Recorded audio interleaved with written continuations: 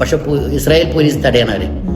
ഇരുണ്ട് ഇങ്ങനെ ചോദ്യം ചെയ്യണ യന്ത്രത്തോക്ക്, വെടിയുണ്ട നിറച്ച തോക്ക് ഏന്ത്യ ഇസ്രായേൽ പോലീസിന് ഇങ്ങനെ ചെറിയ കുട്ടികൾ ഇങ്ങനെ ചോദ്യം. എന്തൊരു ധീരതയാണ് അവരെ, ഭയങ്കര ആർജം. മാത്രമല്ല അറബിക്ക് ഇംഗ്ലീഷൊക്കെ ഫ്ലുവൻ്റ് ആയിട്ട് ഈ യുദ്ധത്തിൽ പാട്ടിന് കിടന്നിട്ട് അവർ കോലം കെട്ടാൻ ശരി എന്തൊരു ഭംഗിയുള്ള കുട്ടികളായിരുന്നു അറിയാം. നല്ല അത് ഹെബ്രോൻ എന്നാണ് സംഭവിച്ചത്. അതാണ് ഖുർആന്റെ ചരിത്രഭൂമിയിലൂടെ മീഡിയ ഫിലിം 12 ലാംഗ്വേജിൽ ഇറങ്ങിയിട്ട്, അറബി, Urdu, English, Tamil, Bengali, Assamese, Indonesian, Russian, Albanian, Spanish, Kannada എന്നീ ഭാഷയിൽ ഇറങ്ങിയിട്ട്. അതിൽ ഇംഗ്ലീഷ് CD നീലാം സ്ട്രോങ്ങിന്, ഈ മലപ്പുറത്ത് നാസ ഗഫൂർ സാർ എന്ന് പറഞ്ഞ ഒരാളുണ്ട്, അദ്ദേഹം അഡ്രസ്സ് പാണക്കാട് സ്കൂൾ, അദ്ദേഹത്തിന്റെ അടുക്കുന്ന അഡ്രസ്സ് വാങ്ങിയിട്ട് ആ പോസ്റ്റൽ അഡ്രസ്സിൽ നീലാം സ്ട്രോങ്ങിനും ചന്ദ്രനിൽ കാർ ഓടിച്ച ജോൺ യങ്ങിനും പിന്നെ രണ്ടാമത് ചന്ദ്രനിൽ ഇറങ്ങിയ ആൽഡ്രിനും അവർക്കൊക്കെ അയച്ചിരുന്നത്. ജോർജിയ നിന്ന് അർമേനിയക്ക് പോകുന്നതിലാണ് ഏറ്റവും പറയണത്. ഞാൻ ഒരുപാട് വിമാനയാത്ര നടത്തിയിട്ടുണ്ടെങ്കിലും അതുപോലെ പേടിപ്പിക്കുന്ന ഒരു വിമാനയാത്ര ഉണ്ടായില്ല. എന്താ നോക്കുമ്പോൾ പ്ലെയിനിൽ എൻ്റെ ലഗേജൊക്കെ ഇടുമ്പോൾ ഇതിൻ്റെ ആൾക്കാർ കയറിയിരിക്കുമ്പോൾ ഇത് അറ്റം വാലിൻ്റെ ഭാഗങ്ങൾ താഴ്ന്നു പോകുന്ന വെച്ചിട്ട് ഒരു വലിയ വടിയോടെ കുത്തിച്ചിരിക്കണം. ആ ഗ്രൂപ്പിലെ യാത്രയാണ്. എന്ത് ചെയ്യും? പാസ്പോർട്ടിന് തലേന്ന് പോവാണ്. പോലീസ് സ്റ്റേഷനിൽ പോയി പല സ്ഥലത്തും പോയി ഒക്കെ ചെയ്തു. യാതൊരു നിവൃത്തിയില്ല. പിന്നെ എന്തായാലും കുറച്ച് ദിവസം ഈജിപ്തിൽ നിൽക്കേണ്ടി വരും, ഞാനും അവരും കൂടി എന്ന് വിചാരിച്ച്. ഖുർആൻ പഠിക്കുമ്പോൾ ഒരു ഹിഫ്ല് ആക്കിയിട്ട് മാത്രം നിൽക്കരുത്. ഹിഫ്ല് വേണ്ടതല്ല, ഹിഫ്ലിന് പ്രാധാന്യമുണ്ട് ഒക്കെ ശരി. പക്ഷെ ഖുർആന്റെ ഉദ്ദേശം ശരിക്കും എന്താണ്? അതിൻ്റെ ആശയം അറിഞ്ഞിട്ട് ജീവിതത്തിൽ പകർത്തലാണ്. അതുകൊണ്ട് ഒരു അറബി ഇങ്ങനെ കത്തയച്ചു, നിങ്ങൾക്ക് അത് പറയണേ, നിങ്ങൾ പിന്നെ പാസ്പോർട്ട് എടുക്കണം, വിസ എടുക്കണം, എന്നിട്ട് ഫ്ലൈറ്റ് ടിക്കറ്റ് എടുക്കണം, എന്നിട്ട് ഇങ്ങോട്ട് വരണം, അതിനൊക്കെ എന്നിട്ട് വന്നാൽ ഭയങ്കര ജോലി ഇവിടെ തരാനുണ്ടെന്ന്. എന്നിട്ട് ഇയാളത് ഇങ്ങനെ വെട്ടിപ്പോന്ന് വെച്ചിട്ട് അത് വന്ന കത്ത് ഇങ്ങനെ ഫുള്ളൻ മനപ്പാടാക്കി വെച്ച് എന്താ ഒന്നും ചെയ്തില്ല. അത് പോരില്ലല്ലോ. അപ്പോൾ ഇത് അള്ളാഹു മനുഷ്യർക്ക് ചെയ്യുന്ന വിജയത്തിന്, പരലോക വിജയത്തിന് വേണ്ടി ചെയ്ത എന്നാണ് അത് കാണിച്ചെന്ന് മുഹമ്മദ് നബി. അപ്പോൾ അത് ശരിക്കും ആഴത്തിൽ പഠിക്കാം. ഞാനൊക്കെ ചെറുപ്പം മുതലേ കേട്ടിരുന്ന, അല്ലെങ്കിൽ വളരെ ചെറുപ്പത്തിൽ കേട്ടിരുന്ന ഒരു CD ആയിരുന്ന ഒരു പ്രോഗ്രാം എന്ന് ഖുർആൻ ചരിത്രഭൂമിയിലൂടെ എന്നുള്ളത് പ്രോഗ്രാം. അപ്പോൾ അതിനൊക്കെ കാരണക്കാരായിട്ടുള്ള ആളുകളെ എന്തെങ്കിലും ഒരിക്കൽ കാണണം എന്നുള്ളത്. കാരണം ഞാൻ അന്ന് മുതലേ ചിന്തിച്ചിരുന്നു, അത് കുറേ മുന്നേ എടുത്തൊരു പ്രോഗ്രാമാണ്, കുറേ മുന്നേ നടന്നൊരു പ്രോഗ്രാമാണ്.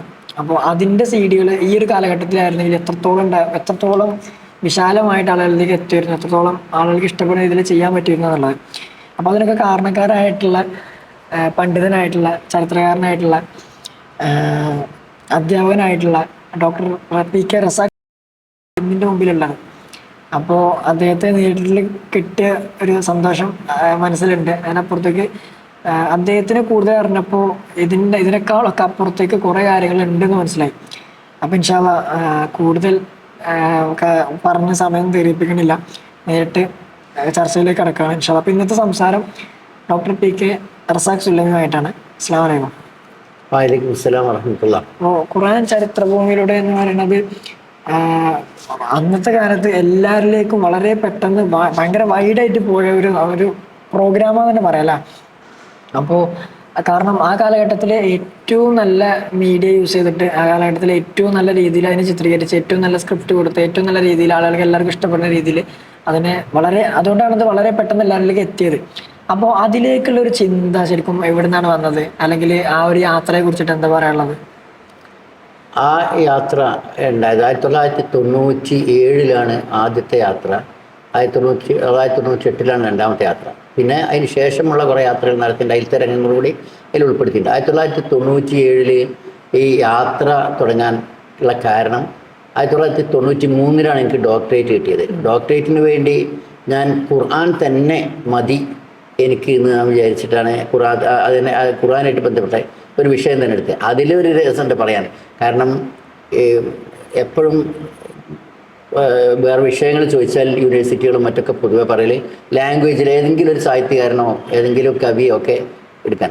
എനിക്കത് വേണ്ട. എന്തായിരുന്നാലും 4-5 വർഷം മെനക്കെട്ട് പഠിച്ച് റെഡിയാക്കിയിട്ടൊരു തിസീസ് അവതരിപ്പിക്കുമ്പോൾ ഒരു സാഹിത്യകാരനെ കുറിച്ചുമായിട്ട് ഒരു കാര്യമില്ല. അങ്ങനെയാണെങ്കിൽ എനിക്ക് ഡോക്ടറേറ്റ് വേണ്ടെന്നാണ് ഞാൻ മെനക്കെടുന്നുമില്ല എന്ന്. അവസാനം ഞാൻ ഇത് അള്ളാഹിനോട് പ്രാർത്ഥിച്ചു, റബ്ബേ എനിക്ക് ഖുർആനുമായിട്ട് ബന്ധപ്പെട്ട ഒരു വിഷയത്തിൽ തന്നെ ഡോക്ടറേറ്റ് എടുക്കണേ എന്ന്. അങ്ങനെ ആണ് അൽ-ഇത്തിജാഹാത്തുൽ ജദീദ ഫി തഫ്സീർ ഖുർആൻ വ്യാഖ്യാനത്തിലെ നൂതന പ്രവണതകൾ എന്നാണ് എൻ്റെ വിഷയം. അത് എനിക്ക് കിട്ടിയ ഗൈഡ് വളരെ നല്ല നിലയിൽ ഇക്കാര്യത്തിൽ സഹകരിക്കുന്ന കാരണം അദ്ദേഹത്തിന് ഖുർആൻ തന്നെ ഇറങ്ങണമെന്ന് താല്പര്യം. ഡോക്ടർ ഇ.കെ. അഹമ്മദ് കുട്ടി, അദ്ദേഹം തിരൂരങ്ങാടിക്കാരനാണ്. എൻ്റെ വീട്ടിൽ നിന്ന് കുറച്ച് ആ റോട്ടിൽ ഇറങ്ങിയാൽ തന്നെ അവിടെ അടുത്ത് തന്നെ അദ്ദേഹത്തിൻ്റെ വീട്. അദ്ദേഹം കാലിക്കറ്റ് യൂണിവേഴ്സിറ്റിയിലെ അറബിക് ഡിപ്പാർട്ട്മെൻറ്റിൻ്റെ ഹെഡ് ആയിരുന്ന സമയത്താണ്. അദ്ദേഹത്തിൻ്റെ ഹെഡല്ല, അദ്ദേഹം വന്ന അവിടുത്തെ പ്രൊഫസറാണ്. Head doctor Sayyid Ahmad Nadwi. അങ്ങനെ ഗൈഡ് സംബന്ധിച്ചു.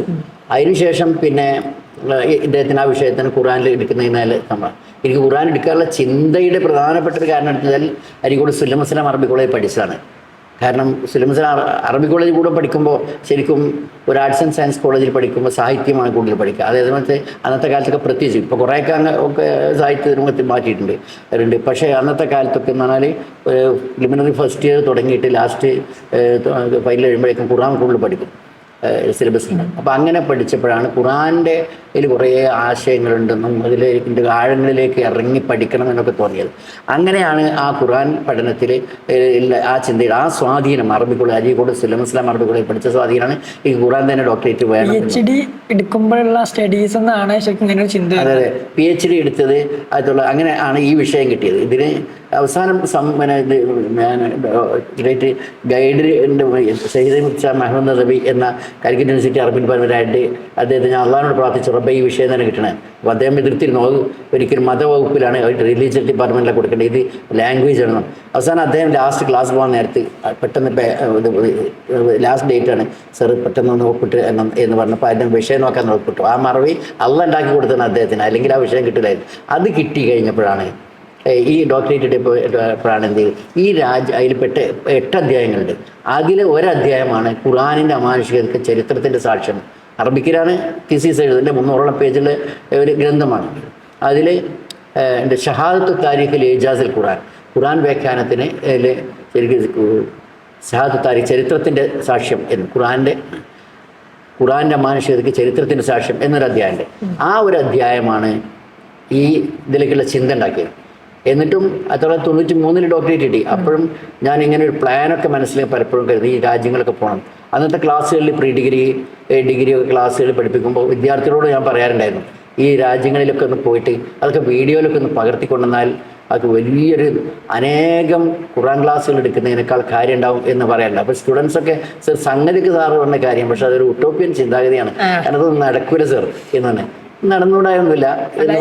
അപ്പോ ഇന്നത്തെ കാലത്ത് തന്നെ ആളുകളെ ഏറ്റവും കൂടുതൽ ഇമ്പാക്ട് ഉണ്ടാക്കുന്ന സാധനമാണല്ലോ വിഷ്വൽ മീഡിയ എന്ന് പറഞ്ഞത്. അപ്പൊ അന്നേ അത് ചിന്തിക്കുക എന്നുള്ളത് സാറിന് ഫുൾ പ്ലാൻഡ് ആയിരുന്നു, അതോ ഒരു ആഗ്രഹം ഉണ്ടായിരുന്നു? അന്ന് ഡോക്ടറേറ്റ് കിട്ടിക്കഴിഞ്ഞ ശേഷം ആഗ്രഹം മാത്രമേ ഉള്ളൂ, ഇത് സാധ്യമാവും എന്നൊരിക്കലും വിചാരിച്ചിട്ടില്ല. അങ്ങനെ ഞാൻ പഠിച്ചോനെ ഇത് സാധ്യമാക്കി തന്നെ എല്ലാത്തിനും നമ്മൾക്ക് കഴിവുള്ള കഴിഞ്ഞാൽ ചെയ്തിട്ട് ബാക്കി അള്ളാഹുവിനോട് പ്രാർത്ഥിക്കണം. അങ്ങനെ ഞാൻ പ്രാർത്ഥിച്ചുകൊണ്ടിരുന്നു. അങ്ങനെയാണ് 1997 ഈ പ്ലാനുകൾ അതിൻ്റെ നമുക്ക് മനസ്സിൽ വെച്ചിട്ടേ ഉള്ളൂ. എന്നിട്ട് 97 ആയപ്പോൾ ഞാൻ ഈ ഒരു വേൾഡിൻ്റെ ഔട്ട്ലൈൻ മാപ്പിൽ ഈ രാജ്യങ്ങളിലൊക്കെ പോകാനുള്ള റൂട്ടുകളൊക്കെ വരച്ചിട്ട്, ഫ്ലൈറ്റ് റൂട്ടൊക്കെ വരച്ചിട്ട് ഞാൻ കമാൽ പാഷയോട്, ഡോക്ടർ മുസ്തഫ കമാൽ പാഷ, ഞാൻ അറബിക് ഡിപ്പാർട്ട്മെൻറ്റിൽ അധ്യാപകനാണ് ഇവിടെ. ഡോക്ടർ മുസ്തഫ കമാൽ പാഷ ഹിസ്റ്ററി ഡിപ്പാർട്ട്മെൻറ്റിൽ അധ്യാപകനാണ്, എൻ്റെ അയൽവാസിയും കൂടിയാണ് അദ്ദേഹം. അപ്പം അദ്ദേഹത്തിനോട് ഞാൻ കാര്യങ്ങൾ പറഞ്ഞത് ഇവിടുത്തെ ഓർമ്മ പ്ലാനീസ് സംസാരിക്കുന്നത് PS മോളിൽ ലൈബ്രറിയിൽ വെച്ച്, അതിൻ്റെ തൊട്ടടുത്ത് ഉള്ള UGC ബ്ലോക്കിൻ്റെ മുകളിൽ തട്ടിൽ വെച്ചിട്ടാണ് ഞാൻ കമാൽ പാഷയോട് ഒരിക്കൽ പറഞ്ഞത്. ഞാൻ സാർ അങ്ങനെ ഈ ഇത്രയും രാജ്യങ്ങളിലൊക്കെ നമുക്ക് പോയിട്ട് എല്ലാം വീഡിയോയിൽ ഇതൊക്കെ പകർത്തിയിട്ട് ഖുർആനിൽ പറഞ്ഞ ചില സ്ഥലങ്ങളൊക്കെ ഒന്ന് ലോകത്തിൽ കാണിച്ചു കൊടുക്കുന്ന ഒരു വിഷ്വൽ പ്രോഗ്രാം ചെയ്യണം എന്നാണ്. നോക്കുക ഇൻഷാ അല്ലാഹ്. നമ്മൾ ഇനിയിപ്പോൾ പൈസ ആണല്ലോ ഒരു പ്രശ്നം. അപ്പോൾ അത് നമുക്ക് ആദ്യമൊക്കെ ഇങ്ങനെ വിചാരിച്ചു ഇന്നൊക്കെ PF എന്നൊക്കെ എടുത്തിട്ട് ചെയ്യാം. പക്ഷേ PF എന്നൊക്കെയുള്ള ഇത്രയും വലിയ സംഖ്യ അന്നത്തെ ശമ്പളമൊക്കെ വളരെ കുറവാണ്. അപ്പോൾ എല്ലാവരും ഇതൊന്നുമില്ല. എങ്കിലും റബ്ബേ ഇതിന് 2 തടസ്സമാണുള്ളത്. ഒന്ന്, ഈ രാജ്യങ്ങൾക്ക് പോകാൻ സാങ്കേതികമായ തടസ്സത്തിന് വിസകൾ കിട്ടല്, മറ്റൊന്ന് ഇതിൻ്റെ സാമ്പത്തികം. ഇത് രണ്ടും നീ പരിഹരിച്ചു തരണേ എന്ന് പ്രാർത്ഥിച്ചുകൊണ്ടിരുന്നു. ആ പ്രാർത്ഥന അള്ളാഹു ശരിക്കും കേട്ടു എന്നുള്ളതിൻ്റെ ഇതാണ്. കമാൽ പാഷയുടെ വീട്ടിൽ ഞാൻ ഈ പാഷയോട് പറഞ്ഞ ശേഷം പിന്നെ ദിവസം കമാൽ പാഷയുടെ വീട്ടിൽ ഒരു ധനികനായ ഒരു വ്യക്തി, ചാവക്കാട് അബ്ദുസലാം സാഹിബ്, അദ്ദേഹം കാജാബീഡിയുടെ ഒരു ഉടമയും കൂടിയാണ്. അദ്ദേഹത്തിന് ഞാൻ ഈ പറയുന്നതും ഇത് പബ്ലിഷ് ചെയ്യുന്നതും ഇഷ്ടമുള്ള ആളില്ല, അത്രയും നിഷ്കളങ്കനായ ഒരു വ്യക്തിയാണ്. അദ്ദേഹത്തിനോട് കമാൽ പാഷ ഇങ്ങനെ ഈ പ്രോഗ്രാം പറഞ്ഞു, ഇങ്ങനെ ഖുർആനിൽ പറഞ്ഞ ചരിത്ര സ്ഥലങ്ങളൊക്കെ വീഡിയോയിൽ പകർത്തിയിട്ട് ലോകത്തിന് മുമ്പിൽ കാണിപ്പിക്കുന്ന ഒരു പരിപാടി ലോകത്തിൽ തന്നെ ഉണ്ടായിട്ടില്ല. ലോകത്തിൽ ആദ്യം എവിടെയെങ്കിലുമൊക്കെ ചെറിയ ചെറിയ ഭാഗങ്ങളുണ്ട്, പക്ഷേ ഒന്നായിട്ട് ഖുർആനിൽ പറഞ്ഞ ഒന്നായിട്ട് പകർത്തിയെടുക്കുന്ന ഒരു പരിപാടി ഒരു വീഡിയോ ഡോക്യുമെൻ്ററി ഇറങ്ങിയില്ല. അത് ലോകത്തിൽ ആദ്യത്തെ സംരംഭം തന്നെയാണ്. അപ്പോൾ അങ്ങനെ ഒന്ന് ഉണ്ടാക്കണം എന്ന് പറഞ്ഞപ്പോൾ അദ്ദേഹം ചോദിച്ചു അതിന് ചിലവ് എത്ര വരും. ഒരു 3 ലക്ഷമെങ്കിലും ചുരുങ്ങി വരുന്നു. അതായത് 1997 അപ്പം അദ്ദേഹം പറഞ്ഞു യാതൊരു തർക്കം കൂടാതെ ആ ചിലവ് ഞാൻ തരുന്നുണ്ട്. അങ്ങനെ അദ്ദേഹത്തിന് സഹോദരന്മാരും സഹകരിച്ചിട്ടുണ്ട്. പക്ഷേ അതിൽ ഏറ്റവും മെയിൻ അദ്ദേഹം തന്നെയാണ്. അദ്ദേഹം ഇപ്പോഴും ജീവിച്ചിരിപ്പുണ്ട്. ഞാൻ അദ്ദേഹത്തെ പിന്നെ കാണാൻ ചാവക്കാട്. അപ്പോൾ അവിടെ എന്നിട്ട് അദ്ദേഹത്തെ സഹകരിച്ച് മാത്രമല്ല അദ്ദേഹം തന്നു. അപ്പോൾ ഞങ്ങൾക്ക് ഇത് വിസ കിട്ടണമല്ലോ. വിസ കിട്ടണമെന്നുണ്ടെങ്കിൽ ഇവിടെ കോഴിക്കോട് ട്രാവൽസിലൊക്കെ കൊടുത്തു നോക്കുമ്പോൾ അവർ പറഞ്ഞു, കുറച്ച് പാസ്പോർട്ട് അവിടെ വെച്ചിട്ട് പറഞ്ഞു, ഞങ്ങൾക്ക് ഗൾഫ് കൺട്രീസിലേക്കുള്ള വിസയായിട്ട് ബന്ധമുണ്ടോ, ഈ ബാക്കിയുള്ള രാജ്യങ്ങളിലേക്കൊക്കെ നിങ്ങൾക്ക് ഈജിപ്ത് ജോർഡാനൊക്കെ വേണ്ടാവും. 19 രാജ്യങ്ങളുണ്ടല്ലേ? 19 രാജ്യങ്ങൾ. അത് 19 പിന്നെ ഈ യാത്രയിൽ 13 രാജ്യങ്ങളാണ്. പക്ഷെ 19 പിന്നീട് ഉണ്ടാകും. അപ്പോൾ ഒട്ടാകെ 19 പോയിട്ടുണ്ട്. അതിന് പല പ്രാവശ്യമായിട്ട്. ആദ്യത്തെ ഫസ്റ്റ് യാത്ര അങ്ങനെ ഈ രാജ്യങ്ങളിലേക്ക് പോകാൻ ഫസ്റ്റിൽ പ്ലാൻ ചെയ്തത് Saudi Arabia, Egypt, Jordan, Oman, UAE എന്നാണ്. അപ്പോൾ വിസ കിട്ടുന്നല്ലോ. അതിനവസാനം അവർക്ക് കഴിയില്ല എന്നപ്പോൾ അവരെ ഫസ്റ്റ് പാസ്പോർട്ട് വാങ്ങിയിട്ട് ഡൽഹിയിലേക്ക്, പാസ്പോർട്ട് അവർ ഡൽഹിക്ക് അയച്ചു നോക്കിയിരുന്നു. പക്ഷെ അവിടെ നിന്നും അവർ ശരിയായിട്ടില്ല. എന്നിട്ട് ഡൽഹിയിലേക്ക് ഞാൻ കമാൽ പാഷയും കൂടി ട്രെയിനിൽ പുറപ്പെട്ടു. അങ്ങനെ ഡൽഹിയിലെത്തി. അവിടുന്ന് അവരുമായിട്ട് അന്ന് കമാൽ പാഷൻ്റെ അതേ ഫാമിലിയൊക്കെ ഉണ്ടല്ലോ. എന്നിട്ട് അവിടെ എത്തിയിട്ട് അവർ കൊടുത്ത വസന്ത് വിഹാറിലെ അവരെ ഒരു ട്രാവൽ ഏജൻസിയുടെ എടുക്കുന്ന ആ പാസ്പോർട്ട് വാങ്ങിയിട്ട് ഞങ്ങൾ തന്നെ പോയി. അതിന് ഏറ്റവും കൂടുതൽ ഈ കാര്യത്തിൽ സഹകരിച്ചത് MCA നാസർ, കമാൽ പാഷയുടെ മരുമകൻ ഉണ്ട്. അദ്ദേഹം അന്ന് ഡൽഹിയിലെ മാധ്യമത്തിൻ്റെ ന്യൂസ് ബ്യൂറോയുടെ പ്രധാനപ്പെട്ട ഏജൻ്റാണ്. അദ്ദേഹം ഒരു ലേഖകനാണ് ഒക്കെയാണ്. പിന്നീട് അദ്ദേഹം ആൾ ഇന്ത്യ റേഡിയോയിലെ ന്യൂസ് വായനക്കാരനായി, ന്യൂസ് വായിക്കുന്ന, മലയാളം വായിക്കുന്ന ആളായി. പിന്നീട് അദ്ദേഹം ഇപ്പം ദുബൈയിലെ മീഡിയ വണിൻ്റെ ഏജൻറ്റും ഒക്കെ ആണ് അദ്ദേഹം. അവിടുന്ന് സാധാരണ ആൾക്കാർ കാണാറുണ്ട് കമാൽ പാഷയുടെ മരുമകൻ. അദ്ദേഹത്തിൻ്റെ ഭാര്യയെ, പാഷയുടെ മക്കളൊക്കെ ഇവിടെ തിരങ്ങാടുത്ത മക്കളൊക്കെ ഞാൻ പഠിപ്പിച്ചിട്ടുണ്ട്. അപ്പോൾ ഈ അദ്ദേഹത്തിൻ്റെ വീട്ടിൽ താമസിച്ച് എന്നിട്ട് അവിടുന്ന് പിന്നീട് ഞങ്ങൾ ഈ സ്ഥലങ്ങളിൽ പോകും. അദ്ദേഹം കുറച്ച് സ്ഥലങ്ങളൊക്കെ അദ്ദേഹം കാണിച്ചു തന്നു. പിന്നെ മാപ്പ് നോക്കിയിട്ടും മറ്റൊക്കെ ആയിട്ട് എല്ലാ അതിൻ്റെ ഇവിടെ ഓരോ സ്ഥലങ്ങളും ഡൽഹി ഇതിൽ അതൊക്കെ കാണിച്ചു നോക്കി. പിന്നെ എംബസികൾ അധികവും ചാണക്യപുരി എന്ന സ്ഥലത്താണ് എംബസികളൊക്കെ. അങ്ങനെ ആ എംബസികളിലൊക്കെ കയറി. വിസ എടുക്കുമ്പോഴൊരു പ്രശ്നം വെച്ചാൽ ഒരു വിസക്ക് വേണ്ടി ഒരു എംബസിയിൽ ഒരു ആപ്ലിക്കേഷൻ സമർപ്പിക്കുമ്പോൾ അപ്പോൾ അവിടുന്ന് നോക്കും അവരിത് കഴിഞ്ഞിട്ട് എങ്ങോട്ടാ പോകാം. അപ്പോൾ ആ രാജ്യത്തിൻ്റെ വിസ ഉണ്ടെങ്കിൽ ഇവരിത് തരുള്ളൂ. ചെയിനായിട്ടുള്ള രാജ്യങ്ങൾ. അപ്പോൾ എന്താവും, ആദ്യം അതിൻ്റെ പുറത്ത് എടുക്കണം. അപ്പം തിരിച്ച് വേണ്ട എന്താ വെച്ചാൽ ലാസ്റ്റ് അവസാനം ഇന്ത്യയിലേക്ക് ഇങ്ങോട്ട് വരുന്ന രാജ്യത്തിൻ്റെ വിസ ആദ്യം എടുക്കുക. കാരണം അവർ എടുക്കാൻ പോകുന്നത് ഇന്ത്യയിലേക്ക്. അപ്പം നമുക്ക് ഇന്ത്യക്ക് പറയാനല്ലോ ഒരു പ്രശ്നമില്ല. അപ്പം പിന്നെ അങ്ങനെ ലാസ്റ്റിൽ എത്തുന്ന അത് ഏത് ക്രമത്തിലാണോ യാത്ര പോകുന്നത് അതിന് നേരെ എതിർ ഭാഗത്ത് അങ്ങനെ മനസ്സിലായി. അതുപോലെ ഓരോ സ്ഥലങ്ങളിലൊക്കെ ചെന്നിട്ട് വിസകളൊക്കെ അതിനെ ഓരോന്നും റെഡിയാക്കി. പല രാജ്യങ്ങളിൽ പല അനുഭവങ്ങളാണ്. അതിൽ യമൻ എംബസി ചെന്നപ്പം വല്ലാത്ത ഒരു രസകരമായ അനുഭവം. അവിടുന്ന് അവിടുത്തെ എംബസിക്കാരുടെ കോൺഫറൻസിൽ ഒക്കെ ചോദിക്കണം, റസാക്ക് എവിടെ നിന്നാണ് ഞങ്ങൾക്ക് തന്നെ ഞങ്ങളുടെ രാജ്യത്തെ അറിഞ്ഞിട്ടില്ലാത്ത സ്ഥലങ്ങളെക്കുറിച്ച് ഞങ്ങളുടെ രാജ്യത്ത് നിങ്ങൾക്ക് തന്നെ അറിഞ്ഞു. കിസ്റാജ്ഞിയുടെ ആ സ്ഥലങ്ങളെക്കുറിച്ച് മറ്റും മറിച്ചൊക്കെ എൻ്റെ കുറിച്ച് അവിടുത്തെ അണക്കെട്ടിനെ കുറിച്ച് ഒക്കെ പറഞ്ഞു. അത് ഞാൻ ഇങ്ങനെ വായിച്ചും പഠിച്ചുണ്ടാക്കിയാണ് ഡോക്ടറേറ്റിലാണ്. അതിലത്തെ വിഷയങ്ങളിൽപ്പെട്ട ഒരു ഭാഗമാണ് എന്നൊക്കെ കാര്യങ്ങൾ പറഞ്ഞു. അവർക്ക് ഭയങ്കര മതിപ്പ്. അങ്ങനെ ഇരിക്കുമ്പോഴാണ് പെട്ടെന്ന് ഒരാൾ എന്നെ മുകളിൽ നിന്ന് ഇറങ്ങി വന്നിട്ട് എന്നോട് കൈ തന്ന അബ്ദുറസാഖിനോട് അറബിയിൽ സംസാരിച്ച് അയാൾ വിഷ് ചെയ്തിട്ടാണ് പോയി. അപ്പോൾ ഞാൻ ചോദിച്ചു കോൺസുലിനോട് ആരാണ് വന്നിരുന്നത്. അത് ഇന്ത്യയിലെ MN അംബാസിഡറാണ്. അയാൾ ഇതിൻ്റെ സ്റ്റെയറിന്ന് ഇറങ്ങി വന്നിട്ട് നിങ്ങളുടെ സീറ്റിൽ വന്ന് നിങ്ങളെ അഭിനന്ദിക്കാമെന്നതാണ്. അപ്പോൾ അദ്ദേഹത്തിന് വേണ്ടി ഭയങ്കര. അപ്പോൾ അദ്ദേഹം പറഞ്ഞിടത്തിൻ്റെ വരെ വേണ്ടത്ര അതൊക്കെ അപ്പോൾ ഗസ്റ്റായിട്ട് നിങ്ങളെ MN സ്വീകരിക്കുക എന്ന് പറഞ്ഞിട്ട് ഒക്കെ തന്നു. അതിന് അവസാനം ഞാൻ ഇതിന് വരുന്ന സമയത്ത് MN നോക്കുമ്പോൾ കുറേ തടസ്സങ്ങളുണ്ടായിരുന്നു. അവർക്ക് സ്റ്റാഫില്ലാത്ത. പക്ഷേ അതിനൊക്കെ അവരെന്നെ പെട്ടെന്ന് പരിഹരിച്ചെന്ന്. പിന്നെ ജോർഡാൻ എംബസിയിൽ ചെന്നപ്പോൾ ഉണ്ടായൊരു പ്രശ്നം എന്ന് വെച്ചാൽ അവർ അങ്ങനെ തരില്ല അള്ളാഹിനോട് ഞാൻ പ്രാർത്ഥിച്ച റബ്ബേ ഇതൊന്ന് ശരിയാക്കി തരണേ. അങ്ങനെ വേറെ അവർക്ക് പ്രിയപ്പെട്ട ചില ആൾക്കാരൊക്കെ വന്നപ്പോൾ അവർക്ക് വേണ്ടി പെട്ടെന്ന് വിസ കൊടുക്കണമെന്നുണ്ടെങ്കിൽ ഞങ്ങൾ പിരിച്ചു വിടണം. അപ്പോൾ അതൊരു അള്ളാഹു ഉണ്ടാക്കിയൊരു കാരണമാണ്. അങ്ങനെ വേഗം തരൂല, അടുത്ത ഒരാഴ്ച കൂടി കഴിയുന്നൊക്കെ പറഞ്ഞു കഴിയുന്നത് അതിൻ്റെ ഇടയ്ക്ക് തന്നു പെടുന്നു. അങ്ങനെ ഒന്നിലും ഒരു ദിവസം ഇത് കൊടുത്താൽ അന്ന് കഴിഞ്ഞ് പിറ്റേന്നും 3-ാം ദിവസം കിട്ടുള്ളൂ. അങ്ങനെ ഈജിപ്ത് ഈ രാജ്യങ്ങളൊക്കെ ആദ്യത്തെ first Saudi Arabia, Egypt, Jordan, Oman, UAE. ഈ സൗദി അറേബ്യയിൽ അന്നത്തെ യാത്രയിൽ എനിക്ക് ഉദ്ദേശിച്ചിരുന്നത് ഹജ്ജ് ടൈമാണത്. 1997 ഹജ്ജ് ടൈം.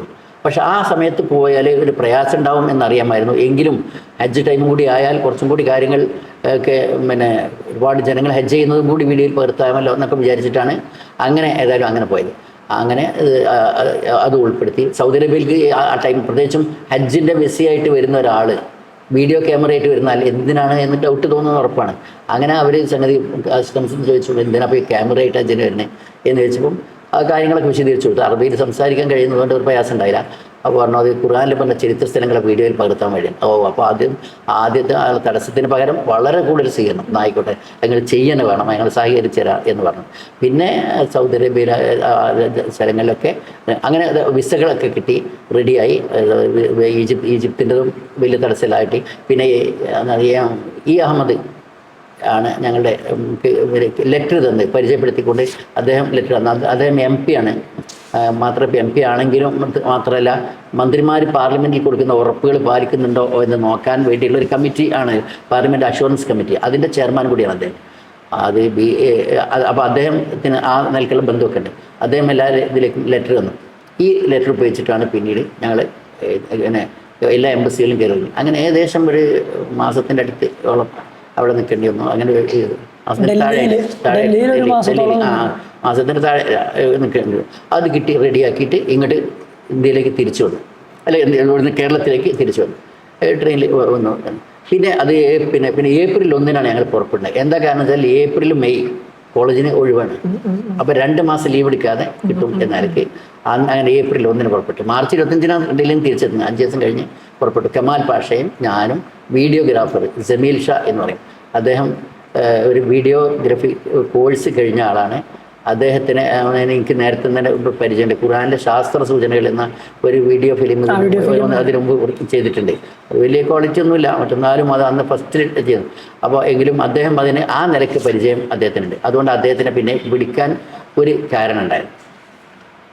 അപ്പോൾ അദ്ദേഹത്തിന് സെലക്ട് ചെയ്തതിന് ഈ ഒന്ന് കമാൽ ടീം എന്ന് പറഞ്ഞാൽ 3 ആൾക്കാരേ ഉള്ളൂ. യാത്രയിൽ 3 ആൾക്കാരേ ഉള്ളൂ. പക്ഷെ ഞാൻ മനസ്സിലായി അതിന്റെ ശബ്ദം കൊടുത്തത് വേറൊരാളാണ്, അത് ഡിസ്ട്രിബ്യൂഷൻ, എഡിറ്റിംഗ് കാര്യങ്ങൾ. അത് യാത്ര കഴിഞ്ഞ് വന്ന ശേഷം, 1ാമത്തെ യാത്ര കഴിഞ്ഞ് വന്ന ശേഷം കുറേ ആളുകളാണ് ശബ്ദം കൊടുക്കുന്നത്. അത് കാസറ്റ് ആയിരുന്നു വന്ന്, അതിൽ കേട്ട് ചെറിയുണ്ട്. പലരും കൂടിയിട്ട് ശബ്ദം കൊടുത്തു. കാരണം ഒരാൾ എന്തോ തടസ്സം ഉണ്ടായപ്പോൾ വേറെ ആൾ വിളിച്ചാലും കൂടിയായിട്ട്. പിന്നെ 2ാം യാത്രയാണ്, അതിന് ഞാൻ വിശദീകരിക്കാൻ നിൽക്കണമല്ലോ. ആ 2ാം യാത്രയിലാണ് ശബ്ദം കൊടുത്ത് ഇത് അത് കേട്ട് ചെടിയിൽ. മറ്റതൊക്കെ ഓരോരുത്തരെയും ഞങ്ങൾ വിളിച്ചതാണ്. പിന്നെ സ്റ്റുഡിയോയിൽ ചെയ്യുമ്പോൾ അവർ വിളിച്ചിട്ട് ആ നിലക്കാണ് ചെയ്തത്. അങ്ങനെ ആദ്യത്തെ യാത്രയിൽ ഈ വിസകളൊക്കെ കിട്ടിക്കഴിഞ്ഞ ശേഷം പിന്നെ പുറപ്പെട്ടു. ഫസ്റ്റ് സൗദി അറേബ്യയിലുണ്ടായ അനുഭവങ്ങളിൽ ഹജ്ജിൻ്റെ സ്ഥലങ്ങളൊക്കെ പോകല്ലോ. അത് കഴിഞ്ഞിട്ട് മാത്രമല്ല അറഫയിൽ വെച്ച് വീഡിയോയിൽ പകർത്തുമ്പോൾ അവിടുന്ന് പോലീസുകാർ വന്ന് ചോദിച്ചു എന്തിനാ വീഡിയോയിൽ പകർത്തുന്ന അറഫയിൽ റോഡുകളൊക്കെ എന്ന് വെച്ചു. അത് ഖുർആനിൽ പറഞ്ഞ ചരിത്ര സ്ഥലങ്ങൾ വീഡിയോയിൽ പകർത്താനാണ്. പോലീസ് ചോദിച്ചത് അവനും ഖുർആനിൽ പറഞ്ഞിട്ടുണ്ടോ ഈ റോഡൊക്കെ എന്ന് ചോദിച്ചു. പറഞ്ഞിട്ടുണ്ട്. എവിടെയെന്ന് ചോദിച്ചു. പൈത അഫൽത്തുമിൻ അറഫാത്തിൻ ഫദ്കുറുല്ലാഹിൽ മശറിലാണ്. അറഫയിൽ നിങ്ങൾ മുസ്ദലിഫയിലേക്ക് ഒഴുകിയാൽ ജനക്കൂട്ടം നീങ്ങുമ്പോൾ നിങ്ങൾ അള്ളാഹിനെ ഇവിടെ ഓർക്കണമെന്നാണ്. ആ ഒഴുകിലെ ഈ റൂട്ട് കൂടെ അല്ലേ. അപ്പോൾ ആ ജനക്കൂട്ടം പോകുന്നു. അപ്പോൾ ഈ റോഡെല്ലാം ഉദ്ദേശിച്ചിട്ടുണ്ടാവുക. അവിടെ റോഡ് അന്നില്ലെങ്കിലും നബി ഖുർആൻ ഇറങ്ങുന്നതാണ്. അങ്ങനെ ഓരോ രൂപത്തിൽ ഓരോ സ്ഥലങ്ങളിൽ ഇതായിട്ട് പിന്നെ പകർത്തിയെടുത്തു. ചില സ്ഥലങ്ങളിൽ ഒളിഞ്ഞിട്ട്, അതായത് പോലീസ് ഇതിനെ കാണാതെയൊക്കെ ആയിട്ട് പോകണം. അതിൽ വലിയ രസകരമായ സംഗതി എന്ന് വെച്ചാൽ പിന്നെ മദീനയിലെ ഈ പിന്നെ ബീർ ഉസ്മാൻ എന്നൊരു കിണറുണ്ട്. അത് ഉസ്മാൻ റളിയല്ലാഹുവിൻ്റെ പേരിലാണ് ഇപ്പോൾ ബീർ റൂമ എന്നായിരുന്നു പേര്. അത് റൂമ എന്ന ഒരു അമുസ്ലിമായ ഒരു വ്യക്തിയുടെ കിണർ. അദ്ദേഹം വെള്ളം മുസ്ലിങ്ങൾക്ക് കൊടുക്കണം, പക്ഷെ വില വാങ്ങിയിട്ടാണ് കൊടുക്കുന്നത്. അപ്പോൾ മുസ്ലിങ്ങൾക്ക് അത് നിർലോഭം കിട്ടണമെന്നുണ്ടെങ്കിൽ ആ കിണറിന് വാങ്ങിയിട്ട് ദാനം ചെയ്യണം. ഈ കിണർ വാങ്ങി ദാനം ചെയ്യുന്നവർക്ക് സ്വർഗ്ഗമുണ്ട് എന്ന് വിശ്വാസം പറഞ്ഞു. അപ്പോൾ ഉസ്മാൻ റളിയല്ലാഹു ആ കിണർ വാങ്ങി ദാനം ചെയ്തു. അതിന് ബീർ റൂമ. ഈ കിണർ എവിടെയെന്നാലും മദീന യൂണിവേഴ്സിറ്റിയിലെ വിദ്യാർത്ഥി ഞങ്ങൾക്ക് കാണിച്ചെന്ന് അദ്ദേഹം കൂടെ പോകുന്നു. അങ്ങനെ ചെന്ന് ആ കിണർ, ആ പഴയ കിണർ ഇപ്പോഴും ഉണ്ടായിരുന്നു. അവിടെ മസ്ജിദ് ബീർ റൂമാണ്, പള്ളിയൊക്കെ ഉണ്ട് അവിടെ. അതിലാണ് ആ പള്ളിയിലേക്ക് വെള്ളം അടിക്കുന്നത് ഇപ്പോഴും ആ കിട്ടുന്നതിന്. ആ കിണറിൻ്റെ അടുത്ത് എത്തിയപ്പോൾ ഞങ്ങൾ ആരോടും ചോദിക്കാതെ വേഗം വീഡിയോയിൽ പകർത്തിച്ചു. അത് കഴിഞ്ഞ് വീഡിയോ ഒക്കെ അടച്ചു കഴിഞ്ഞപ്പോഴേക്ക് ഇയാൾ പള്ളിയുടെ ഇമാമ് നിങ്ങളെന്താ അവിടെ വീഡിയോയിൽ പകർത്താമെന്ന് വെച്ചു. ഒന്നും ഞങ്ങൾ ചെയ്യില്ല, അങ്ങനെ ചെയ്ത് കഴിഞ്ഞിട്ടുണ്ട് ഇവിടെ അതുകൊണ്ട്.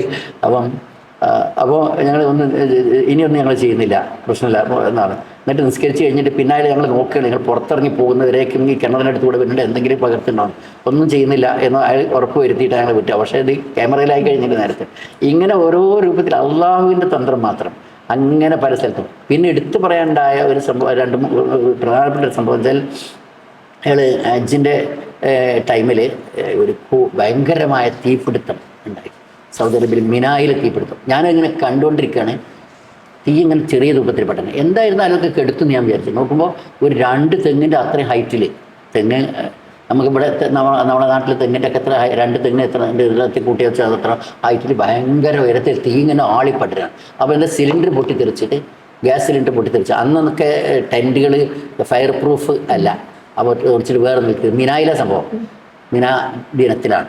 അങ്ങനെ പടർന്ന് 77,000 ടെൻറ്റുകളാണ് കത്തിയത്. ഞാനും കമാൽ പാഷയും കൂടി അതിൻ്റെ കുറച്ച് മുമ്പ് അല്ല ഞാനും ജമീൽ ഷാ വീഡിയോഗ്രാഫറും കൂടി മിനായിലെ മസ്ജിദ് ഹൈഫ് എന്ന പള്ളിയിലേക്ക് വന്നിട്ടുണ്ട്. നബി സല്ലല്ലാഹു അലൈഹി വസല്ലം ഹജ്ജിന് വന്നപ്പോൾ എവിടെയാണോ ടെൻ്റ് അടിച്ച് ആ സ്ഥലത്താണ് ഈ പറഞ്ഞ ഔദ്യോഗിക പള്ളികളുടെയൊക്കെ ഇമാം നിൽക്കുന്നത്. ആ സ്ഥലം അപ്പോൾ അള്ളാഹ് തിരഞ്ഞെടുത്ത സ്ഥലം തന്നെയാണ്. അപ്പോൾ അവിടെ ആ പള്ളിയിൽ വന്നു. എന്നിട്ട് നിൽക്കുമ്പോഴാണ് ഈ സംഭവം കാണുന്നത്. അപ്പോൾ ക്യാമറ ഞങ്ങൾ കൊണ്ടുവന്നിരുന്നത്. പിന്നെ കമാൽ പാഷ ഞങ്ങളുടെ ഡ്രസ്സും ബാഗും ഒക്കെ ആയിട്ട് അദ്ദേഹം ഈ തീ കണ്ടപ്പോഴാണ് അദ്ദേഹം പോയത്. അദ്ദേഹത്തിൻ്റെ ഭാര്യ ഹബീബ അന്ന് കൂടെ ഉണ്ട്, അദ്ദേഹത്തിൻ്റെ കൂടെ യാത്രയിൽ ഹജ്ജിന് പോകുന്ന ആൾക്ക് അതിന് ചോദി ആരുണ്ടായിട്ട് വേറെ പോയി മക്കയിൽ റൂം എടുത്തിരുന്നു. ആ മക്കയിൽ ഹജ്ജ് കമ്മിഷനെല്ലാം കണ്ടു. അപ്പോൾ അവിടെ മറ്റേ റൂമിലേക്ക് പോയി. പിന്നെ ഞങ്ങൾ ഈ തീപിടുത്തം ഞാൻ കണ്ടുപിടിച്ചൊക്കെ കഴിയുമ്പോൾ ആളുകൾ ഉണ്ടാവും മക്കൾ തമ്മിൽ ആകെ പ്രശ്നങ്ങൾ, കാരണം തമ്മിൽ വിളിച്ചു ചോദിക്കാൻ പറ്റില്ല, ഭാഷകൾ അറിയാത്ത ആ പ്രശ്നങ്ങൾ ഇതങ്ങനെ കടകളൊക്കെ കഴിഞ്ഞു പോയി. അന്ന് ഞാൻ ഇപ്പോൾ ഓർക്കുന്നുണ്ട്, കയ്യിൽ പൈസ ഉണ്ട് പക്ഷെ ഭക്ഷണമില്ല. ഞങ്ങൾ കമ്മിറ്റില്ലാത്തതുകൊണ്ട് എന്നെ ഫുഡ് പുറത്ത് കുഴപ്പമില്ല. അപ്പോൾ അവസാനം കുറച്ച് വെള്ളം കിട്ടാൻ നോക്കുമ്പോൾ ആരും വെള്ളം തരുന്നില്ല, ഒത്തിരി വലിപ്പം വെള്ളം ആരും തരുന്നില്ല. എല്ലാ ടെൻറ്റ് കരുതി ഇന്ത്യയുടെ 10,000 ടെൻറ്റുകളാണ് അതൊക്കെ തരുന്നത്. എന്നിട്ട് ഏതോ ഇവിടേക്ക് കുറിച്ച് ഒഴിവാക്കി കുറച്ച് വെള്ളം. പിന്നെ പരിപ്പ് കറി ആരോ പിന്നെ കുറച്ച് കുക്സിൻ്റെ കഷ്ണം പിന്നെ ബാക്കി കുറച്ച് കഷ്ണം പിന്നെ ബാക്കി ഈ പരിപ്പ് കറി അത് ഇട്ടിട്ട് അന്ന് കട്ടി അന്ന് ഫുട്പാത്തിൻ്റെ അടുത്തുള്ളൊരു കടലാസ് എടുത്തിട്ട് കിടന്നിട്ട് അങ്ങനെ കഴിച്ചു കൊടുത്തു. അവിടൊക്കെ അതൊക്കെ പോകേണ്ടത്. അങ്ങനെ അത് കഴിഞ്ഞ് പിന്നെ ഭാഷയായിട്ട് കാണാൻ വിളിച്ചു വെച്ചാൽ നമുക്കില്ല, മൊബൈലിലെല്ലാം കാണാനുണ്ട്, ഒരു ഫോൺ പോലും പച്ചക്കറി പോയി ഇത് ചെതറി. പക്ഷെ എന്നിട്ട് പിന്നെ അവസാനം ഞങ്ങൾ പിന്നെ അറഫയിലേക്ക് ഇങ്ങനെ കഴിഞ്ഞ പിന്നെ അറഫയിലെത്തിയിട്ട് കമാൽ ഭാഷയെ കണ്ടെത്തണം. അത് എവിടെ കണ്ടെത്താം? അത് ഈ മതിയ ലക്ഷക്കണക്കിന് ആളുകൾ ഇങ്ങനെ പ്രാർത്ഥിച്ചുകൊണ്ടിരിക്കുന്ന അങ്ങനെ ഇന്ത്യയുടെ ത്രിവർണ്ണ പതാകയുടെ എന്ന് കാണുന്നത് ആ ഭാഗം ഇന്ത്യൻ രാജ്യം അങ്ങനെ ഏഴ് രാജ്യങ്ങളുടെ പതാകയിൽ ഇന്ത്യൻ പതാക കണ്ടുപിടിച്ച ശേഷം അവിടുന്ന് കേരളത്തിലെ ആളുകൾ താമസിക്കുന്ന സെക്ഷനിൽ വന്നു. അവിടെ ഇങ്ങനെ അപ്പുറത്തെ പ്രാർത്ഥന തുറന്നു പഠിക്കുന്നു. ഇങ്ങനെ പോകുന്നുണ്ട്. ടെൻറ്റിൻ്റെ ഉള്ളിലേക്ക് നോക്കാൻ വിചാരിക്കും. രണ്ടുപേരെ പറഞ്ഞില്ല, അന്യരുടെ ടെൻറ്റിലേക്ക് നോക്കി എന്തിനെ ഒളിഞ്ഞു നോക്കിയെന്നാണ് പരാതി. അപ്പോൾ ഭാഷയുടെ ഉള്ളിൽ ഉണ്ടോ എന്ന് അറിയാൻ വേണ്ടി നോക്കുന്നു. അങ്ങനെ പോകുമ്പോഴാണ് ഒരു ടെൻറ്റിൻ്റെ ആക്കുന്നു പ്രസാദ് എന്നൊരു ജോലി. അപ്പോൾ ഭാഷ അങ്ങനെ എന്നിട്ട് അറഫയിൽ കഴിഞ്ഞു പോയി. പക്ഷെ അറഫ കഴിഞ്ഞ് പിന്നെ മുസ്തലിഫയിലേക്ക് പോയി. അപ്പോൾ ഞങ്ങളുടെ ബസ്സിന് മുകളിലായിരുന്നു ലഗേജൊക്കെ പെടാൻ ഭാഗത്ത്. പിന്നെ കമാൽ ഭാഷ വേറെ ഭാഷ അങ്ങനെ കിട്ടിയത്. അവസാനം ഞങ്ങളുടെ ബസ്സിൻ്റെ ഡ്രൈവർക്ക് ഒരു തന്ത്രം എളുപ്പത്തിൽ എത്താൻ പറഞ്ഞു. അദ്ദേഹം ഒരു കുക്കോടി പിടിച്ചു. അത് വൺവേ ആയതുകൊണ്ട് അതിൽ പോകാൻ പറ്റില്ല, വേറെ ഫുൾ വഴി അങ്ങനെ കറണ്ട് പിടിക്കുക. ഭാഷ പിന്നെ അങ്ങനെ മുസ്തലിഫായി എത്തുന്നവരേക്കും ആ രൂപത്തിൽ അവസാനം ഇത്രയും നല്ല ലാസ്റ്റ് 12 മണി 1 മണിക്ക് കഴിഞ്ഞ ശേഷം മുതൽ എത്തി. 1000 മണി നമുക്ക് പുറപ്പെട്ടിട്ട് കുറച്ച് പോലും 500 കിലോമീറ്റർ ദൂരമുള്ളൂ അവർക്ക്. അങ്ങനെ കറങ്ങി അവസാനം മുതലെത്തി അവിടെ താമസം. അപ്പോഴും ഭാഷയില്ല. പിന്നെ കുറെ കഴിഞ്ഞ് അതിൻ്റെ പിറ്റേ ദിവസം പിന്നെ അറഫും കഴിഞ്ഞിട്ട് പിന്നെ മക്കയിലേക്ക് വന്നിട്ട് വാക്കിന് വേണ്ടി ആ വന്ന സമയത്ത് മക്കയിലെ റൂമെടുത്തിരുന്നു. ആ റൂമിൽ ചെന്നപ്പോഴാണ് ഭാഷയിൽ വന്നത്. അങ്ങനെയൊക്കെയുള്ള ഒരു പ്രശ്നമായിരുന്നു. ഇതൊക്കെ ഒരു വലിയ പ്രയാസമില്ല. പിന്നെ ഗവൺമെൻറ് മദീന ഗവർണറുടെ ലെറ്റർ കിട്ടി, ലെറ്റർ. അപ്പോൾ അത് ഉപയോഗിച്ചുകൊണ്ട് എൻ്റെ ആ അത് ഉപയോഗിച്ചിട്ട് ഹൈബർ മദായിൻ സ്വാലിന് ബദറുദ്ദീൻ സെൻ്റർ ഇപ്പോൾ സൗദര്യത്തിൽ സംഭവിച്ച് അജ്ജന് വന്നാലും ശരി മറ്റു വേറെ സംഭവിച്ചാൽ രാജ്യത്ത് എന്തെങ്കിലും പരിസരത്ത് പോകാൻ പറ്റും. പക്ഷെ അന്ന് അതൊന്നും പറ്റില്ല. മക്ക മദീന ഇതല്ലാത്ത ഒന്നും പോകുന്നത്. അതിന് അങ്ങനെ ഹൈബറിൽ പോയി. ഹൈബറിൽ ജൂതക്കോട്ട, അന്നത്തെ പഴയ ജൂതക്കോട്ടയിൽപ്പെട്ട ഒരു കോട്ട എപ്പോഴും ഉണ്ട്. മോട്ടിന് ഇങ്ങനെ കിടും. ഈ ലെറ്റർ ഉണ്ടായതുകൊണ്ട് ഞങ്ങൾക്ക് അതിന് കൊടുത്തിട്ടുണ്ട്. കമ്പി പലട്ടുണ്ട്, അതിന് പൊളിഞ്ഞിട്ടുണ്ട്, അതിൻ്റെ ഉള്ളിൽ കൂടെ എന്തെങ്കിലും കിടന്നു ഒളിച്ച് വെച്ചൊക്കെ ലെറ്റർ കാണിക്കാം എന്നുള്ള ധൈര്യത്തിൽ അതിൻ്റെ ഉള്ളിൽ കയറി മുകളിലേക്ക് എത്തി. അന്ന് 1500 കൊല്ലം മുന്നേ ജൂതന്മാരുണ്ടാക്കിയ കോട്ട ഇപ്പോഴും. അതുപോലെ ഒരു കാര്യം കൂടെ അതിന് മനസ്സിലാക്കണം, ജൂതന്മാരുടെ കോട്ട ലിബിയുടെ കൈ കിട്ടിയിരുന്നത് പൊളിച്ചിട്ടില്ല. ഇതൊക്കെ ഇപ്പോഴും ആ ഭദ്രമായി ഇതിനു ശേഷം ഉണ്ട്, ഇപ്പോഴും നിലനിൽക്കുന്നുണ്ട്. 1500 വർഷമായി ഈത്തപ്പന ഇത് ഈ ഭീമേലിട്ടത് എങ്ങനെ പറയുന്നത് ഈത്തപ്പന തടി കൊണ്ടാണ്. കോട്ടകളെന്ന് പുറത്തുനിന്ന് ഉള്ള ആക്രമണങ്ങളിൽ രക്ഷപ്പെടാൻ വേണ്ടി ആണ് കുന്നിന് മുകളിൽ കോട്ടയിൽ നിന്നിട്ടാണ് ദ്വാരത്തിലൂടെ വെടിവെക്കുക. നമ്മൾ പണ്ടൊക്കെ നമ്മുടെ നാട്ടിലുണ്ട് വെടിപ്പഴുതുന്നുണ്ട് മണ്ണിന്റെ വീടുകൾക്ക് ഒരു ദ്വാരം, അതിനകത്ത് ബ്രിട്ടീഷ് പട്ടാളത്തിന് വെടിവെക്കുക, അതാണ് വെടിപ്പോതി. അതേപോലെ കോട്ടയ്ക്ക് ദ്വാരങ്ങളുണ്ടാവും, അതിൽ കൂടെ മറ്റ് ഇത് പുറത്തുള്ള താഴെ ആക്രമിക്കും. അപ്പോൾ അങ്ങോട്ട് ആക്രമിക്കാൻ കഴിയും. അങ്ങനെ 3 നില കോട്ട സൈബറിലേക്ക്. ആ കോട്ടയോടെ ചെന്ന് അവർക്ക് ചെരുപ്പെടുത്ത് ധാരാളം എടുത്തു. പിന്നെ അവർ പെർമിഷൻ ഒന്നും. പിന്നെ അതുകൂടാതെ പിന്നെ ബദറിലേക്ക് പോയി. ബദറിലേക്ക് പറഞ്ഞ സ്ഥലങ്ങളൊക്കെ പോയി. യുദ്ധം നടന്ന സ്ഥലം ഇവിടെ എല്ലാം കാവൽക്കാരനായ മുഹമ്മദ് ഹുസൈൻ ഫറാജ് എന്നാണ് അന്നത്തെ കാലം. അദ്ദേഹം അതൊക്കെ വിശദീകരിച്ചിരുന്നു. ബദറിൽ ആ ഖബറിൽ പിന്നെ സ്ഥലത്തുണ്ട് ഒന്നുമില്ല, പറ്റിങ്ങൾ ഖബറിൽ നിൽക്കുന്ന സ്ഥലം ഒരു പുറത്തുള്ള അതേ കഴിക്കുന്ന ചെറിയ തെറ്റക്കുള്ളിൽ ഒട്ടും കുറച്ച് പുല്ലുകൾ വളർന്നിട്ടുണ്ട്. ഇല്ല ഒരു കല്ല് പോലും ഇല്ല. 13 ശൈലായ ആൾക്കാരൊക്കെ ഇതൊക്കെ ഒക്കെ വീഡിയോയിൽ പകർത്തിയെടുത്തു. പിന്നെ അതിനുശേഷം മദായിൻ സാലിഹ എന്ന് പറഞ്ഞത് സമൂഹ ഗോത്രം 6 തരം വീടുകൾ. സമൂഹ അവർ സ്വാലിഹ് അലൈഹി സ്വലാമാണ് അവരിലേക്ക് അള്ളാഹു അയച്ച പ്രവാചകൻ. അവരുടെ ആ സ്ഥലം ഇത് മദീനയിൽ 400 കിലോമീറ്റർ ദൂരെയാണ്. അവിടേക്ക് ടാക്സി മദീനയിൽ നിന്ന് ടാക്സി പിടിച്ചു പുറപ്പെട്ടു. അതിന് ഡ്രൈവറായിട്ട് സ്വരാജിയുടെ മകൻ ഉണ്ടായിരുന്നു. അദ്ദേഹം ആണ് അദ്ദേഹം അങ്ങനെ ഞങ്ങൾ അവിടെ ചെന്നിട്ട് മദായിൻ സാലിഹ് എന്ന സ്ഥലത്ത് ചെന്ന് അപ്പോൾ കുറച്ച് ഉച്ചയ്ക്ക് വെച്ചാണ് വൈകുന്നേരം. അപ്പോൾ ഒരു 15 കിലോമീറ്റർ ഓടിച്ചെന്നിട്ട് ഇന്ന് 3 മണി കഴിഞ്ഞു. ഇന്ന് വേറെ വെച്ചിട്ടുണ്ട് ഈ പാലത്തിന് കാറ്റ് കൂടി തിരിച്ചു പോരണം. അവിടെ ഒത്തിരി ഹോട്ടലുകൾ താമസിക്കാൻ പറ്റും. അപ്പോൾ അവസാനം വേണ്ടി 22 കിലോമീറ്റർ പുറത്ത് കൽപ്പിലാകുന്ന സ്ഥലം അവിടെ വന്ന് അവിടെ താമസിച്ചു. അന്ന് ആ ഒരു ഹോട്ടലിൽ ആരും താമസിച്ചു. പിന്നെയും പോയി. അപ്പോൾ അങ്ങനെ ഞാൻ പോയിട്ട് കേരളത്തിൽ ചില അധ്യാപകർ അവിടെ വന്നിട്ട് ഇവിടുത്തെ ജോലി ലീവ് കിട്ടാൻ വേണ്ടി അവസാന രക്ഷ വഹിക്കുന്ന പണിയാണ്. ഇവിടെ അധ്യാപകനായിട്ട് പോയി. അത് അന്ന് വന്നപ്പോൾ ആ അലുവലെ ഞാൻ കണ്ടതാണ്. എന്നിട്ട് തിരിച്ച് അങ്ങോട്ട് എത്തി. അവിടെ ചെന്നപ്പോൾ പിന്നെ അവർ സ്റ്റാഫ് പറയുന്നത് ഇത് അലിമില്ലാതായിട്ട് ഇപ്പം മദായിൻ സാലിഹ് അവിടെ ചേരാൻ പറ്റില്ല. അപ്പോൾ അവർ വിളിച്ചു കഴിക്കുന്ന പിന്നെ അവരെ ഹെഡ്ക്വാർട്ടർ ചെയ്യും. കിട്ടിയിട്ട് പോയി. ആ പേപ്പറിൽ നമ്മളിവിടുത്തെ ഓരോ സാങ്കേതിക കാര്യങ്ങൾ പറഞ്ഞു നടക്കുന്ന ഓഫീസുകൾ പോലെ മടക്കൊന്നും പറ്റില്ല എന്ന് പറഞ്ഞു. പിന്നെയും തിരിച്ച് 22 കിലോമീറ്റർ കൊണ്ട് അവിടുന്ന് റെഡിയാക്കി നാട്ടിൽ പക്ഷേ ഞങ്ങൾ ഓരോ സ്ഥലത്ത് എവിടുന്നാണോ എന്താ കിട്ടുന്നതനുസരിച്ച് കഴിക്കാം. അങ്ങനെ അത് കഴിഞ്ഞ് തന്നെ അടുപ്പിച്ച് കണിച്ച് കൊടുക്കുന്നു. അപ്പോൾ പറഞ്ഞ സീലടിച്ച് ഇപ്പുറത്താണ് ഫോട്ടോ അടിച്ചിട്ടുണ്ട്. പിന്നെ ദർശനം അവസാനം അതിൽ പിന്നെയും കഴിഞ്ഞു. അങ്ങനെ അവസാനം ഒക്കെ കഴിഞ്ഞ് 3 പ്രാവശ്യം അതിലേക്ക് പിന്നെ തിരിച്ചൊക്കെ ചെയ്തിട്ടാണ് ഈ സ്ഥലം അവിടെ എല്ലാം കിട്ടിയ അവസാനം കയറി കഴിഞ്ഞപ്പോൾ പിടികൂട്ടണം. പോലീസ് വന്നു. പിടികൂട്ടുന്ന കാരണം ഇന്നലെ വന്നതാണ്. എന്നിട്ട് ഇത്രയും നേരം 1.5 ദിവസം ഇതിന് വേണ്ടി ഞാൻ ഈ ലെറ്ററുണ്ടായിട്ടുണ്ട്. മകനെ 1-2 ലെറ്ററാണ്. എന്നിട്ട് കൊടുക്കണം കിട്ടി. അവിടെ അങ്ങനെ നമ്മൾ സാവകാശം ലെറ്ററിലേക്ക് കൊടുക്കുന്നു.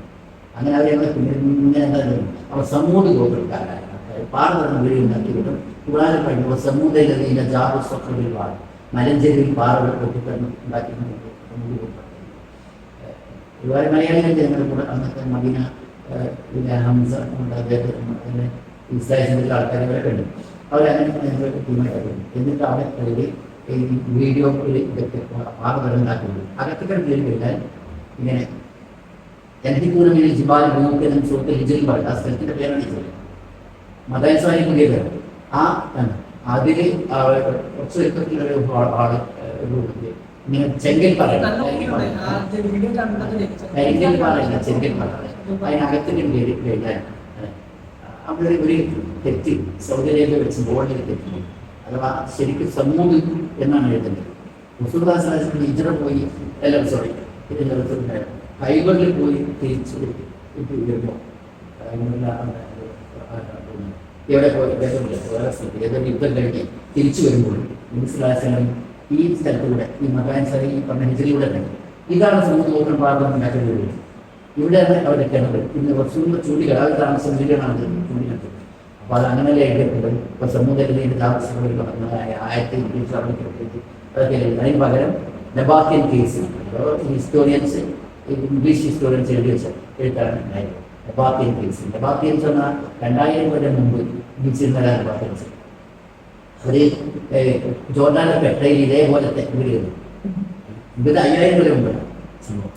ഈ സമൂഹത്തിൽ അപ്പോൾ അത് രണ്ടാണ്. എന്നിട്ട് മങ്ങയൊക്കെ എഴുതിച്ചു. അങ്ങനെ പല പ്രാവശ്യമാണ് ശ്രദ്ധപ്പെടുത്താൻ പറ്റുന്നത്. പക്ഷെ അതൊന്നും എനിക്കില്ലാതെ പഠിക്കാനും വീടില്ല. അതൊക്കെ വീഡിയോയിൽ പകർത്തിയെടുത്ത് പാർവത്തണ്ടാക്കി എല്ലാ സ്ഥലങ്ങളും. പിന്നെ ആ സമൂഹം പോകുന്ന ഒട്ടകത്താത്ത സ്ഥലം. അത് പിന്നെ ആ സ്ഥലത്ത് അത് ഞങ്ങൾ പോകുമ്പോൾ രസം ഒട്ടകത്താത്ത സ്ഥലം എവിടെയാണ് അറിയണമെങ്കിൽ പോകുമ്പോൾ ആരുമില്ല ആ സ്ഥലത്ത്. അപ്പോൾ ഒരു ആടുകളൊക്കെ അവിടെ ഒരു സ്ഥലത്താക്കിയിട്ട് അത് ഉറങ്ങുകയാണ്.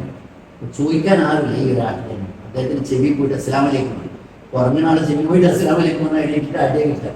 നിങ്ങളൊന്നും മാറിയില്ല. എനിക്ക് ദേഷ്യം പിടിക്കുന്നു. അപ്പോൾ നിങ്ങൾ എന്താണെന്ന് വെച്ചാൽ സംഗതി പറഞ്ഞിട്ട് സന്തോഷം. അദ്ദേഹം എന്നെ സ്ഥലത്താക്കി ഞങ്ങൾ വഴിക പറഞ്ഞു. അങ്ങനെ പോയിട്ട് ആ അടുത്ത സ്ഥലം കണ്ടെത്തി. പിന്നെ അങ്ങനത്തെ കാര്യങ്ങളൊക്കെ അറിഞ്ഞു. അതിനുശേഷം അല്ലെങ്കിൽ അവരുടെ ആരോഗ്യ വിശദത്തിൽ അദ്ദേഹം കാര്യങ്ങൾ വിശദീകരിച്ചു കാര്യങ്ങൾ പറഞ്ഞ് ശരിക്കും ഒരു സമുദ്രോത്സവത്തിന് ഭയങ്കരമായ ഒരു ഭൂകമ്പവും ഒരു സ്ഫോടനം ഒരു ശബ്ദമാണ് ഉണ്ടായത്. മനുഷ്യന് ഓവറായ ശബ്ദം അവൻ്റെ ശരീരത്തിന് താങ്ങാൻ കഴിയാത്ത ഡെസിബൽ ശബ്ദം വന്നു കഴിഞ്ഞാൽ ആൾ മരിച്ചു പോകും. കാരണം ഇപ്പം അമേരിക്കൻ പെൻറ്റഗണിലൊക്കെ ശബ്ദ ബോംബ് ഉണ്ടാക്കാൻ ശ്രമം. അതിൽ സൗണ്ട് ഉണ്ടാക്കിയിട്ട് ആ സൗണ്ട് ഓവറായി കഴിഞ്ഞാൽ അവൻ്റെ ഇന്ത്യനെ തരാം. അതേപോലെ സൗണ്ടാണ് അത് അതിന് അഹദത്ത് മുസയ്യദ് എന്നാണ് പറയുന്നത്. സ്കോയ ശബ്ദം അങ്ങനെ മരിച്ച സ്ഥലം മരണപ്പെട്ടാണ്. അപ്പോൾ അവരെ മറ്റുള്ളതൊന്നും കാണാൻ ഇതൊക്കെ കണ്ടു. അതെല്ലാം കണ്ട് അഭിപ്രായപ്പെടുന്ന മദായി സാരിയിൽ നിന്ന് മടങ്ങിപ്പോകും. ഏകദേശം സൗദി അറേബ്യയിലെ കാര്യങ്ങളൊക്കെ കണ്ടു. കാര്യങ്ങളൊക്കെ ഉണ്ട്. പിന്നെ എല്ലാവരും കാരണം അറിയുന്നതൊക്കെ ഉണ്ട്. വീഡിയോ ഉപയോഗിക്കാൻ തയ്യാറുണ്ടായിരുന്ന കർശനം കാര്യങ്ങളൊക്കെ പറഞ്ഞിട്ട് മനസ്സിലാക്കി കിട്ടുന്ന പ്രശ്നമില്ല. എല്ലാം ഇതൊക്കെ കഴിഞ്ഞ് സൗദി അറേബ്യയിലെ പ്രധാനപ്പെട്ട അനുഭവങ്ങൾ എൻ്റെ മനസ്സിൽ പെട്ടെന്ന് ഓർത്ത് പോകുന്ന അനുഭവം. അത് കഴിഞ്ഞ ശേഷം വീണ്ടും ഇതിലേക്ക്. അപ്പോൾ അവിടെ പലരും പറഞ്ഞു നിങ്ങൾ ഒരിക്കലും ഈജിപ്തിലേക്ക് വിടുന്ന് പോകാൻ പറ്റില്ല. നിങ്ങൾ പോകുന്ന ഇന്ത്യയിലേക്ക് തിരിച്ചുകൊണ്ട് ഈജിപ്ത് പോകാൻ പറ്റില്ല. കാരണം ഈജിപ്തിക്കാണ് പോകുന്നത്. അവർ വിടൂലാണ് എന്തെങ്കിലും തടസ്സങ്ങൾ മാറ്റണേ പ്രാർത്ഥിച്ചു. പ്രശ്നമൊന്നുമില്ല. അവർ സൗദി അറേബ്യ കഴിഞ്ഞ് പിന്നെ ഈജിപ്തിലേക്കാണ്. കൂടുതലാണ് ഈജിപ്തിലത്തെ സംഭവം. ഈജിപ്തിൽ സൗദി അവിടെ ചെന്ന് കൈറോയിൽ ആദ്യത്തെ ചെന്നിറങ്ങിയാണ്. കൈറോ എന്ന് പറഞ്ഞാൽ ആഫ്രിക്കയിൽ തന്നെ ഏറ്റവും വലിയ സിറ്റി. 50ഓളം രാഷ്ട്രങ്ങളുള്ള ആഫ്രിക്കയിലെ ഏറ്റവും വലിയ സിറ്റി. 2.25 കോടി ജനങ്ങളുണ്ട്. ഈജിപ്തിലത്താണെങ്കിൽ നിങ്ങൾ ആകെ 15 കോടി. അതിൽ 2.25 കോടി കൈറോ സിറ്റിയിൽ മാത്രം. ബാക്കി ഒഴിഞ്ഞെടുക്കാം. ഈജിപ്തിൻ്റെ 94% സ്ഥലം കാര്യമാണ്. ഒന്നുകിൽ സീനായി ഭൂമി അല്ലെങ്കിൽ സഹാറ ഭൂമി. ബാക്കി 6%. ആ 6%ത്തിലാണ് ഇപ്പോൾ 1 കോടി ജനങ്ങൾ. അത് നൈൽ നദി ഉണ്ടായിട്ട് അല്ലെങ്കിൽ ഈജിപ്ത് അതുണ്ടാവും. എവിടെയെങ്കിലും ചില മരുപ്പച്ചെല്ലുണ്ടാവും. അപ്പോൾ ആ ഏരിയകൾക്കെങ്കിലും കാണാറുണ്ട്. അങ്ങനെ ഈജിപ്തിൽ ചെന്നിറങ്ങി പുറത്തിറങ്ങാൻ നോക്കുമ്പോൾ നിങ്ങൾ ആരെങ്കിലും പരിചയമുള്ള ഒരാളെ നമ്മൾ തന്നെ പരിചയമുള്ള ഒരാൾ ഈജിപ്തിൽ എനിക്കില്ലല്ലോ. അപ്പോൾ ഞാൻ യാദൃശ്യമായിട്ട് അള്ളാഹു തീരുമാനിച്ചിട്ടിറങ്ങാൻ. പിന്നെ അപ്പോൾ കുറേ നേരം നിർത്തിയപ്പോൾ നേരത്തെ ഒരാൾ നമ്പർ വാങ്ങിച്ചു. ഞാൻ ഈജിപ്തിൽ ഏജൻ എന്ന സമയത്ത് കണ്ടത്. ആ നമ്പർ കൊടുത്തു. അതൊക്കെ കോൺടാക്ട് ചെയ്ത് വരാൻ സമയമൊന്നുമില്ല. പുറത്തിറങ്ങാൻ ഉപയോഗിച്ചു. പിന്നെ ഈജിപ്തിൽ ചെന്നിട്ട് എവിടെ റൂം കിട്ടുക എന്ന് അവിടെ പുറത്ത് നിൽക്കുന്ന സമയത്തുള്ള ഒരു ശല്യം എന്ന് പറഞ്ഞാൽ കുട്ടികൾ ഇങ്ങനെ പല ചെറുക്കന്മാരുണ്ട്. എന്നിട്ട് ഇങ്ങനെ ഈ പെട്ടി വയ്ക്കുക. അവസാനം നോക്കുമ്പോൾ എന്തായിട്ട് കുറേ കാറ്റ് വെച്ചിട്ടുണ്ട്, കുറേ പെട്ടും ആളില്ലാതെ ഉടമസ്ഥന്മാരായിരുന്നു പുറത്തില്ല, അല്ലെങ്കിൽ ഏതെങ്കിലും പുറത്തോട്ട് സാധനങ്ങൾ കണ്ടു അങ്ങനത്തെ കുട്ടികളാണ്. അപ്പൊ ഇത് ഇങ്ങനെ അതുപോലെ ചോര പോലെ കുറച്ച് ചോമശേഷം പഠിച്ചത് എന്താ വെച്ചാൽ ഞാൻ പട്ടിണി കിടന്നിട്ട് കഷ്ടപ്പെട്ടിട്ടും ഞങ്ങൾ കുറച്ച് സാധനത്തെ അടിച്ച് കാണിച്ചിട്ടുണ്ട്. അങ്ങനെ പോയൊക്കെ തന്നില്ല. അവസാനം പെട്ടി വീണ്ടും അറബിക്ക് ഞാൻ ഖത്തറിൽ 2 വർഷം അറബിക്ക് ട്രാൻസ്ലേറ്ററായിട്ട് വർക്ക് ചെയ്തുകൊണ്ട് ഈ നാടൻ ഭാഷയും ഞാൻ പറയാനുള്ളത് സൂക്ഷിച്ച ഭാഷ മാത്രമാണ് അറിയുന്നത്.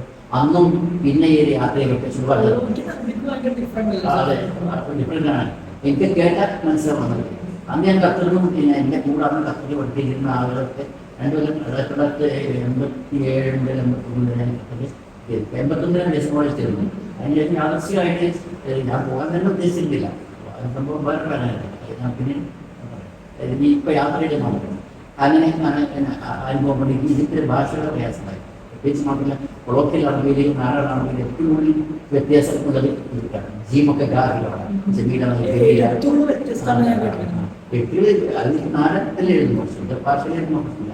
അങ്ങനെ ശുദ്ധഭാഷ പറയുമ്പോൾ ആൾക്ക് മനസ്സിലാവുകയും ചെയ്യും. നമ്മൾ ഉറപ്പല്ലേ, നമ്മളിപ്പോൾ ആരെങ്കിലും ഒരാളെ എന്തെങ്കിലും ചോദിക്കുമ്പോൾ ഇങ്ങനെ കുട്ടി നീ എവിടെ പോവുകയാകുന്നു എന്ന് ചോദിച്ചാൽ അവർക്ക് തോന്നും. അതേപോലെ അവർക്ക് എവിടെ പഠിച്ചെന്നോ ചോദിക്കുമല്ലേ. അല്ല ഇന്ത്യയിലെ അപ്പോൾ അവർക്ക് ഈജിപ്തിന് പൊതുവെ ധാരണയുണ്ട്. ഈ ഇവിടുത്തെ ആളുകൾക്കൊന്നും അധികം അറബി അറിയാതെ ഒരിക്കൽ ഇപ്പോൾ ഓർമ്മ പിന്നീടുള്ള യാത്രയിൽ കൂടുതൽ ഈജിപ്തിന്റെ പബ്ലിക് റിലേഷൻ ഓഫീസർ കൈറോ എയർപോർട്ടിലെ പബ്ലിക് റിലേഷൻ ഓഫീസർ എന്നോട് ചോദിക്കും ഫാത്തിനെ കാണാൻ ഞാനാണ് ഇവിടെ. അപ്പോൾ ഞാൻ പറഞ്ഞു ഞാൻ പോയി എങ്ങനെയൊക്കെ ആൾക്കാർ ഇന്ത്യയിൽ എനിക്ക് അറബി അറിയുന്നവരൊക്കെ എന്നിട്ട് അതിൽ എന്തായാലും വാർത്ത ചെയ്ത് കാണിച്ചിരുന്നു. വാർത്ത ചെയ്തു എന്നിട്ട് അവസാനം ചെയ്യും. അപ്പോൾ അതൊക്കെ അത് ചെയ്യുകയും അതെന്നാണ് ചെയ്യുന്നത്. അപ്പോൾ അതിനിടയിൽ കൊളോക്കിയലാണ് അറിയാം ശുദ്ധ അറബിയൊക്കെ. അങ്ങനെ അവർക്ക് സംസാരിക്കാനാണ് ആയിരുന്നില്ല. അപ്പോൾ അവർ പിന്നെ അത് കഴിഞ്ഞ് റൂം എടുത്തപ്പോൾ ഏറ്റവും ആദായത്തിൽ റൂം കിട്ടുന്നത് സൈദ സൈലം എന്ന ഏരിയയിലാണ്. ഓൾഡ് കേരളയാണ് main city. New Keralam old Keralam Delhi old Delhi old Delhi ആകുമ്പോൾ പൈസ ചായ കുറവാണ്. അതേപോലെ ഓൾഡ് കൈറോയിൽ പൈസ കുറവാണ്. അപ്പം അവിടെ ഒരു ഹോട്ടലിൽ ചെന്നിട്ടുണ്ട്. അത് അറഫ എന്നാണ് ഹോട്ടലിൻ്റെ പേര്. പിന്നെ തിരക്ക് പിടിച്ച ഒരു ഏരിയ ആണെങ്കിലും കുറവാണ്. അപ്പോൾ അവിടെ അന്ന് താമസം. ഈജിപ്തിൻ്റെ കറൻസി എന്ന് പറഞ്ഞാൽ ജുനൈനാണ്. അവർ പറയുമ്പോൾ ജുനൈൻ എന്നുള്ള നാല് ഭാഷ ഗിനിയാണ്. അവർക്ക് പിന്നിലാണ്. റൂം എടുത്ത് കഴിഞ്ഞ ശേഷം പിന്നെ സന്ദർശനം വന്നിട്ട് ഈ കുട്ടികളിൽ നിന്നൊക്കെ രക്ഷപ്പെട്ട് പോയി. കുട്ടികൾ ഭയങ്കര സെലിബ്രിറ്റിയിരുന്നു. അതാണ് ഏതായിരുന്നാലും അവസാനം അവിടേക്ക് പിന്നീട് ആദ്യം ഫസ്റ്റ് പിരമിഡിലൊന്നും പോകാൻ കാരണം കൂടുതൽ അറിയുന്നതാണ്. അതിന് വേണ്ടി ഒരു ബ്രേക്ക്ഫാസ്റ്റ് കഴിച്ചത് ഈ നമ്മളെ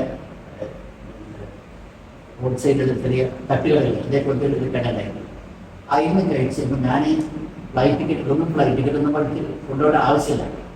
ഈജിപ്തിലാണെങ്കിൽ പാസ്പോർട്ട് വിസ കിട്ടി കഴിഞ്ഞാൽ പിന്നെ പാസ്പോർട്ട് ആവശ്യമില്ല. അതൊന്നും എനിക്കറിയില്ല.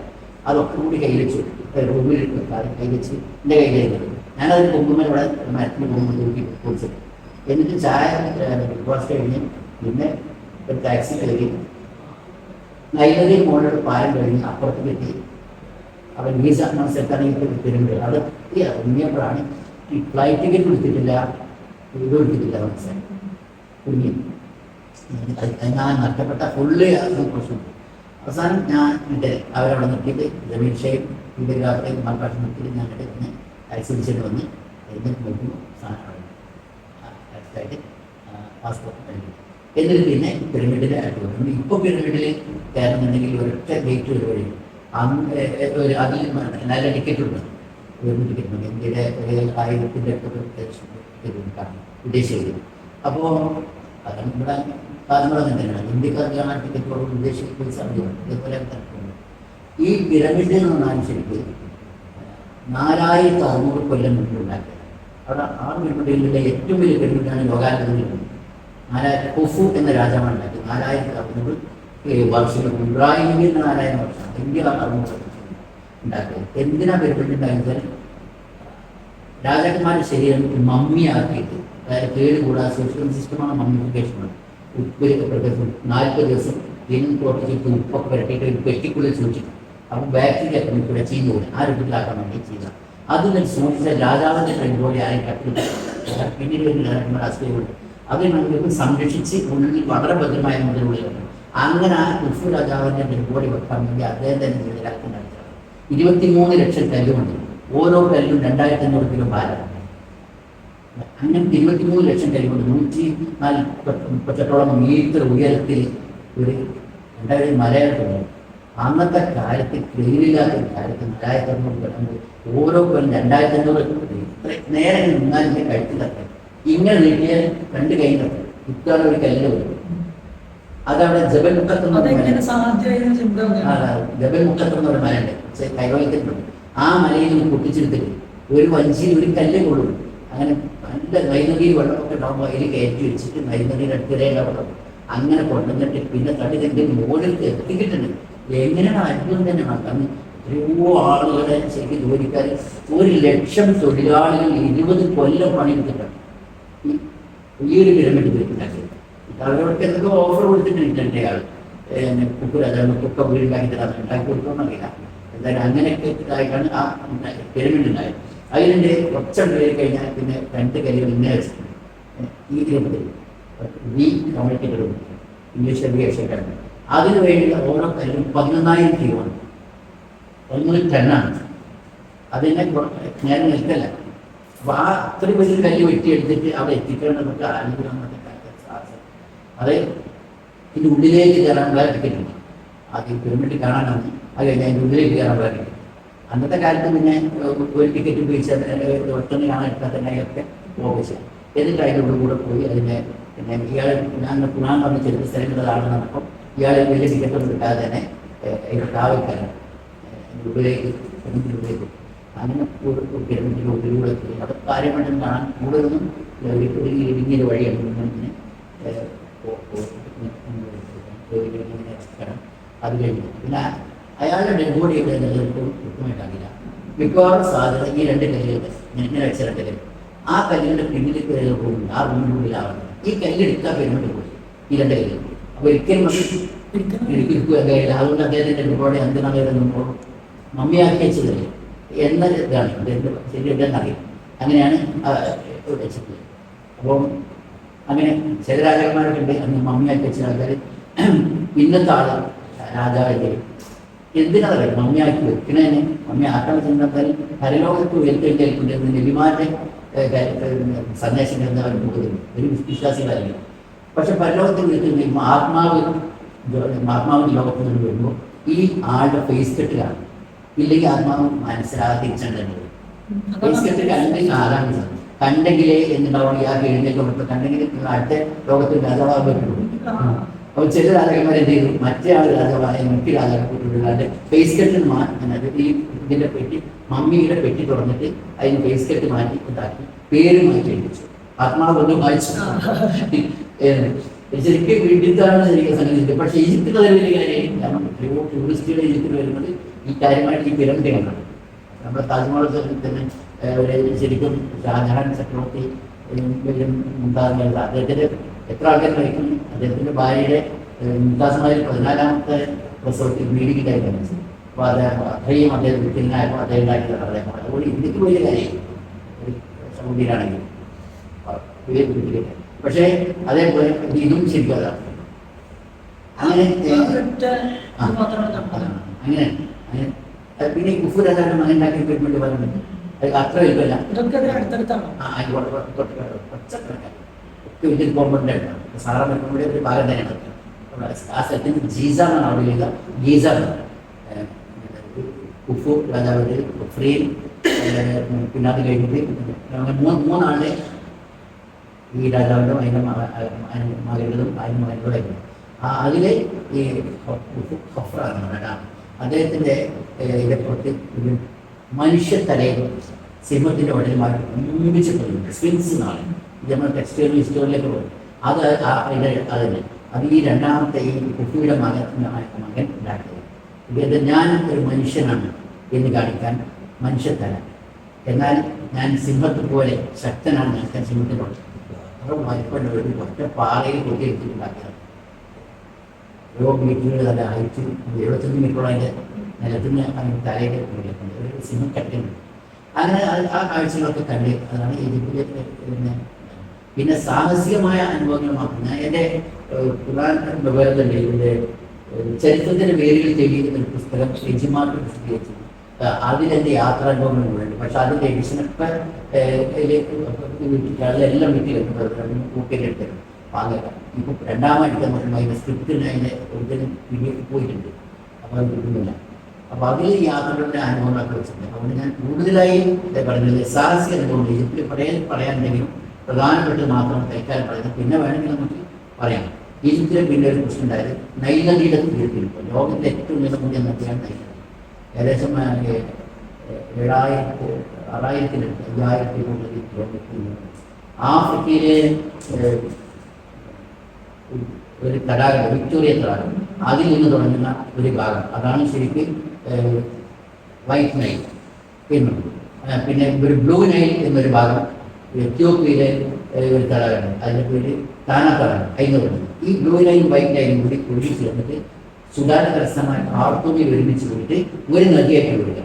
അത് ഇവിടെ കപ്പലുകൾ പോകുമ്പോൾ ഒരു പോകാൻ ആയുള്ള നദി. കപ്പൽ പോകണമെങ്കിൽ മുകളിൽ കാണുന്നതിനേക്കാൾ അടിക്കോളും 24 മീറ്റർ ഏകദേശം അടിക്കോളും ആ സാധാരണ. അങ്ങനെ അത്രയും ആഴം. അത് പിന്നീട് അസ്വാൻ എന്ന ആഫ്രിക്കയിൽ ഏറ്റവും വലിയ രണ്ടാമത്തെ അണക്കെട്ട് കെട്ടിയിട്ട് ആ വെള്ളത്തിലൂടെ അതിൽ ഒരുപാട് വെള്ളം തിരിച്ചിട്ട് ബാക്കിയാണ് പിന്നെ കൈവഹിക്കുന്നത്. അസ്വാൻ എന്നുള്ളത് ശരിക്കും സുഡാൻ കഴിഞ്ഞിട്ട് തന്നെ. എന്നിട്ട് ബാക്കി വെള്ളം എന്നിട്ട് പോലും തപ്പി വന്നു. അങ്ങനത്തെ ഒരു വലിയ നദിയാണ്. ഇപ്പം രണ്ടാമത്തെ ഡാം കൂടി കെട്ടിയിട്ട് അന്ന് 7 ഭാഗങ്ങളായിട്ടാണ് നൈനദി കടലേക്ക് വരുന്നത്. നൈനദിയുടെ അടുത്തേക്ക് പോയി അവിടെ ചെന്ന് നിന്നിട്ട് അപ്പം നിസ്കരിക്കാൻ സമയമാക്കും. നിങ്ങൾ നിസ്കരിക്കുമ്പോൾ എവിടെയാണോ അതിന് സൗകര്യത്തിനനുസരിച്ച് വെള്ളം കിട്ടിയ വെള്ളത്തിനനുസരിച്ച് അതിൽ ടൈം ചെയ്തിട്ട് എവിടെയാണോ ജമ്മു കസറയ്ക്ക് നിസ്കരിച്ചുകൊണ്ടിരിക്കും. അതിന് വെള്ളം നില ഉപയോഗിക്കാൻ പറ്റുമോ? നദിയെ വെള്ളത്തിൽ ഇതില്ല. കാരണം 2 കാലം കൂടി ജനങ്ങളിൽ ഇതൊക്കെ വരുന്നതും പിന്നെ ഫാക്ടറികളുടെ ഒക്കെ കൂടി ഇത് വരുന്നുണ്ട്. ക്ലീൻ ചെയ്തിട്ടാണ് കൊടുക്കുന്നെങ്കിൽ നമുക്ക് നേരെ വെള്ളം കിട്ടിയിരുന്നു. അവിടെ ചെന്ന് നിൽക്കാൻ നിൽക്കാം. അപ്പോഴേക്കാണ് ഒരു ഭയങ്കരമായ ഒരു ചുവന്ന പൊടി അടിച്ചു വരുന്നു. പൊടിക്കാറ്റാണ്. ഈജിപ്തിൻ്റെ ചരിത്രം, കൈറോയുടെ ചരിത്രത്തിലെ 40 വർഷത്തെ ഏറ്റവും വലിയ പൊടിക്കാറ്റെന്ന് ആഫ്രിക്കത്തെ. അത്രയും വലിയൊരു പൊടിക്കാറ്റിന് സഹാറ മരുന്നിൽ അടിച്ചു വരുന്നിട്ട് മുകളിലേക്ക് ഒരു ഭീമ പോലെ ഉയർന്നിട്ട് അതിനിട്ട് ഭയങ്കരമായി കറങ്ങിട്ട് ഒരു ചുവപ്പായിട്ട് ഇങ്ങോട്ട് ഇറങ്ങി. എന്നിട്ട് അതിൻ്റെ ഇടയ്ക്ക് അപ്പം അത് ഭയങ്കരമായ പൊടി, കമ്പി കാണാത്തൊരു പൊടി. രാഹിതോന്നാണ് ജനങ്ങൾ പരക്കം പറയുന്നത്. പേടിച്ചിട്ടില്ല. ചെറിയ കണ്ടിനാവും പോലീസുകാർ പോലും പേടിച്ചു കൊടുത്ത് എൻ്റെ മനസ്സിലാക്കിയിട്ട് അടുത്ത കാലത്ത് ശക്തിയിലായി. നൈനദിയിലെ പാലത്തിന്മേലൊക്കെ ലവ് ജോലികളായിരിക്കുന്ന ഒരുപാട് ബോയ്സും പേടിച്ചു. സാറുവെണ്ണം ചിതറിയിട്ട് ആണും പെണ്ണും ലോകാരൊക്കെ പറയും. കാരണം ലോകാവസാനം എന്നുള്ളതിൽ ചിന്തിക്കാതെ പേടിയാണ്. അപ്പോൾ അത്രയും പേടിച്ചു കൊടുത്തിട്ടുണ്ട്. ഞങ്ങളിൽ ഒരു കാര്യം അരങ്ങനെ ആടി വഴിയുണ്ട്. വീഡിയോഗ്രാഫർ ക്യാമറ ധരിച്ച് നൈനദിയിലുണ്ട്. ആടി വരുന്നു. പ്രാർത്ഥിച്ചുകൊണ്ടേ അവരുടെ സമയത്ത് പ്രാർത്ഥന ചെയ്തുകൊണ്ടിരിക്കുന്നു. ആ മരണി ആടി വരികയാണ്. ഇത് വിട്ട് തെറിച്ചു പോയാൽ നൈനദി ആഴത്തിലേക്ക് പോകും. അതൊക്കെ സൗദിയിലെ അയച്ചിട്ടുണ്ട്. പിന്നെ ഞാൻ വീഡിയോഗ്രാഫറും കമാൽ പാഷയും നടക്കുന്നുണ്ട്. എന്നിട്ട് ഇവിടുന്ന് ഈ അനുഭവം ഉണ്ടായപ്പോൾ കുറെ നേരം നമസ്കരിക്കാൻ വേണ്ടി ഒന്നിട്ടുള്ള സമയത്താണ് ഈ ഒരു ഭയങ്കരമായ ഒരു പൊടിക്കാറ്റ് എൻ്റെ മറ്റു. ഈ പൊടിക്കാറ്റിൽ സഹാറമായി കൂടി നടിച്ചു വരുന്ന പൊടിയാണ്. അപ്പം എനിക്ക് തോന്നി സൗദി അറേബ്യയിൽ വെച്ച് ഈ മറ്റേ അതുപോലെ ഇവിടെ എന്തോ പുതിയനാണ് ഒരു ചുവന്ന രൂപത്തിലുള്ള പൊടിയാണ്. അങ്ങനെ മരുഭൂമിയിൽ പൊടിക്കാറ്റ് ഉണ്ടാകുന്നത് എനിക്കറിയാം. പക്ഷെ എത്രയും വലിയൊരു സംഭവം നന്നായിട്ട് മൂടി ഇങ്ങനെ വന്നിട്ട് ദൈവ നിലത്തിന് ആനന്ദം മൂടി. എന്താ സംബന്ധിച്ചാൽ വാഹനങ്ങളൊക്കെ നിർത്തിയിലേക്ക് വന്ന് തമ്മിൽ കൂട്ടിയിരിക്കുന്നു. ആ തെരഞ്ഞെടുപ്പ് നിർത്തിയാണ് വാഹനങ്ങൾ കാണാതെ തമ്മിൽ കാണാൻ കൂട്ടിയിടിച്ചു. സൂയസ് കനാലിലെയും ചെങ്കടലിലെയും ഒക്കെ കപ്പലുകൾ അവിടെ നിർത്തിയിട്ടു. ഫ്ലൈറ്റുകളിൽ കെയറോ എയർപോർട്ടിൽ അവരാണ് അലക്സാണ്ട്രിയയിലേക്ക് തിരിച്ചു വിട്ടു. അങ്ങനെ ഒരുപാട് വീടുകൾ തകർന്നു. ഇങ്ങനെ ഒരുപാട് സംഭവങ്ങൾ. പല ആളുകൾ മരിച്ചു. 23 അവർ മരിച്ചിട്ടുണ്ട്. ആ സമയത്ത് ഞങ്ങൾ നൈനദിയുടെ ഈ മരുന്ന് പിടിച്ചു. ആൾക്കാരോട് ഞങ്ങളുടെ സംഭവം പറഞ്ഞത് എന്നിട്ട് നൈനദിയിലത്തെ ആ കൊടുങ്കാറ്റിന് വീഡിയോ പറഞ്ഞു ജീവൻ രക്ഷിക്കാൻ വേണ്ടി മരുന്നിനെ പിടിച്ച് ശാസ്ത്രതാവിലേക്ക് ഇടയ്ക്ക് അന്നത്തെ അത്ര ക്യാമറ ഇത്ര വലിയ സൂപ്പർ വേജ് ക്യാമറയാണ്. അത് എടുത്തിട്ട് ഇതൊന്നും പിടിക്കാനുള്ള സൗകര്യം കുഴപ്പമില്ല. അപ്പൊ വീഡിയോഗ്രാഫർ ജീവൻ രക്ഷിച്ചുകൊണ്ട് ക്യാമറ ശ്രമത്തിലാണ്. അപ്പോൾ അലഹംദുലില്ലാ അതൊക്കെ കഴിഞ്ഞ് ഒന്ന് കുടിക്കാറുകൾ കുറഞ്ഞ സമയത്ത് ഞങ്ങൾ വന്നിട്ട് ഒരു ടാക്സി ഞങ്ങൾ റൂമിലെത്തി ഓടി കയറി റൂമിലെത്തിയിട്ടുണ്ട്. അപ്പം പറഞ്ഞു എത്തിച്ചേരാൻ കാഴ്ചയല്ല, അതുകൊണ്ട് തമ്മിൽ കൂട്ടിയിരിക്കുന്ന സാധ്യതയുണ്ട്. അപ്പോൾ എന്നാലും വെച്ച് നമ്മൾ കൂടി പൈസ വെച്ചു എപ്പോൾ നന്നായി അങ്ങനെ ഞങ്ങൾ റൂമിലെത്തി. അരമണിക്കൂർ ഞാൻ ഈ കുട്ടിക്കാരൻ്റെ ഭീകരത അന്വേഷിക്കാറുണ്ട്. ഇദ്ദേഹത്തെ പത്രത്തിലാണ് ഈ പറഞ്ഞ ആളുകൾ വെച്ചതിൻ്റെ ഡീറ്റെയിൽസ് ഒക്കെ അപ്പോൾ അത് കഴിഞ്ഞപ്പോൾ കുറേ ആൾക്കാർ ഈ ഇങ്ങനെ ചെണ്ട കുട്ടുന്നവരൊക്കെ പൊട്ടിക്കും ഏതൊരു ചില വിഭാഗത്തിൽ വിഭാഗത്തിൽ ആൾക്കാർ അവരുടെ ഈ കൊടുങ്കാറ്റിനുള്ള രക്ഷ നേടാൻ ഒരു പ്രാർത്ഥന ചെയ്യുകയാണ്. അത് കഴിഞ്ഞ് നമ്മൾ ചെയ്ത ഇതിലെ ആ ഹോട്ടൽ താമസിക്കും. പിന്നെ ഈജിപ്തിൽ ഉണ്ടായിരുന്ന സംഭവങ്ങളുണ്ട്, കുറേ അനുഭവങ്ങളുണ്ട്. അതിൽപ്പെട്ട വലിയ അനുഭവത്തിൽപ്പെട്ടതാണ് പിന്നെ സീനാ മലയിലേക്കുള്ള യാത്ര.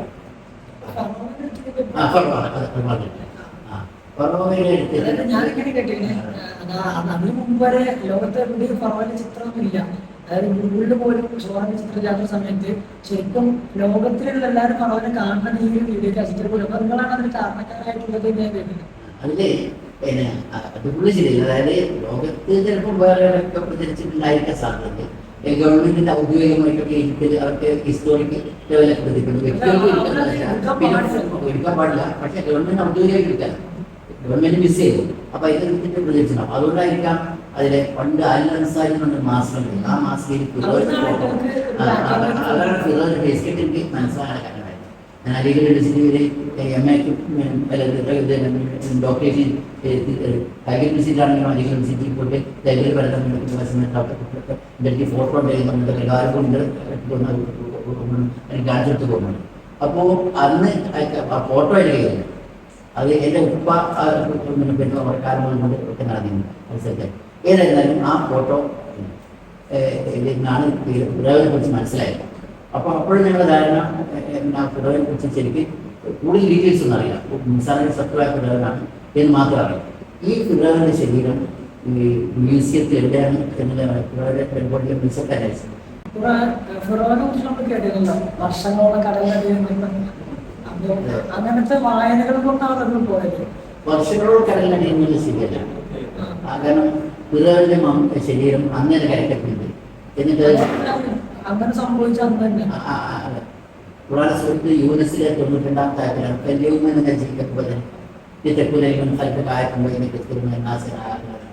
ഇന്ന് നിന്റെ ശരീരത്തെ രക്ഷപ്പെടുത്തി കിട്ടുന്നു. ചെങ്കടലാണ് നല്ലതല്ല, ചെങ്കടൽ സൂയസ് ഉൾക്കടലിൽ ആ ഭാഗമാണ് ജനിച്ചത്.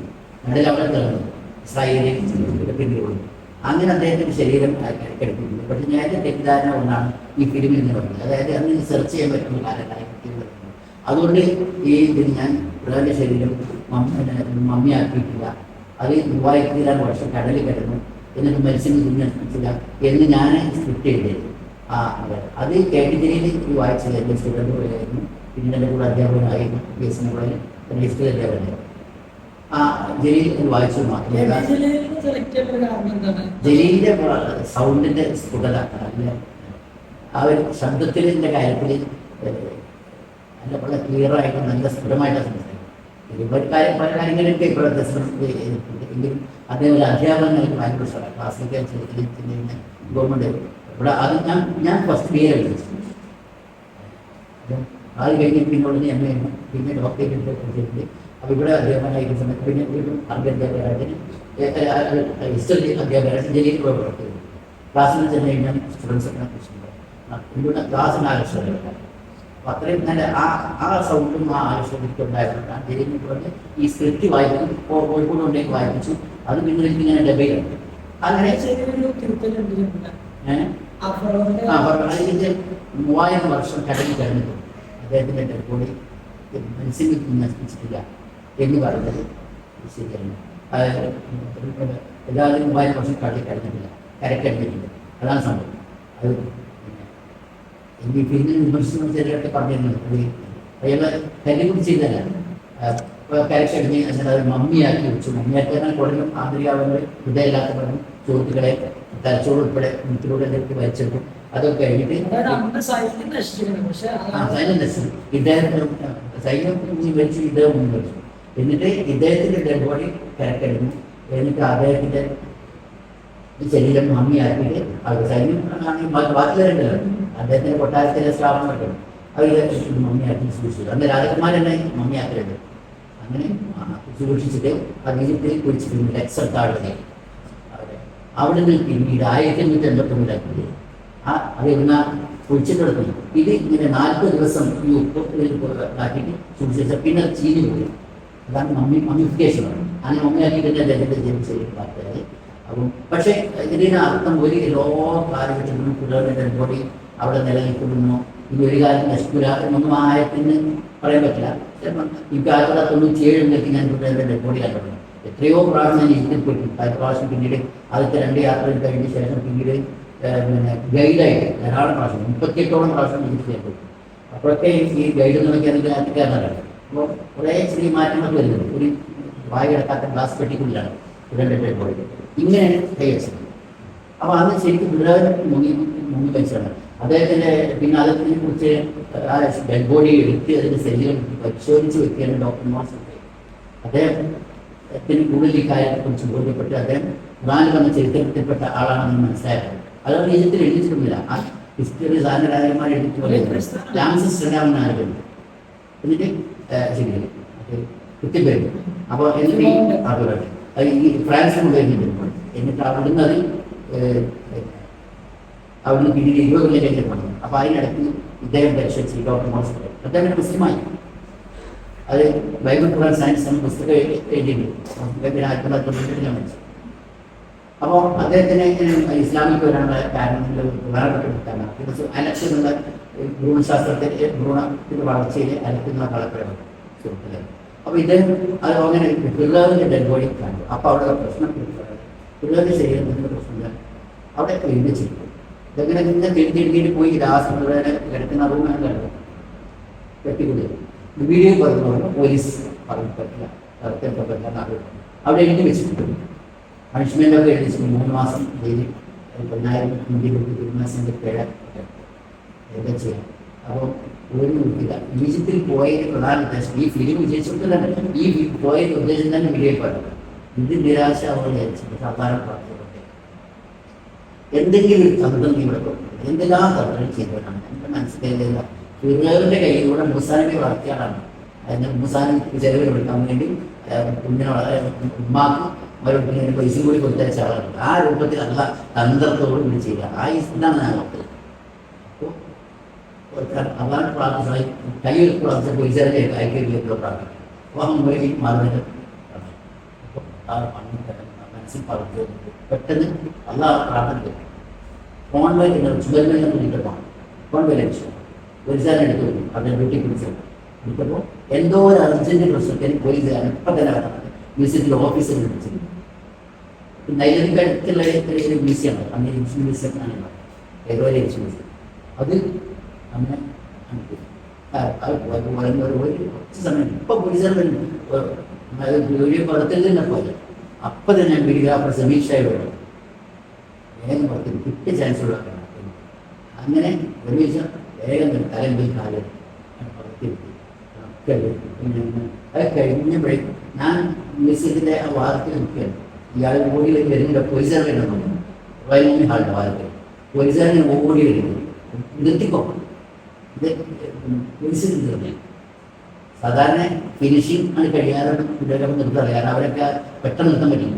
പക്ഷേ ഇത് പെട്ടെന്ന് നിർത്തി. പക്ഷെ നിർത്തിയപ്പോഴും അതിന്മേൽ വലിയ എത്രയോടെ കണ്ടില്ല. അതിന്മേൽ പിന്നെ പവർ എന്നുള്ള ചെറിയ ടൈപ്പ് സോഫ്റ്റ്വെയർ അത് ഓഫാക്കി. ഒപ്പം മറന്നു യാതൊരു വന്ന ഉടൻ തന്നെ പോലീസുകാരൻ ഇത് പണിഷ്മെൻ്റാണ് ചൂടായി. പക്ഷേ അതിൽ വാങ്ങിയിട്ട് ഞാൻ പിന്നെ അവിടെ നടന്നില്ല. കാരണം പോലീസുകാരനാണ് അറബി അറിയുന്നത്. വീഡിയോഗ്രാഫറിൻ്റെ ഇവിടുന്ന് കൊണ്ടേ ആളാണ് സതീഷ. അയാൾക്ക് ഇംഗ്ലീഷ് മലയാളം. അപ്പോൾ ഇടപെടാൻ പറ്റും. അവർക്ക് സംസാരിക്കുന്ന ഭാഷ. അപ്പോൾ ഞാൻ ഇടപെടും.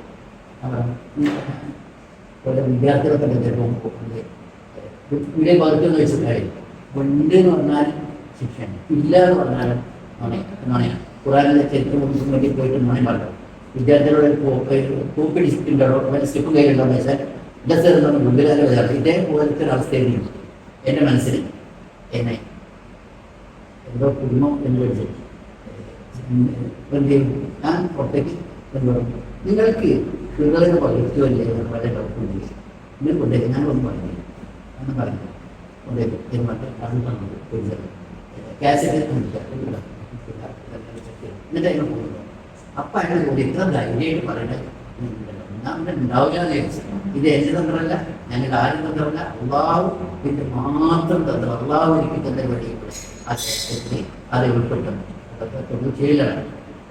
അങ്ങനെ പുറത്തിങ്ങനെ ഇറങ്ങിയപ്പോൾ ആ കാസറ്റ് എൻ്റെ ഓർക്കുണ്ട് എൻ്റെ അടുത്ത് നിന്ന് 4 കാസറ്റ് അങ്ങോട്ട് കൊടുത്തിട്ട് പിന്നെ പിന്നെ എങ്കിലും വിളിച്ചാൽ അതിൽ കുടുംബമുണ്ടെന്ന് ചോദിച്ചാൽ അങ്ങനെയാണ് താല്പര്യമില്ല അള്ളാഹു പുറത്തെത്തിച്ചത്. ഏറ്റവും അതിൽ എടുത്തിട്ട് പറയാനുള്ള ഒരനുഭവമാണത്. അത് അപ്പോൾ പറയൽ തന്നെ ഇങ്ങനെ അറിയാം. പല സ്ഥലത്തു നിന്നും ഉമ്മമാരും കുട്ടികളൊക്കെ കാണുമ്പോൾ ആ ഫിറോവിൻ്റെ കാസറ്റിലത്തെ ആളല്ലേ അയാൾ എന്ന് പറയും. ഇവൻ്റെ പേരല്ല അധികം പറയല്. കുറേ കാലം കഴിഞ്ഞിട്ടുണ്ട് മസീദ് ദജ്ജാൽ എന്ന് പറഞ്ഞ ഒരു ഇത് ഇറക്കിയിട്ടുണ്ട്. അപ്പോൾ പറയും ഉമ്മ ഈ മസീദ് ദജ്ജാലിൻ്റെ ആളല്ലേ എന്ന് പിന്നെ പറയല്. എങ്ങനെയായാലും ആദ്യം ഫിറോവിന് പിന്നെ മസീദ് ദജ്ജാൽ എന്ന് പറയും. അപ്പോൾ പല സ്ഥലത്തു നിന്നും എന്നെ കാണാൻ പരിചയമില്ലാത്തവരെന്നെ എവിടുന്നോ കണ്ടിട്ടുണ്ടല്ലോ എവിടെ കണ്ടല്ലോ പറയാം. ഇത് ഇങ്ങനെ ഇത് കണ്ട് അന്ന് ഈ പല സ്ഥലത്തും വലിയ സ്ക്രീനിൽ അയച്ചിട്ട് ഒരുപാട് സ്ഥലങ്ങൾ കാണിച്ചിരുന്നത്. അത് ഫസ്റ്റിലിപ്പോൾ പുതുമയല്ലേ. പിന്നെ ലോകത്ത് ആദ്യമായിട്ടാണ് ഞങ്ങൾ ഇറക്കിയത് ഫിലിം ഇറക്കിയത് ഇങ്ങനത്തെ ഖുറാനിൽ പറഞ്ഞ ഡോക്യുമെൻ്ററി ഇറക്കിയത് ഞങ്ങൾ തന്നെയാണ്. പക്ഷേ ഫിറോവിനെ ആദ്യമായിട്ട് ലോകത്തിന് മുഴുവൻ കാണിച്ചു കൊടുത്ത് ഞങ്ങളാണ് എന്ന് പറയാനൊന്നും പറ്റില്ല. ആരെങ്കിലുമൊക്കെ ഉണ്ടായിരിക്കാൻ പറഞ്ഞ ഫോട്ടോയിൽ ഔദ്യോഗികമായിട്ട് ഗവൺമെൻറ്റിൻ്റെ പബ്ലിക്കേഷനിലൂടെ ഒക്കെ വന്നിട്ടുണ്ടായിരിക്കാം സാധ്യത. അൽ അൻസാരി എന്ന മാസികയിൽ, മലയാള മാസികയാണ് അത് ഇറക്കിയത്.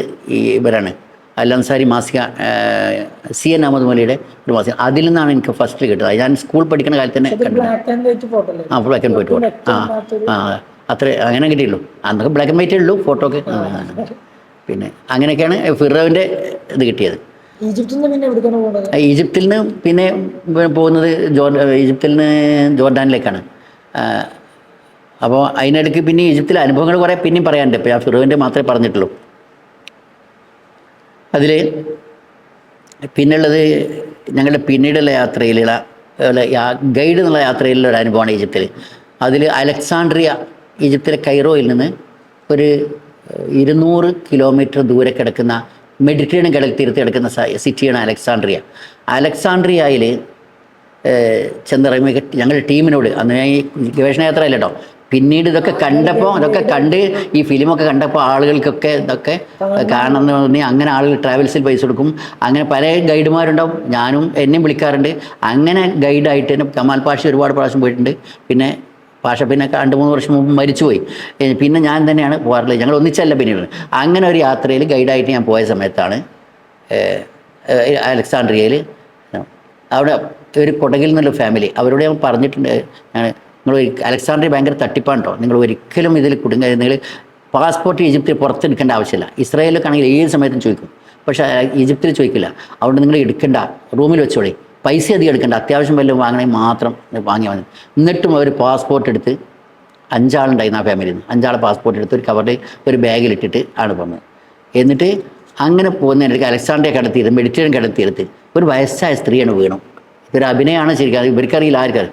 അപ്പം എന്ത് ചെയ്തു, ഈ ഫാമിലി കാര്യം ചെന്നിട്ട് ഈ സാധു സ്ത്രീയെ കഴിവിയല്ലേ അതിനെ പിടിച്ച് എഴുന്നേൽപ്പിച്ചു. അതിൻ്റെ തിരക്കിൻ്റെ ഇടയിൽ ഈ സ്ത്രീ ഒരു പോക്കറ്റടി കമ്പനിയിൽപ്പെട്ടതാണ്. അവൾക്കതിലുള്ള പൈസ കിട്ടുന്നുണ്ട്. കുറച്ച് കഴിഞ്ഞ് അപ്പുറത്ത് പോയി പിന്നെയും വീഴും. അപ്പം അതിനുള്ള പൈസ ഉണ്ടാവും. പക്ഷെ അത് നമുക്കറിയില്ല. അപ്പോൾ ഇത് ഏൽപ്പിച്ചപ്പോഴേക്ക് ഇവർ ഈ ബാഗ് ആരോ എടുത്തുപോയി. ഇത് സ്ത്രീയെ എടുത്ത് ബാഗാണ്, അല്ല 5 പാസ്പോർട്ടും കാണാൻ. പിറ്റേന്ന് അലക്സാണ്ട്രിയ എയർപോർട്ടിൽ നിന്ന് നാട്ടിലേക്കുള്ള ഫ്ലൈറ്റാണ്, ആ ഗ്രൂപ്പിലെ യാത്രയാണ്. എന്ത് ചെയ്യും? പാസ്പോർട്ടും തലേന്ന് പോവാണ്. പോലീസ് സ്റ്റേഷനിൽ പോയി പല സ്ഥലത്തും പോയി ഒക്കെ ചെയ്തു. യാതൊരു നിവൃത്തിയില്ല. പിന്നെ എന്തായാലും കുറച്ച് ദിവസം ഈജിപ്തിൽ നിൽക്കേണ്ടി വരും, ഞാനും അവരും കൂടി എന്ന് വിചാരിച്ച്. പക്ഷേ അള്ളാഹിനോട് അന്ന് പറഞ്ഞു, അതാണ് ഞാൻ എല്ലാത്തിനും ഇതിൽ നിന്ന് വലിയൊരു ഗുണപാടുള്ളത് ജീവിതത്തിലെ അനുഭവമാണ്. ഞാൻ പറഞ്ഞത് അള്ളാഹിനോട് പ്രാർത്ഥിച്ചു, റബ്ബേ ഒന്ന് ഈ കാര്യത്തിൽ ഞങ്ങളെ സഹായിക്കണം റബ്ബേ, ഈ പാസ്പോർട്ട് തിരിച്ചെത്തിക്കണം. അപ്പോൾ ഹോട്ടലിൻ്റെ താക്കോലും കൂടിയിട്ടാണ് പോയിരുന്നത്. ആ ഹോട്ടലിൻ്റെ പേര് അതിലുണ്ടായിരുന്നു. അതുകൊണ്ട് കള്ളന് മനസ്സിലായി, നല്ലവനായ കള്ളനാ. അയാൾക്ക് മനസ്സിലായി ഇന്ന ഹോട്ടലിൽ പെട്ടാണ്. ഇവരൊക്കെ കഷ്ടപ്പെടുന്ന കളിച്ചിട്ട് ഒരു രാത്രി 12 എന്ത് ഉറക്കുന്ന, അവർക്ക് തീരെ ഉറക്കുന്നില്ല, ഞാനൊക്കെ ഉറങ്ങിയിരുന്നു. 1 മണിയൊക്കെ ആയപ്പോൾ ഒരു കവറൊന്നായിട്ട് പെട്ടെന്ന് ഹോട്ടലിലേക്ക് ഒരു ടാക്സിയിൽ നിന്ന് എറിഞ്ഞു പോയി. നോക്കുമ്പോൾ 5 പാസ്പോർട്ട് ഉണ്ടായിരുന്നു. പിറ്റേത്തെ ഫ്ലൈറ്റിന് അൽഹംദുലില്ലാ പോകുന്നതൊക്കെ ചെയ്തു. ഞാൻ അവരോട് പറഞ്ഞു, അതിനിടയ്ക്ക് കിടക്കുന്നതിന് മുമ്പ് തന്നെ ഇവരെയും കൂട്ടിയിരുത്തിയിട്ട് നല്ലോണം പ്രാർത്ഥിച്ചിട്ട്, റബ്ബേ ഈ പാസ്പോർട്ട് ഇവിടെ ഞങ്ങൾ ഈജിപ്തിലിട്ട് പോകാൻ അനുഭവം ഉണ്ടാക്കരുതേ, ആ ഗ്രൂപ്പ് പോകുമ്പോൾ ഞങ്ങൾക്ക് പോകാൻ അനുവദിക്കണേ റബ്ബേ, നീ സഹായിക്കണേ എന്ന് പറഞ്ഞിട്ട് ഒരുപാട് പ്രാർത്ഥിച്ചിരുന്നു. അപ്പോൾ അതിനൊക്കെ അള്ളാഹു സഹായിച്ചു. അപ്പോൾ ഞാൻ അവരോട് ചോദിച്ചു, ആണോ ഇത്തരം രംഗങ്ങളിലൊക്കെ അള്ളാഹിനോടാണ് നമുക്ക് നമ്മളെ. ജോർഡാനിലെ ആ ഗുഹ ഒക്കെ നേരിട്ട് കണ്ടപ്പോ ചരിത്രങ്ങളെ കുറിച്ച് അറിയുന്ന ഒരാളെന്നുള്ള നിലയ്ക്ക് കുറെ ആരുടെ ഓർമ്മ വന്നിട്ടുണ്ടാവല്ലോ, അപ്പോഴൊക്കെ മനസ്സിലുണ്ടായിരുന്നൊരു ചിന്ത എന്തായിരുന്നു, അല്ലെങ്കിൽ ഫീലിങ്സ് എന്തായിരുന്നു? ജോർഡാനിലെ മല ഓരോ ഗുഹകളൊക്കെ ജോർഡാനിലെ അൽക്കേഫ് ഗുഹയുടെ അത് പറയുന്നതിന് മുമ്പ് ഒരു സംഗതി പറയാൻ വെച്ചാൽ, അൽക്കേഫ് ഗുഹ അവിടെ ജോർഡാന്റെ അമ്മാനിലാണ് എന്നുള്ളത് അറിഞ്ഞത് എങ്ങനെയെന്ന് അറിയാം. അതുകൊണ്ട് അള്ള ഒപ്പിച്ചുകൊണ്ടിട്ടാണ്. എൻ്റെ വൈഫ് ഹൗസിൽ ഞാൻ ചെന്നപ്പം എൻ്റെ ഭാര്യയുടെ അനിയത്തി കാണാൻ വന്ന ആള് ഒരു ജമാഅത്ത് ഇസ്ലാമി ഇതിൽപ്പെട്ട ആളാണ്. അപ്പോൾ അദ്ദേഹം ഇലക്ഷൻ. അപ്പോൾ അവൻ്റെ അടുത്ത് തിരൂർക്കാട് ഇലാഹിയ കോളേജ് മറ്റന്നാണ്, ആ കോളേജിൻ്റെ ഒരു മാഗസിൻ ഉണ്ടായിരുന്നു. ആ മാഗസിൻ ആവട്ടെ ഞാനത് എടുത്തു പോകുന്നു. അതിലാണ് അമ്മാനിലാണ് അൽസിക്കൽക്ക് ഗുഹ എന്നുള്ള വിവരണം കണ്ടത്. അതായത് ഷെരീഫ് മൊഴി എഴുതിയായിരുന്നു. അതുകൊണ്ടാണ് അവിടെ പോയത്. അവിടെ ചെന്നിട്ട് അന്വേഷിച്ചും ആർക്കും ടാക്സിക്കാർക്കൊന്നും അമ്മാനിലെ ഗുഹയുടെ വിവരം തന്നെ അവർക്കറിയാം. പലരോടും ചോദിച്ചു, വിസിറ്റ് ചെയ്യുന്ന സ്ഥലമല്ല, പൊതുവെ വിസിറ്റ് ചെയ്യുന്നില്ല, കാരണം ആൾക്കാർ അവർക്കൊന്നും അറിയില്ല. അവസാനം ഒരു ടാക്സിക്കാരൻ പോയി ചെന്നോക്കും ആരോടില്ല, ഇതിന്റെ കാവൽക്കാരൻ മാത്രമേ ഉള്ളൂ. ഒരു റഹീം ശരിക്കും ഖുർആനും റഹീം സൂറത്തുൽ കഹ്ഫിൽ 9 മുതൽ 26 വരെയുള്ള ആയത്തുകളിൽ വിശദീകരിച്ച് പറഞ്ഞ 7 യുവാക്കൾ ഒരു ഗുഹയിലേക്ക് കയറി അള്ളാഹു 300 വർഷം അവരെ ഉറക്കിക്കിടത്തി ഏകദേശ വിശ്വാസത്തിന്റെ സംരക്ഷണത്തിന് വേണ്ടി പോയതാണ്. അത് അങ്ങനെ ആ സംഭവമാണ്. 300 കഴിഞ്ഞിട്ട് എഴുന്നേറ്റു എന്ന് പറഞ്ഞു. ഒരു നായയും കൂടിയിട്ട് 6 ആൾക്കാർ പോകുമ്പോൾ ഒരു നായയും കൂടി ഉണ്ടായിരുന്നു. 7ാമത്തെ ആള് രാഷ്ട്രീയ തന്നെയായിരുന്നു. അപ്പൊ അദ്ദേഹം പോകുന്നപ്പോൾ അദ്ദേഹത്തിന് കൂടെ നായം അങ്ങനെ ഉണ്ടായിരുന്നു. അങ്ങനെ ആ സംഭവം അന്വേഷിച്ചപ്പോൾ കണ്ടു. അൽഹംദുലില്ലാ ഞങ്ങളുടെ ദൗത്യത്തിൽ വലിയൊരു ഇതുണ്ടായിരുന്നു. അങ്ങനെ ശരിക്കും എഴുതിച്ചിട്ടുണ്ട്. അതിൽ മദ്കൂറുൽ ഖുർആനിൽ പറഞ്ഞതാണ്, ഇംഗ്ലീഷിൽ അറബിക്കിലൊക്കെ എഴുതിച്ചിട്ടുണ്ട്. എന്നിട്ട് അതിനകത്തേക്ക് കയറി അന്ന് നായയുടെ തലയോടൊക്കെ ഉണ്ടായിരുന്നു. ആ അൽസബിത്തുൽ പറഞ്ഞ സെബാത്തുമ്പോൾ സാമിനവും കൽബും എന്നാണ് ആ കൽപ്പിന്റെ ആ നായയുടെ തലയുണ്ടായിരുന്നു. പിന്നീട് 2004 ആ വാതിൽ ആരോ പൊളിച്ചിട്ട് ആ നായയുടെ തലയോടൊക്കെ കട്ടെടുത്ത് പോയി. പക്ഷെ ഞങ്ങളുടെ ഫിലിമിലുണ്ട്. അതിന് കാരണം വെച്ചാൽ അന്ന് എന്നെ ഞങ്ങൾ നേരത്തെ എടുത്തതുകൊണ്ട് അതിൽ വലിയ ഇപ്പം ആ ഫിലിമിലെ ഇതിന്റെ കബറുകൾ ഇങ്ങനെ വെട്ടിയിറക്കിയിട്ട കബറാണ്. ഒരു കബറിലേക്കാണ് എല്ലാവരും ഡെഡ് ബോഡിയും പിന്നീട് ഇക്കാലത്ത് എടുത്തിട്ടുണ്ട് 7 ആളുകളുടെ. അതിൻ്റെ ഉള്ളിൽ ലൈറ്റ് ബൾബ് ഇട്ടത്, ഇപ്പോൾ ബൾബ് ഇട്ടില്ല. അത് നല്ല ക്ലിയർലി എടുക്കാൻ പറ്റും. അങ്ങനെ സൈഡിൽ കൂടെ ആ കബറിന്റെ ഉള്ളിലേക്ക് ഇങ്ങനെ വെട്ടിയിറക്കിണ്ടായിരുന്ന സൈഡാണ്. അതിൻ്റെ ഉള്ളിൽ ആ 7 ആളുകളുടെ തലയോടും ഒരു ഖുർആൻ പറഞ്ഞത് 3 പേരും 4ാമത്തെ നായാണെന്നും 5 പേരും 6ാമത്തെ നായാണെന്നും അഭിപ്രായങ്ങളുണ്ട്. യഖൂലുൽ സബഅത്തും സലാസും റാബിയും കല്ലും, യഖൂലുൽ സബഅത്തും പിന്നെ ഹംസത്തും സാദിസും കല്ലും. അത് കഴിഞ്ഞിട്ട് റജ്മബിൽ ഗൈബ് ഊഹിച്ച് പറയണം. പിന്നെ പറഞ്ഞ 7 പേരും 8ാമത്തെ നായാണ്. സബഅത്തും സാദും അയിമൂന്നിനെ മനസ്സിലാക്കാം, അല്ലെങ്കിൽ 3 പറഞ്ഞിട്ട് പോകാന്ന് പറയണ്ടേ. അപ്പൊ 7 പേര് ഇബ്നു അബ്ബാസ് റളിയല്ലാഹു അൻഹു പറഞ്ഞ 7 പേര് 8ാമത്തെ നായാണ് കറക്റ്റ് ആണ്. 7 പേരുടെ തലയോട്ട്. പിന്നെ ചിലർക്ക് ഈ ഗുഹ അല്ല എന്ന് പറഞ്ഞതിന് തുർക്കിയിലാണെന്നൊക്കെ പറയാറുണ്ട്. അതിന് പക്ഷേ അതിന് ഒന്ന് തലയോടുകൾ മറ്റൊക്കെ ഇതിൽ തന്നെയാണ്. പിന്നെ ഇമാം വാക്കിദി 1ാം ഹിജ്റ 1ാം നൂറ്റാണ്ടിൽ വന്നിട്ട് ഞങ്ങൾ അൽസാബിൽ കഹ്ഫിന്റെ ഗുഹയിൽ പോയി. അവിടെ ജോർഡാന്റെ കൂടെ പോയിട്ട് പലസ്തീനിലെ ജനീനിലേക്ക് പോയി എന്ന് പറഞ്ഞു. അപ്പോൾ ഈ സ്ഥലത്തെ കുറിച്ചാണ് ഇമാം വാക്കിദി അന്ന് ഫുതുഹാത്ത് ഷാം എന്ന പുസ്തകത്തിൽ എഴുതി വെച്ചത്. അപ്പോൾ ആ നിലയ്ക്ക് പിന്നെ ആ ഖുർആനിൽ പറഞ്ഞ ശരിക്കും ഒരിക്കുന്നു സൂര്യൻ ഉദിക്കുമ്പോൾ വലത് ഭാഗത്തും അസ്തമിക്കും ഇടത് ഭാഗത്തും എന്ന് പറഞ്ഞൊരു ആയത്ത് ഈ സൂറത്തിൽ കഹ്ഫിലുണ്ട്. ഇപ്പൊ തെറശംസ ഇതാ തസാവറും അതെന്താ തെറാന്ന നിനക്ക് കാണാമെന്ന്. ഇപ്പൊ തെറശംസ നിനക്ക് കാണാം, സൂര്യൻ നിനക്ക് കാണാൻ നിരീക്ഷകൻ. അപ്പൊ നിരീക്ഷകൻ ആ ഗുഹാമുഖത്തിൽ നിൽക്കുകയാണെങ്കിൽ അയാൾ വലത് ഭാഗത്താണ്, ഗുഹയുടെ അല്ല, അയാളുടെ വലത് ഭാഗത്താണ് ഉദിക്കുന്നത് രാവിലെ, ഇടത് ഭാഗത്താണ് അസ്തമിക്കുന്നത്. അതാണ് അപ്പോൾ അതിനൊക്കെ യോജിപ്പുണ്ട്. ഇതാണ് അസ്ഹാബുൽ കഹ്ഫിന്റെ ഗുഹ കണ്ടത്. പിന്നീട് ഞങ്ങൾക്ക് പോകുമ്പോഴേക്കും 2ാമത്തെ സീഡിയൊക്കെ ഇറങ്ങിയ ശേഷം പിന്നെ അറബിക്കിലും ഇറങ്ങി, എല്ലാം ഇറങ്ങി. സ്കൂളുകളിൽ നിന്നും പല സ്ഥലത്തുനിന്നും ആൾക്കാർ വരുന്നുണ്ട്. അങ്ങനെയുള്ളതുകൊണ്ടാണോ ആളുകളുടെ ഇടയിൽ പോപ്പുലർ ആയെന്ന് അറിയില്ല. എന്തായാലും വളരെയധികം പ്രസിദ്ധ ആയിട്ടുണ്ട്. പക്ഷേ അതായിരിക്കാം. പിന്നെ കേരളത്തിൽ നിന്ന് പോകുന്ന ടീമുകളൊക്കെ അത് ഉൾപ്പെടുത്താനൊക്കെ കാരണമായിട്ടില്ല. ഈ ആ സ്ഥലങ്ങളൊക്കെ പിന്നീട് ഇഷ്ടംപോലെ ആൾ ഖുർആന്റെ ചരിത്രഭൂമിയിലൂടെ യാത്ര പോയതൊക്കെ ഈ ഇത് ഇറങ്ങിയിട്ടാണ്. ഇതിൽ ഒന്നാമത്തെ യാത്രയുടെ അനുഭവങ്ങൾ മാത്രമേ പറഞ്ഞിട്ടുള്ളൂ. ഈജിപ്തിലത്തെ യാത്രകൾ അനുഭവങ്ങൾ ഇനിയും പറയാൻ കുറെ ബാക്കിയുണ്ട്, ഞാനിപ്പോൾ പറഞ്ഞിട്ടില്ല. പക്ഷെ അതാ ഇനിയും പറയാം. മറ്റു രാജ്യങ്ങളിലൊക്കെ എങ്ങനെയായിരുന്നു? മറ്റു രാജ്യങ്ങൾ എന്ന് പറഞ്ഞാൽ ഉള്ള വിഷമമുണ്ടായത് രണ്ടാം യാത്രയിലാണ്. ഒന്നാം യാത്രയിൽ കൃത്യമായിട്ട് പറയാൻ കഴിയുന്നില്ല, പക്ഷേ എങ്കിലും പറയാം. പക്ഷേ ഇപ്പോൾ തൽക്കാലം ഞാൻ ചില അനുഭവങ്ങൾ മാത്രം പറയുന്നത്. സോവിയറ്റ് ജോർജിയ, അത് രണ്ടാമത്തെ യാത്ര 98 യാത്ര നടത്തി. ആദ്യം കാസറ്റ് ഇറങ്ങി. ആ കാസറ്റാണ് പല സ്ഥലത്ത് പ്രചരിച്ചത്. പിന്നെ അത് 98 ഒരു യാത്രയും കൂടി നടത്തി, ഇതിൽ പോകാത്ത രാജ്യങ്ങൾ ഉൾപ്പെടെ. എന്നിട്ട് അത് രണ്ടിലും കൂടി കൂട്ടിയിട്ട് 300 മണിക്കൂറോളം സ്റ്റുഡിയോയിൽ ചെലവഴിക്കേണ്ടി വന്നിട്ടുണ്ട് പല ദിവസങ്ങളിലായിട്ട്. 300 മണിക്കൂറിൽ പല ദിവസങ്ങളിലായിട്ട് അതിൽ ഇരുന്ന് ഒപ്പം ഇരുന്നിട്ട് എഡിറ്ററുടെ കൂടെ ഇരുന്നിട്ട് അങ്ങനെ എഡിറ്റ് ചെയ്തിട്ടാണ് ആ ഫിലിം CD ആക്കി മാറ്റിയത് തൃശ്ശൂർ ബിൽ സ്റ്റുഡിയോയിൽ. അങ്ങനെയാണ് അത്.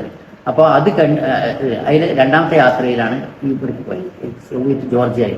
അവിടുത്തെ ഒരു പ്രശ്നം എന്ന് പറഞ്ഞാൽ ജോർജിയ പോകാൻ കാരണം തുൽക്കർണേനി മതിൽ കെട്ടിയ സോവിയറ്റ് ജോർജിയയിലെ കാക്കസസ് പർവ്വതനിരയിലെ ദാരിയാൽ മലയിടുക്കിലാണ് എന്നാണ് അമാനുവലിയുടെ തെരച്ചിലം. അവിടേക്ക് പോകണമെങ്കിൽ ജോർജിയയിലേക്ക് പറ്റി ഇന്ത്യയിൽ നേരിട്ടില്ല. ജോർജിയയിലേക്ക് പോകുന്നത് ഇറാനിലേക്ക്. ആദ്യം ഒമാൻ ഇവിടുന്ന് രണ്ടാമത്തെ യാത്രയിൽ ആദ്യം ഇറാനിലേക്ക് പോയി, ഇറാനിൽ നിന്ന് അർമേനിയയിൽ പോയി, അർമേനിയയിൽ നിന്ന് സോവിയറ്റ് ജോർജിയയിൽ പോയി, ഒക്കെ ഓരോ ഫ്ലൈറ്റുകളിൽ. അങ്ങനെ എന്നിട്ട് ജോർജിയയിൽ നിന്ന് പിന്നീട് കാക്കസസ് പർവ്വതനിരയിൽ ദാരിയാൽ മലയിടുക്കിലൂടെയാണ് സഞ്ചരിച്ച് അങ്ങനെയാണ് പിന്നെ 200ഓളം കിലോമീറ്റർ 8000 അടി ഉയരത്തിൽ ഐസൊക്കെ വീഴുന്ന സ്ഥലമാണ്. പക്ഷെ ഞങ്ങൾ പോകുന്ന സമയത്ത് സെപ്റ്റംബർ മാസം പ്രത്യേകം തിരഞ്ഞെടുത്ത് പോയത് ഐസ് വീഴാത്ത സമയത്ത്. എങ്കിലും അവിടെ ഐസ് വീട് വെച്ച് എഴുതാനുള്ള പീരങ്കികളൊക്കെ ഉണ്ട്. അതിൽ കൂടെ പോയിട്ട് ആ ചുരങ്ങളൊക്കെ കഴിഞ്ഞ് ദാരിയാൽ മലയിടുക്കിലൂടെ കടന്നു. പക്ഷെ എന്തോ ഒരു പിഴവിന് ഞങ്ങൾക്ക് ആ മതിൽ കണ്ടില്ല. തുൽക്കർണേനി കിട്ടിയതായിട്ട് ഖുർആൻ പറയുന്ന ഒരു മതിൽ അത് കണ്ടെത്താൻ പറ്റില്ല. കൊണ്ടോട്ടിയിലുണ്ടായിരുന്നു ഒരു ഇയാള് മൊയ്തു കീശേരി. ലോകത്തിൽ 35 രാഷ്ട്രങ്ങൾ നുഴഞ്ഞു കയറിയിട്ട് കുറേ വർഷങ്ങൾക്ക് മുമ്പ് അതിർത്തിയിലൂടെ മൂന്ന് കടന്നിട്ടും ആ അന്താരാഷ്ട്ര കമ്പ്യൂട്ടിംഗ് പൈലറ്റ് വെച്ച് വെട്ടിയിട്ടും ഈ ബ്രിട്ടീഷ് നദിയിലെ നീന്തി കടന്നിട്ടും മരയുടെ മുകളിൽ കൂടെ സ്കേറ്റിംഗ് നടത്തിയിട്ടും 7 കൊല്ലം യാത്ര നടത്തിയ ഒരു അതിസാഹസികനായ വ്യക്തി. ഞാൻ അദ്ദേഹത്തിനെ പോയി കണ്ട് അദ്ദേഹത്തോട് കാര്യങ്ങൾ ഞങ്ങൾ പോകുന്നതിന് മുമ്പാണ് പോയി. പക്ഷെ ഖുർആൻ പറഞ്ഞ ചിത്രസ്ഥലം നോക്കിയിട്ട് പോയതല്ല. പാകിസ്ഥാനിൽ പോയി, അവിടെ ഇറാനിൽ പോയി, അങ്ങനെ പോയതാണ്. അപ്പോ അതെ അദ്ദേഹത്തിന്റെ യാത്രാ വിവരണത്തിൽ അസാബിൽ ഈ ദാരിയാൽ ദൂരത്ത് നിന്ന് അദ്ദേഹം ഈ മതിൽ കണ്ടു എന്ന് പറയുന്നുണ്ട്. ഒന്ന് വേറൊന്നുള്ളത് അമാനുവയുടെ തഫ്സീറിലതുണ്ട്. വേറൊന്ന് എൻസൈക്ലോപീഡിയ അമേരിക്കാനെ ശരിക്കുണ്ട്. ഇങ്ങനെ അയൺ ഡോർ എന്ന പേരിൽ അവിടെ ഒരു മതിലുള്ള വിവരം ഈ കാഗസ്. പക്ഷെ ഞങ്ങൾ കണ്ടിട്ടില്ല. എങ്കിലും അവിടുത്തെ വലിയൊരു പ്രശ്നം വെച്ചാൽ ഒന്ന് എന്താണ്, ലാംഗ്വേജ് അറിയില്ല, ഇംഗ്ലീഷിന് അറിയില്ല. തിബിലിസി യൂണിവേഴ്സിറ്റിയിലെ പ്രൊഫസർമാർക്ക് പോലും ഇംഗ്ലീഷ് അറിയില്ല. ഒന്നുകിൽ റഷ്യൻ അല്ലെങ്കിൽ ഈ പിന്നെ അവരുടെ ജോർജിയൻ ഭാഷ. സോവിയറ്റ് യൂണിയൻ പിളർന്ന രാജ്യമാണത്. അമേരിക്കയിൽ ജോർജിയ ഉണ്ട്, സോവിയറ്റ് ജോർജിയ. അവിടെ ചെന്ന് അവസാനം ഞങ്ങൾ ടാക്സിക്ക് ഒരു പിടിച്ചിട്ട് ഇതിലേക്ക് പോകുമ്പോൾ ഒരു ട്രാൻസ്ലേറ്റർ കിട്ടേണ്ട എന്ന നിലയ്ക്ക് അവിടുത്തെ MBBS പഠിക്കുന്ന ഒരു വിദ്യാർത്ഥിയെ കിട്ടി. അവന് ജസ്റ്റ് ഇങ്ങനെ ഇംഗ്ലീഷ് ഒപ്പിക്കാൻ അറിയും. അവനുമായിട്ടാണ് പോയത്. ബാക്കിയുള്ളവർക്കൊന്നും പ്രൊഫസർമാരോട് ചോദിക്കുമ്പോൾ അവർക്കൊന്നും ഇംഗ്ലീഷ് അറിയില്ല. അവസാനം ഡോക്ടർ ഡെഡുവുഡ് ഡുണ്ടുവ എന്ന് പറഞ്ഞിട്ടുണ്ട്. ഡോക്ടർ ഡെഡുവുഡ് ഡുണ്ടുവ അയാൾ എപ്പോഴും സർവീസിലുണ്ടെന്നാണ് മനസ്സിലായത്. ഞാൻ അയാളുടെ പ്രൊഫൈലൊക്കെ നോക്കി. അയാൾ ആണ് ശരിക്ക് ജോർജിയൻ ഹിസ്റ്ററിയെ കുറിച്ചും ഒക്കെ പറഞ്ഞത്. അവസാനം അദ്ദേഹത്തിന്റെ പ്രസംഗം ഞങ്ങൾ പകർത്തിയെടുത്ത ഇതിൽ കൊടുത്തിട്ടുണ്ട്. അല്ല, അയാൾ ശരിക്കും ജോർജിയക്കാരനാണ്, സോവിയറ്റ് ജോർജിയയിൽപ്പെട്ട ആൾ തന്നെ. അയാൾ ഈ തിബിലിസി യൂണിവേഴ്സിറ്റി ചെന്നപ്പം അയാൾ യജൂജും മജൂജിനെ പറ്റിയൊന്നും അറിയില്ല. പക്ഷെ അയാൾ ഇവിടെ ഈ ദാരിയാൽ മലയിടുക്കിലൂടെ വന്നിട്ട് കൊള്ളക്കാർ ആക്രമിക്കുന്ന പരിപാടി ഉണ്ടായിരുന്നു. ഖുർആനിൽ പറഞ്ഞ കാര്യമാണ് ഈ കൊള്ളക്കാർ ആക്രമണത്തിൽ നിന്ന് തടുക്കാൻ വേണ്ടിയാണ് അവിടെ ഇരുമ്പ് മതിൽ കെട്ടിയതെന്നാണ് എന്ന് പറയണ്ടേ.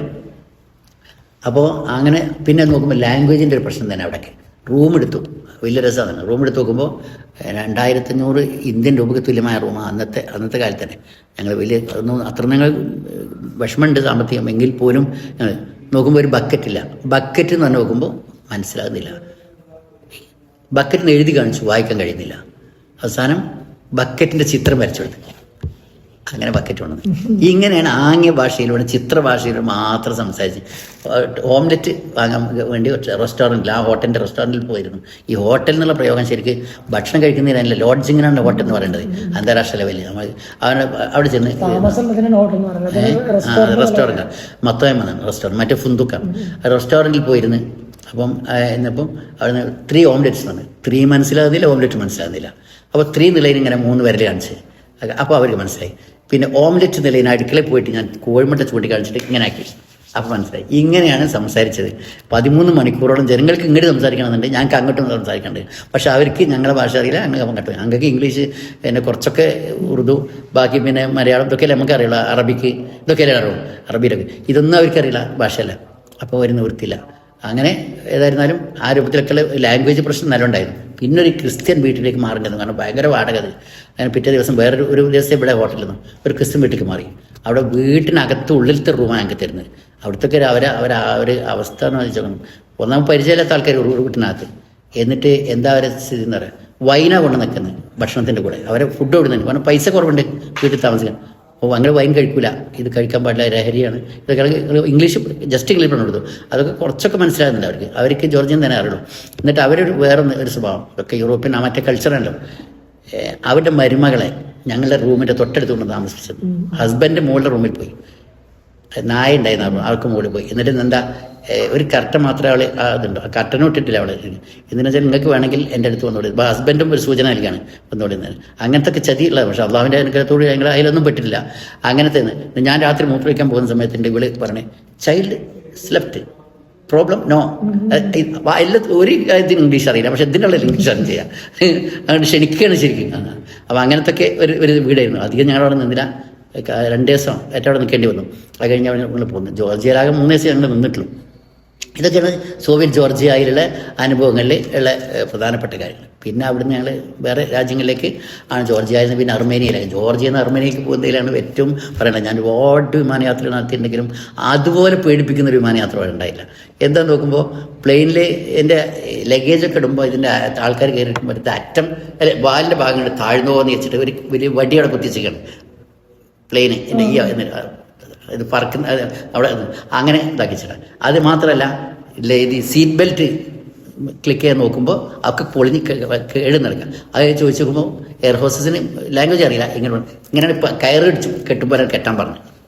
അങ്ങനെ കിട്ടേണ്ടി വന്നു. പൈലറ്റിൻ്റെ റൂമിനും യാത്രക്കാരൻ്റെ ഇടയ്ക്കുള്ള ഇതുണ്ടല്ലോ, കോക്പിറ്റും യാത്രക്കാരും തമ്മിലുള്ള ഡോറ്, അതൊക്കെ പൊളിഞ്ഞെടുക്കുന്നുണ്ട്. ഈ പ്ലെയിൻ എങ്ങനെ കര വാഹനമാണ് കുഴപ്പമില്ല, അവിടെ ഒരു സ്റ്റോപ്പ് ചെയ്താൽ മതി. കടലാണെങ്കിൽ നങ്കൂരിട്ടാൽ മതി. പക്ഷേ ഇത് ഇത്രയും ആകാശത്തൂടെ പറക്കുന്ന സാധനത്തിന് ഇങ്ങനെയാണെങ്കിലും പേടിച്ചിട്ട് 40 മിനിറ്റ് പറന്ന് അങ്ങനെ എന്നോടോ എല്ലാം അതുപോലെ തന്നെ. ഒരു വയസ്സായ ഒരു എയർ ഹോസ്റ്റസ് എന്താ പ്രായം പറഞ്ഞതെന്ന് വെച്ചാൽ വിമാനം പോലെ തന്നെയാണ് എയർ ഹോസ്റ്റസ് എന്ന് പറയാൻ വേണ്ടിയാണ് പറഞ്ഞത്. അതുപോലെ തന്നെ ഫുഡ് ഒരു ഇന്ത്യയുടെ 1.5 രൂപയ്ക്ക് 1 കിലോ ആപ്പിൾ കിട്ടും. അവിടുത്തെ ടെട്രി ആണ് അവിടുത്തെ, ലാറിയാണ് അവിടുത്തെ കറൻസി, ലാറി കറൻസി. പക്ഷേ അത് കിട്ടും. എന്നിട്ട് തരുന്നത് ആപ്പിളിൻ്റെ ഫുൾ തരുന്നില്ല, പകുതി ഒരു ഈത്തപ്പഴം, ഇങ്ങനെ കുറച്ചിത്തിരിയൊക്കെ. പലരും കഴിക്കുന്നുമില്ല. ഒരു 10-25 ആൾക്കാർ മാത്രമേ. ലഗേജ് ഒന്നായിട്ട് ഇങ്ങനെ കൊണ്ടുവന്ന് മറിച്ചിടാനും എല്ലാവരും മുന്നിൽ ഇരിക്കാൻ പറഞ്ഞു, പിന്നിൽ സീറ്റിൽ മറിച്ചിടാം, അല്ല ലഗേജ് കയറ്റാനുള്ള സ്ഥലമൊന്നുമില്ല. അങ്ങനത്തെ ഒരു പ്ലെയിൻ, മറ്റേ ഫാൻ ജെറ്റല്ല, അവിടെ ഫാന് പുറത്ത് കാണുന്ന രൂപത്തിൽ അതാണ്. അങ്ങനത്തെ ഒരു പ്ലെയിനിൽ കയറിയിട്ടാണ് അങ്ങോട്ട് പോയത്. സോവിയറ്റ് ജോർജിയയിൽ നിന്ന് അർമേനിയയിലും ജോർജിയയിലേക്ക് പോയത്. അവിടത്തോടുകൂടിയ ഇതൊക്കെ ആ ഒരൊറ്റ യാത്രയുടെ കാര്യങ്ങൾ. അതായത് 2ാമത്തെ യാത്രയല്ല. 1ാമത്തെ യാത്ര Saudi Arabia, Egypt, Jordan, Oman, UAE എന്നീ രാജ്യങ്ങളാണ് 97. പിന്നെ 98 1 വർഷം കഴിഞ്ഞിട്ട്, അപ്പോൾ 1 വർഷം കഴിഞ്ഞ ശേഷം, അതായത് പിറ്റത്തെ ലീവിനാവും അതിലെ. പിന്നെ ലീവിനല്ല, പിന്നെ പിറ്റത്തെ ലീവിന് പോയാൽ അവിടെ തണുപ്പാണ്. അപ്പോൾ ഐസ് വീഴുന്ന നാടുകളാണ് പിന്നെ പോകുന്നത്. അതുകൊണ്ട് ലീവ് നോക്കാൻ പറ്റില്ല. പിന്നെ ഞങ്ങൾ സ്വന്തം ലീവ് എടുത്തു. ഇത് നിങ്ങള് ഇപ്പോ അങ്ങനെ എടുത്തിട്ടാണ് കാലഘട്ടം നോക്കിയിരുന്നു. അതായത് ഇപ്പൊ ഖുറാനിൽ പരാമർശിച്ച കാലഘട്ടം ഏതാണ്? അപ്പൊ അതേ സീസണിൽ പോകാൻ എന്തിനും ശ്രദ്ധിച്ചിരുന്നില്ല? നോക്കില്ല. 2ാമത്തെ യാത്ര ഇറാൻ, മസ്കറ്റ് വഴി ഇറാൻ, പിന്നെ അർമേനിയ, സോവിയറ്റ് ജോർജിയ, തുർക്കി, ലെബനോൺ, ഇറാഖ്, പിന്നെ കുർദിസ്ഥാൻ, വീണ്ടും കുർദിസ്ഥാനിൽ നിന്ന് ഇറാഖിലൂടെ അങ്ങോട്ട് വന്ന് ജോർഡാനിലൂടെ വന്ന് പിന്നെ അവിടുന്ന് ഈജിപ്തിൽ നിന്ന് യമൻ. അതിൽ 1ാമത്തെ യാത്രയിൽ യമനിലെ ഗസ്റ്റായിട്ട് ഞങ്ങൾ സ്വീകരിക്കാൻ തന്ന വിസ ഉണ്ടായിരുന്നെങ്കിലും ആ ലാസ്റ്റ് ചെയ്ത് നോക്കുമ്പോൾ 3 ദിവസമേ ഉള്ളൂ, പോകാൻ നിവൃത്തില്ല. ഒമാൻ ഞങ്ങൾ കരയിലൂടെ പോകാൻ വിചാരിച്ചു. അപ്പോൾ നോക്കുമ്പോൾ കൊള്ളവർക്കുണ്ട്, അവിടെ പോകാൻ നിവൃത്തില്ല. അവസാനം പിന്നെ അത് ഉപേക്ഷിച്ചിട്ട് 2ാമത്തേൽ ഗസ്റ്റ് അല്ലാത്ത രൂപത്തിൽ തന്നെ എടുത്താണ്. അങ്ങനെ യമൻ കഴിഞ്ഞിട്ട് യമനിൽ നിന്ന് അബുദാബി വഴി ഇന്ത്യ. അങ്ങനെയാണ് 2ാമത്തെ യാത്ര. 13 ഫ്ലൈറ്റാണ് കാണുന്നത്. ഇത് മൊത്തത്തിൽ ഇതിൻ്റെ ഒരു തുടക്കം മുതൽ ഒടുക്കം വരെ, അതായത് ഇത് ആളുകൾക്ക് കൊടുക്കുന്നത് വരെ, പബ്ലിഷ് ചെയ്യുന്നത് വരെ എത്ര വർഷത്തെ ഒരു സമയമാണത്? എത്ര വർഷത്തെ ഒരു ഇത് ആദ്യത്തെ 2 യാത്രകൾക്ക് 66 ദിവസം 77 ദിവസം ഒന്നാമത്തെ യാത്ര. അതൊരു അത്ഭുതമാണ്. 77 ദിവസമേ വീട്ടിലേക്കൊന്നും വിവരം അറിയിക്കാൻ കഴിയാതെ അതിൻ്റെ ഇടയ്ക്ക് കത്തയക്കുക അല്ലെങ്കിൽ എന്ത് ഇവിടുന്നെങ്കിലും ഫാക്സ് അയച്ചാൽ ചമ്മാടെ കിട്ടുള്ളൂ, ഇവിടെ അടുത്ത് കിട്ടില്ല. അങ്ങനെയൊക്കെ വീട്ടിൽ ടെൻഷൻ, വീട്ടിൽ ടെൻഷൻ. കാരണം പത്രവാർത്തയിൽ ഇത്ര 21 കൊടുങ്കാറ്റടിച്ചപ്പോൾ എത്രത്തോളം മരണങ്ങൾ സംഭവിച്ചു അതൊന്നും ഇവിടെ അവരറിഞ്ഞില്ല. ഞാൻ പിന്നെ ഇതിലേക്ക് അന്ന് ഷബാബ് എന്ന് പറഞ്ഞൊരു വാരികണ്ട് ISM നടത്തുന്നത്, അതിലേക്ക് അവിടുന്ന് ഒരു ഫാക്സി ഈജിപ്തിൽ നിന്ന് അയച്ചിരുന്നു ജോർഡാനിന്. അതുകൊണ്ട് അവർ കിട്ടിയത് ഇത്ര സ്ഥലങ്ങളിലൊക്കെ അവർ കവർ ചെയ്തിട്ടുണ്ട് എന്നുള്ള വിവരം അതിൽ റിപ്പോർട്ട് വന്നു പോകുന്നത്. പിന്നെ വേറെ ജനങ്ങൾ വീട്ടിലേക്ക് അറിയിക്കാൻ നിവൃത്തിയൊന്നുമില്ല. എവിടെയെങ്കിലും ആകെ ഉണ്ടായിരുന്നത് അൽ അസർ യൂണിവേഴ്സിറ്റിയുടെ, ഈജിപ്തിൻ്റെ അസർ യൂണിവേഴ്സിറ്റി അടുത്തൊരു സെൻറ്റർ ഉണ്ട്, അവിടുന്ന് ഫോൺ ചെയ്യാൻ ഒരു സൗകര്യമുണ്ട്. ജോർഡാനിൽ അമ്മാൻ്റെ ഒരു സ്ഥലമുണ്ട്, 1 മിനിറ്റിന് $1 ചിലവ്. ആ രൂപത്തിൽ അതിൽ ബെല്ലടിച്ചിട്ട് ലൈൻ കിട്ടിയാലും കിട്ടിയില്ലെങ്കിലും അതിനെ ബുക്ക് ചെയ്ത് കുറേ കാത്തിരിക്കണം. അന്നൊക്കെ ട്രങ്കൊക്കെ ആണല്ലോ. അതിനെവിടെ എൻ്റെ വീട്ടിൽ ഫോണില്ല, കമാൽ പാഷയുടെ വീട്ടിൽ ഫോൺ മാത്രമുണ്ട്. അങ്ങനെയാണ് ഒരു വിവരം വല്ലതും കൊടുക്കുന്നത്. വീട്ടിലെന്നും വൈഫ് വന്നിട്ട് ചോദിക്കും, ഞങ്ങൾ ഇറാഖിൽ പോയിട്ട് ചോദിക്കും, പിന്നെ എന്താണ് എന്ന് നിവൃത്തി വല്ല വിവരം ഉണ്ടാവും, ഒരു വിവരമില്ല. കാരണം ഒരു ഫോൺ ഓൺ ചെയ്യാൻ ഒരു നിവൃത്തി ഉണ്ടായില്ല. അങ്ങനെ കുറേ ദിവസം ഒന്ന് കരഞ്ഞ് പിന്നീട് പോകുമ്പോഴാണ് അമ്മാനിലേക്ക് തിരിച്ചെത്തി, ഇറാഖിൽ തിരിച്ചെത്തിയിട്ട് പിന്നെ ഫോൺ ചെയ്യാൻ പറ്റിയത്. അങ്ങനെ 2ാമത്തെ യാത്രയിൽ കഴിഞ്ഞ ശേഷം പിന്നീട് സിറിയ, ജോർഡാൻ, ഫലസ്തീൻ, ഇസ്രായേലൊക്കെ പോയിട്ടുണ്ട്. ഇസ്രായേലിലും ഫലസ്തീനിലൊക്കെ ഞാൻ ഒരുപാട് 38ഓളം പ്രാവശ്യം പോയിട്ടുണ്ട്. പിന്നെ അപ്പോൾ അതൊക്കെ കത്ത് അയക്കാൻ ഇവിടെ ഒന്ന് പോസ്റ്റ് ഓഫീസിൽ പോകണം. കത്തയച്ചതിന് എത്ര കഴിഞ്ഞേ കിട്ടുള്ളൂ ഒന്നാമത്. പിന്നെ അതിന് തന്നെ ക്യൂ നിൽക്കണം, ഒരു നിവൃത്തിയില്ല. അത് മാത്രമല്ല അത്രയും ദിവസം സമയം ഒഴിവില്ല എനിക്ക് പോകാൻ. ഒരിക്കലും ഒരു ഫോൺ ചെയ്യാൻ വേണ്ടി പോസ്റ്റ് ഓഫീസിൽ ഭയങ്കര ക്യൂ. അപ്പോൾ ഫോൺ ചെയ്യാൻ 38ഓളം പ്രാവശ്യം.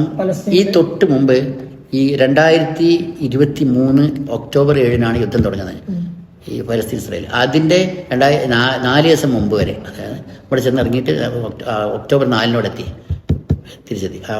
അതുവരെ യാത്ര അതൊക്കെ ഒരുപാട് 38ഓളം പ്രാവശ്യം ഗൈഡായിട്ട് തന്നെ പോയിട്ടുണ്ട്.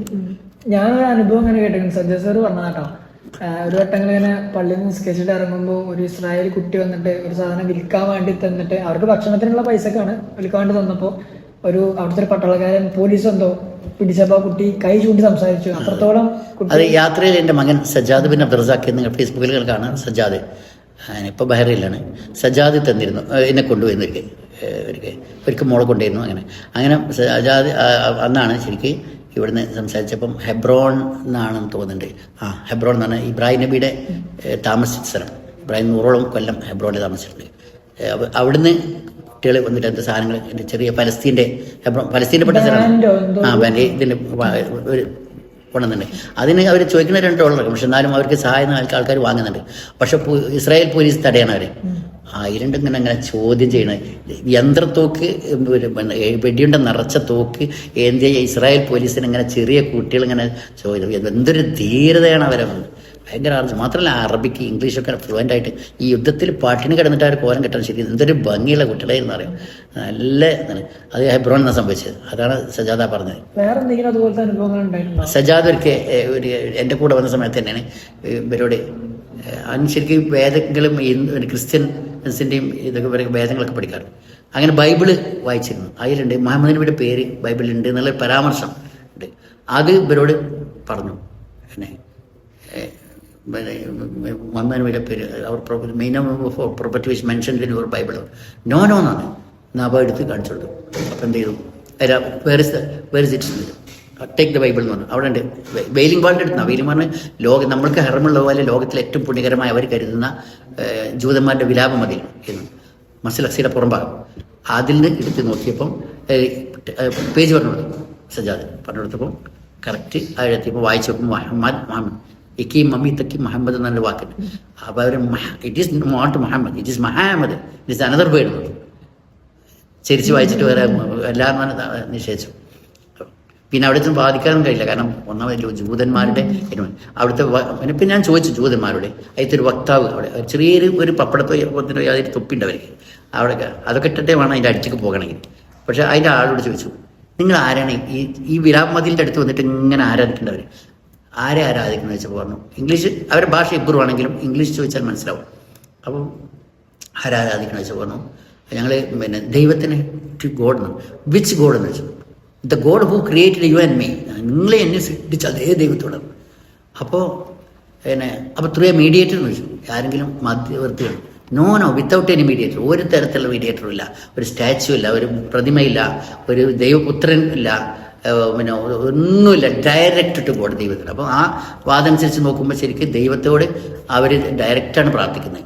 അവരുടെ അടുത്തുള്ള തെറ്റെന്ന് വെച്ചാൽ മുഹമ്മദ് നബി അംഗീകരിക്കൂല, ഈസാ നബി അംഗീകരിക്കൂല. ഈസാ നബി പിന്നെ മറിയമിന് പറഞ്ഞ ജാരസന്തതി എന്നാണ് പറയാം, ഫാൾസ് പ്രൊഫറ്റ് എന്നാണ്. ഞാൻ മുഹമ്മദ് നബിയെ കുറിച്ച് ചോദിച്ചില്ല, കാരണം മുഹമ്മദ് നബി ഫാൾസ് പ്രൊഫറ്റ് എന്ന് അവർ അവരോട് കേൾക്കും. ആ ക്യാൻസർ ഒരു ചാൻസ് ഉണ്ടാക്കണ്ട. അള്ളാൻ്റെ റസൂലിനെ കുറിച്ച് ഫാൾസ് എന്ന് പറയാൻ ചാൻസ് എൻ്റെ ചോദ്യത്തിന് ഉണ്ടാകണ്ടെന്ന് എനിക്ക് ചോദിച്ചില്ല.